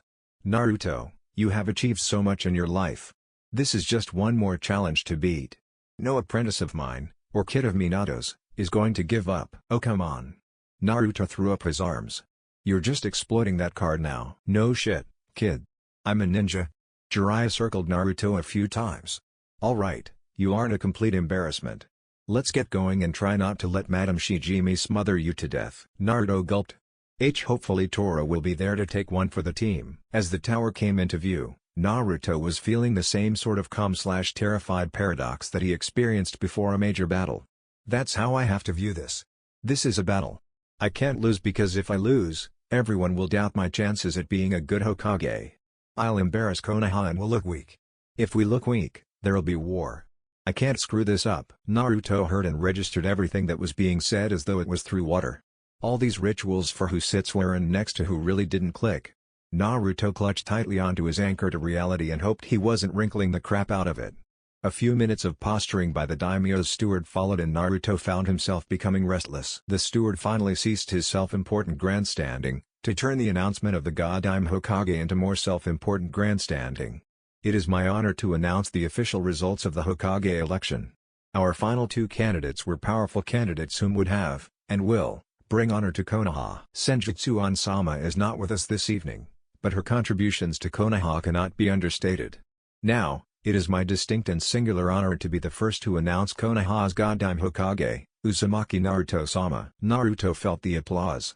His body went numb as the finality of the steward's statement settled into this moment in time. Uzumaki Naruto had truly achieved his dream. Jiraiya's hand on his shoulder jolted Naruto back to the here and now. Time was finally flowing again after his brain took its sweet time engraving this moment into memory. Naruto rose from his feet and strode forward. He paused a moment to bow, slightly, to the daimyo. He turned to Mr. Look at me. I'm important. And nodded once. Uzumaki was the Goddamn Hokage of Konoha. There was no way he'd bow to some blowhard whose official job description was talking really loud for the daimyo. This was it. Naruto knew that this would define his reign as Hokage for a lot of the civilians and even some of the Jonin in the assembly hall. He stopped and whispered a few words to his predecessors, namely Hokage Gigi and his pa. The gesture did not go unnoticed. Thank you, Daimyo-sama, for being part of this election. Thank you to all the Hans of the Land of Fire and the Jonin of Konoha for putting so much trust in me. Naruto began his speech. The crowd nodded in response to his thanks. Naruto flashed a lopsided grin. I know the Jonin will be glad that I'm finally going to stop shouting about how I'm going to be Hokage one day since that day is today. A peal of laughter appeared in the assembly hall at Naruto's joke. I have defended Konoha since my very first breath. I will continue to protect Konoha Tbyo. As Hokage, that is my #1 job. But we will make Konoha strong together. We will make sure that our enemies will never attack us like they did during the Chunin exams again and that our friends will never dream of turning their backs on us. I want Konoha to be strong and wealthy. A strong and wealthy Konoha will benefit all of the Land of Fire. Naruto paused to look out at the crowd. It also let him try to regain his composure. He wasn't going to lie to himself. He was having a bit of stage fright. Naruto was glad that he had his outline and Hiashi's help. Naruto wasn't exactly sure what the economic terms meant, but the Hans appreciated the mention of protective tariffs and using the connection Naruto had created with Wave to open that country to exports from the Land of Fire. Naruto knew that everyone knew Naruto had gotten help with this part of the speech. Still, even that was a positive sign to many. They were now convinced Naruto was willing to accept hate and wouldn't be as hard-headed as he was as a Jonin. As Hokage, I will make sure we continue to be the strongest village and nation in the world. Konoha proved that we can defeat everything a cage village and group of criminals acting like they are a village can throw at us. We'll also make sure no one thinks they can get away with stealing our people. The will of fire guides us. The will of fire demands we respond. We'll respond in a time and manner of our choosing. The crowd appreciated Naruto's sentiment. The Goddamn Hokage paused to look at his last point. He was glad this was over. Speeches were definitely something he hadn't been trained for. This is my promise to you all as Hokage. Utatane Koharu prayed that she would be wrong as she ascended the stairs to the Hokage's office for the final time as a member of the Konoha Council. Her grave misgivings about electing a child to the position of Hokage remained. Still, she was one voice of sanity in a sea of madness that included Danzo, the entire Coastal Patrol Corps, and the daimyo. The boy has one hope, Koharu reminded herself. And that is for Jiraiya to keep the sharks and their interests from tearing the child apart. One would have to be blind to miss the fact that everyone saw Uzumaki Naruto as a potential puppet or bankroll. Danzo and the daimyo were looking for a Hokage whom they could control through means of gratitude and flattery.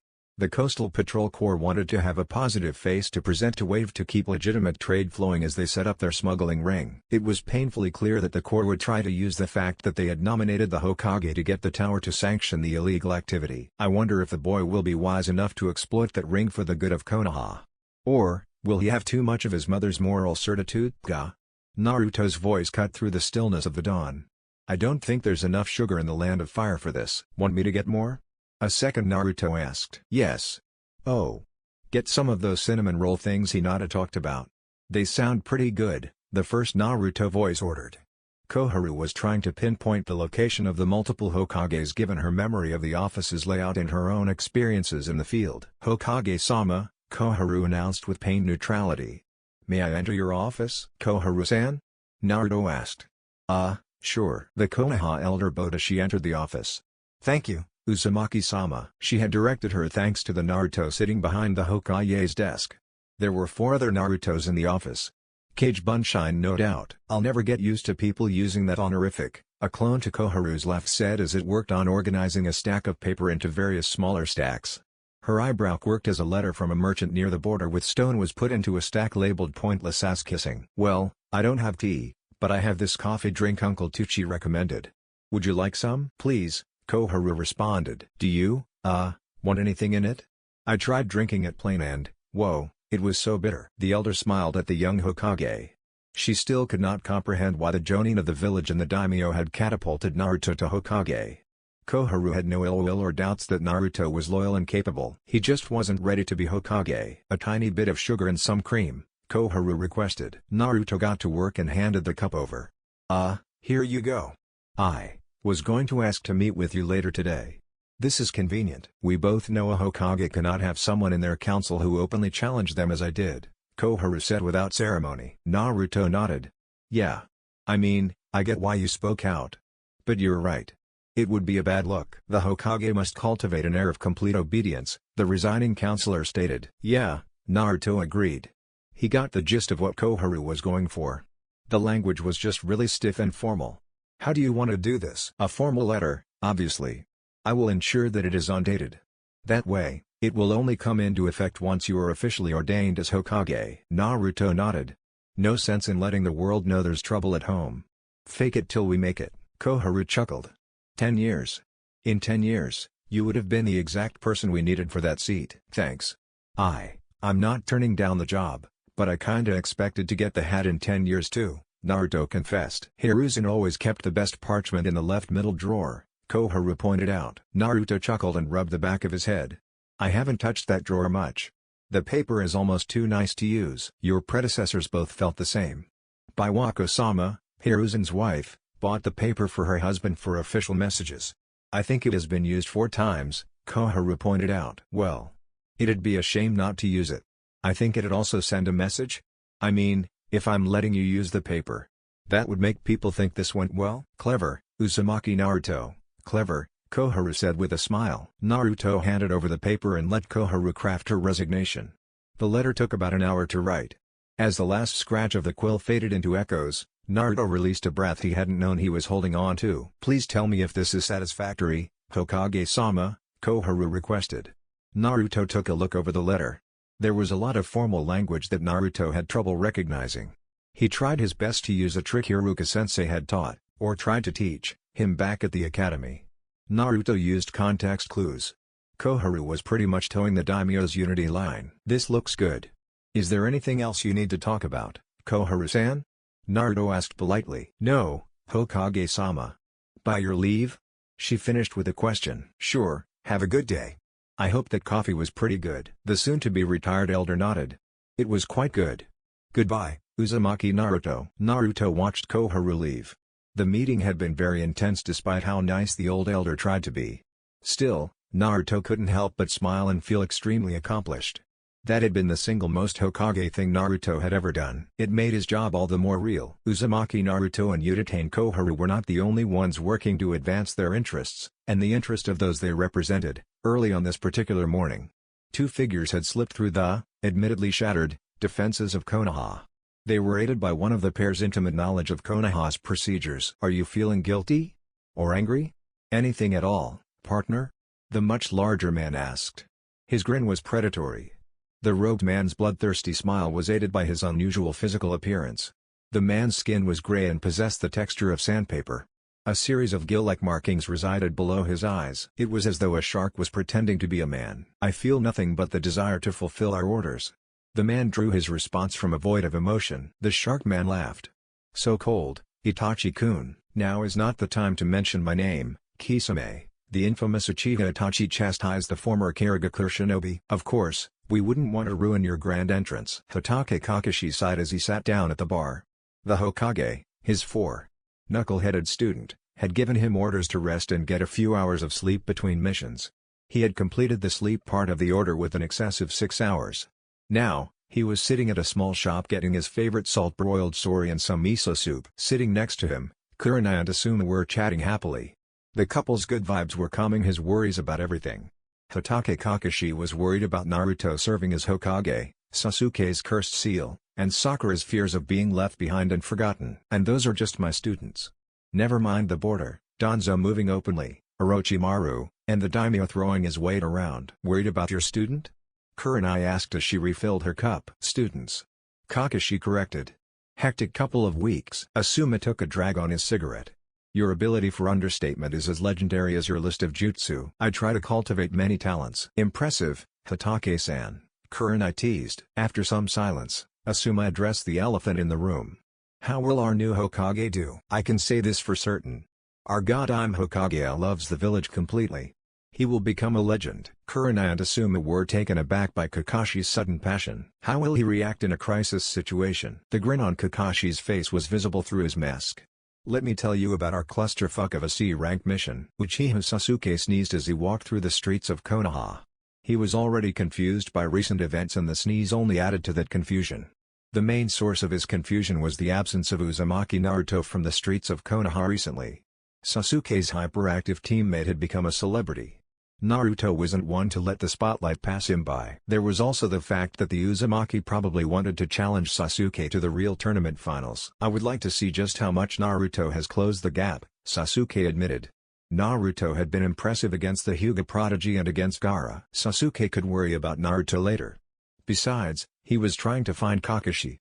After asking for information on further developing his Sharingan, Sasuke could interrogate his Jonin instructor on Naruto's whereabouts. An actual smile worked its way onto Sasuke's face as he caught sight of Kakashi.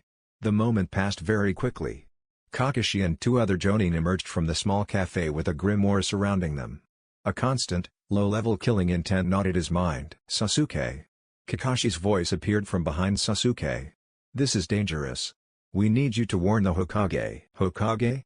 Sasuke wondered out loud. Coherent thought was burned away by an inferno of hatred. Two foreign figures emerged from the cafe.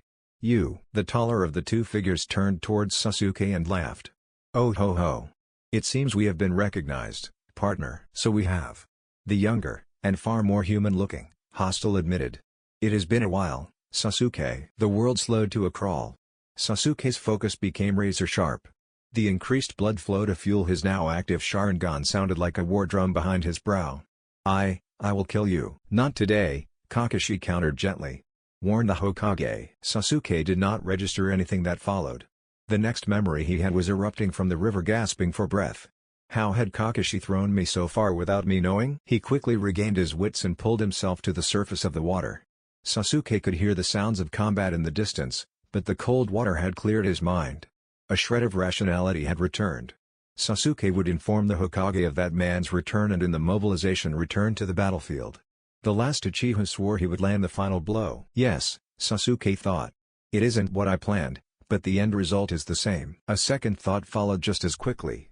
"Wait, when the hell did we get a Godime Hokage?" Uchiha Itachi was a legendary shinobi, despite his youth.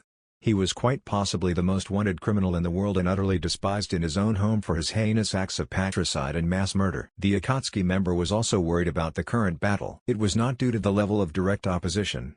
The Uchiha was supremely confident that, alongside Kisame, the opposition could be swept aside. He did have to admit that Sarutobi Asuma had improved since his tenure as an Anbu captain. Itachi would have never expected the former member of the 12 Guardian Ninja to stand against Kisame as effectively as this. As he shattered Kurenai's genjutsu, He returned to his worry. Konoha's reinforcements were not arriving piecemeal. The commander of Konoha's shinobi forces was readying for a decisive blow.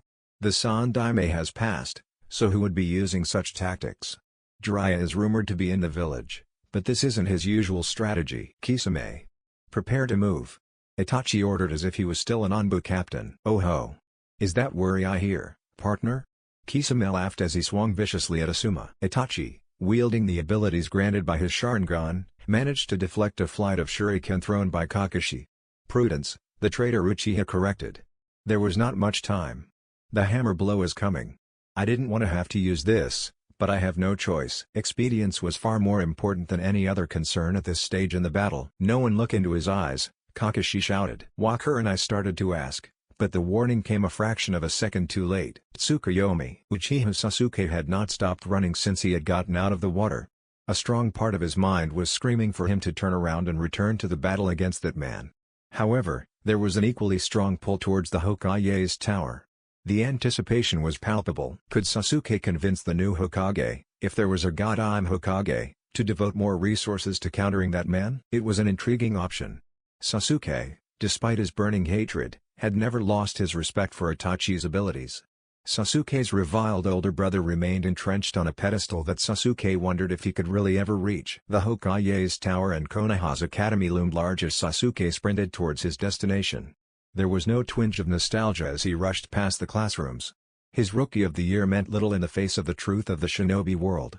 Sasuke remembered Haku and Zabuza, Yoroi, and beyond even those powerful opponents were monsters like Gaara, Itachi, and Orochimaru. The academy had instilled the barest minimum of ability in the students. Rookie shinobi would survive the most basic missions. True combat, Sasuke had experienced it. Whoever the new Hokage is, will they understand what it is like? This thought dominated Sasuke's mind as he pushed towards the Hokage's office. It was almost a defense mechanism to distract his thoughts away from that man. Hokage, Sasuke announced as he stormed into the office. There's a situation. At least, his follow-up was on the tip of his tongue. The words were cut off by surprise at a peculiar sight. His teammate, Uzumaki Naruto, was staring angrily at the Hokage's crystal ball while an Anbu officer and Shimura Danzo were discussing the situation. He wasn't sure why the Hokage was letting Naruto in the office. Hokage? Sasuke asked. I heard you the first time, Sasuke. Kakashi-sensei sent you here to tell me we're in a bit of a situation. Uzumaki Naruto had said those words. That couldn't be true. There was no way. Stop playing around, idiot. I need to speak with the Hokage. You are speaking with the Hokage, Uchiha-san, Danzo announced. Show respect to Uzumaki Naruto-sama, the god-I'm Hokage of Konoha. The silence was deafening. There was only one reasonable response to such a profound and shocking revelation. What the fu? Kurenai, Asuma roared as he tried to force his way past his enemy. His panic was folly. It was the barest of miracles that allowed the son of the third Hokage to raise his trench knives to deflect the swing of the former Karagekur shinobi. There's no genjutsu that Kurenai can escape from, Kakashi hissed in disbelief and pain. He could feel his chakra burning away. Itachi's face remained infuriatingly impassive. There is one. Only those cursed with the Mangekyo Sharingan can wield it. Kakashi wanted to spit in Itachi's face and yell a retort. That would be foolish. He had to press the attack. There wasn't anyone currently in Konoha who could counter a Sharingan wielder, much less someone with the mythical Mangekyo Sharingan. If only. Dynamic entry. A resounding crack echoed throughout the battlefield. Uchiha Itachi regained control of his chakra and his flight. To his credit, he acted as if nothing untoward had occurred. There was a slight wobble to his stance as the traitor rose to his feet. Itachi? Kisame asked in shock. It did not take the shark-like man long to realize that whoever had struck Itachi had practically shattered his jaw. Damn! Suten, Suikodan no Jutsu. Now! A voice called out. Dozens of fire techniques were called out and collided with the wall of water conjured by Kisame. The steam rolled across the battlefield. For a brief moment, almost every combatant was blinded. Almost was not all, however. The Hyuga were unconcerned by something as trivial as steam. Through the Byakugan, the battlefield was as clear to their eyes as calm spring midday. Kisame could barely react as a trio of Hyuga Jonin erupted from the steam and engaged him in taijutsu. He was skilled but against three Hyuga. Even the monster of the hidden mist was being pushed to his limits. Kisame was forced to dodge. He knew that even attacking was a risky proposition. A master of Juken could make their blocks a weapon capable of crippling an opponent. Son of a bitch, Kisame snapped, literally in fact, At one of the Hyuga glared back at Kisame. Rave all you want. It will not save you from Konoha's strongest clan. I'm going to tear you apart. All that will be left of you is red. As the Hyuga battled Kisame, the second front was equally as intense. Yosh! Might Guy exclaimed as he positioned himself in between a still comatose Kurenai, Kakashi, and Itachi. I shall take the lead in battling this traitor. Kakashi nodded. Guy had worked for years on developing a counter to the Sharingan thanks to the hundreds of spars he had with Kakashi. He also approved of the rare use of venom in Guy's tone. No one could doubt the sublime green beast of Konoha's loyalty. Itachi flashed a hand seal. A trio of shadow clones appeared and one stepped slightly forward. Kisame. Withdraw. The three clones charged. Though they were clones, each cage bunshine was still created by Uchiha Itachi. They were all very skilled and quickly locked several shinobi into fierce taijutsu fights. Thud. Thud. Thud. Itachi had covered the escape with bunshine Daibakua. The two Akatsuki members timed their substitution or body flicker without flaw or hesitation. He got away again. Kakashi hissed. Might Guy scowled. The traitor will not escape forever. He will be brought to justice for his heinous crimes. Attend to the wounded. Hyuga Hiashi ordered. The head of the Hyuga clan looked to Kakashi and Guy. Hokage-sama will not be happy about this. Uchiha Sasuke had been standing next to Naruto watching the entire battle with an active Sharingan. Every moment was seared into his memory. Every movement Itachi made was bored into his memory. Sasuke knew his dreams would be haunted by constant analysis of every minute detail. His family's ghosts called for nothing less. There was another detail that cried out to Sasuke. His boneheaded teammate was absolutely not a bonehead at this moment. Naruto's eyes were hard and cold. Sasuke had never seen Naruto look that kind of intense before. The gambit to free Kakashi from Zabuza had been intense. The battle against Haku had been intense. Team 7's taste of war in the Forest of Death had been just as intense. This was new. This, Sasuke realized, was also a bit terrifying. Danzo Jiji. Uro-sennin. Naruto turned to the two fearsome and legendary elders in his office. I want you to remove the bounty on Itachi's head. What? Danzo and Sasuke asked in unison. Hokage-sama, Danzo counseled.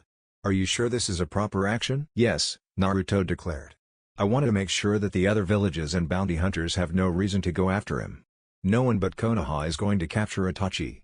He killed my shinobi today. He came to my village with some other missing nin and declared war. I'm not going to rest until he's in the same ditch as Orochimaru. We'll talk about the details when you've cooled down a bit, brat, Jiraiya said gently.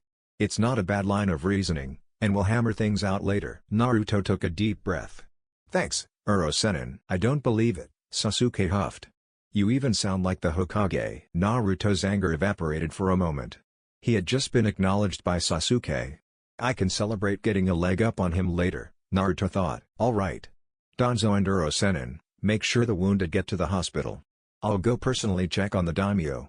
Let me know when the medics have cleared our wounded for visits. Of course, Hokage-sama, Danzo and Jiraiya responded to orders. Naruto watched his two advisors leave and turned to his best friend. Yesterday. As soon as possible. Yes. What? Sasuke blinked at the odd string of words. I was elected yesterday. I was going to tell you as soon as possible, and yes, when we bring in Itachi you'll be the one to carry out his sentence. Sasuke blinked. You're serious? As I've ever been, Naruto groaned as he sat down. Sasuke. That sucked. How? How was beating 2S ranked missing nin something that sucked? Sasuke asked. He had a feeling, but something in his gut was telling him Naruto needed to spill. You know why? Naruto snapped. We were up here watching. There was nothing we did to help. I think. Sasuke chewed over his words carefully. I think this is what father said about the weight of command. I'm not sure exactly what he meant when he told me, but this seems like it. This isn't what I thought being Hokage was going to be like, Sasuke, Naruto confessed. But I gave Konoha my word that I would make us the strongest and best village. I never go back on my word. It is my nindo. But we can't always get what we want, Sasuke cut Naruto off. Sometimes, we get what we need. Was that counterattack your plan? Yeah. But Naruto tried to explain where it went wrong. But nothing, dumbass. Your people won. They would have probably killed both of them. The fact that only 3 shinobi lost their lives against that man and his toady is incredible. You don't know how strong he is. The man I will kill one day was Anbu captain at 13. Konoha won and it was because of you. You did. You just compliment me? Naruto stammered. Don't let it go to your head, dumbass. Naruto laughed. It's too late for that, Sasuke. The god-I'm Hokage quickly grabbed some parchment and wrote down the date and time. This will go down in Konoha's history, you know. Maybe I should kick your ass and take the hat. Sasuke countered with heat. There was no venom, but a smile hidden in his voice. Oh hell no. I'm Hokage and I ain't giving it up. Here I was going to make sure you were fast-tracked to Chunin and put in charge of my police force ASAP, Naruto snapped. Come on, we can work out when to settle this after your meeting with the daimyo, Hokage-sama. Naruto started to laugh. It was infectious and even Sasuke succumbed. You're on. And don't try to weasel out. I'm Hokage. I can make the spar mandatory, like I would back down from you. Sasuke countered. For a moment, the two forgot their troubles and the weight of their terrible responsibilities. This moment would save their souls one day. That's the end, guys. If you enjoyed, then make sure to leave a comment. This is Chaos Shinobi signing off.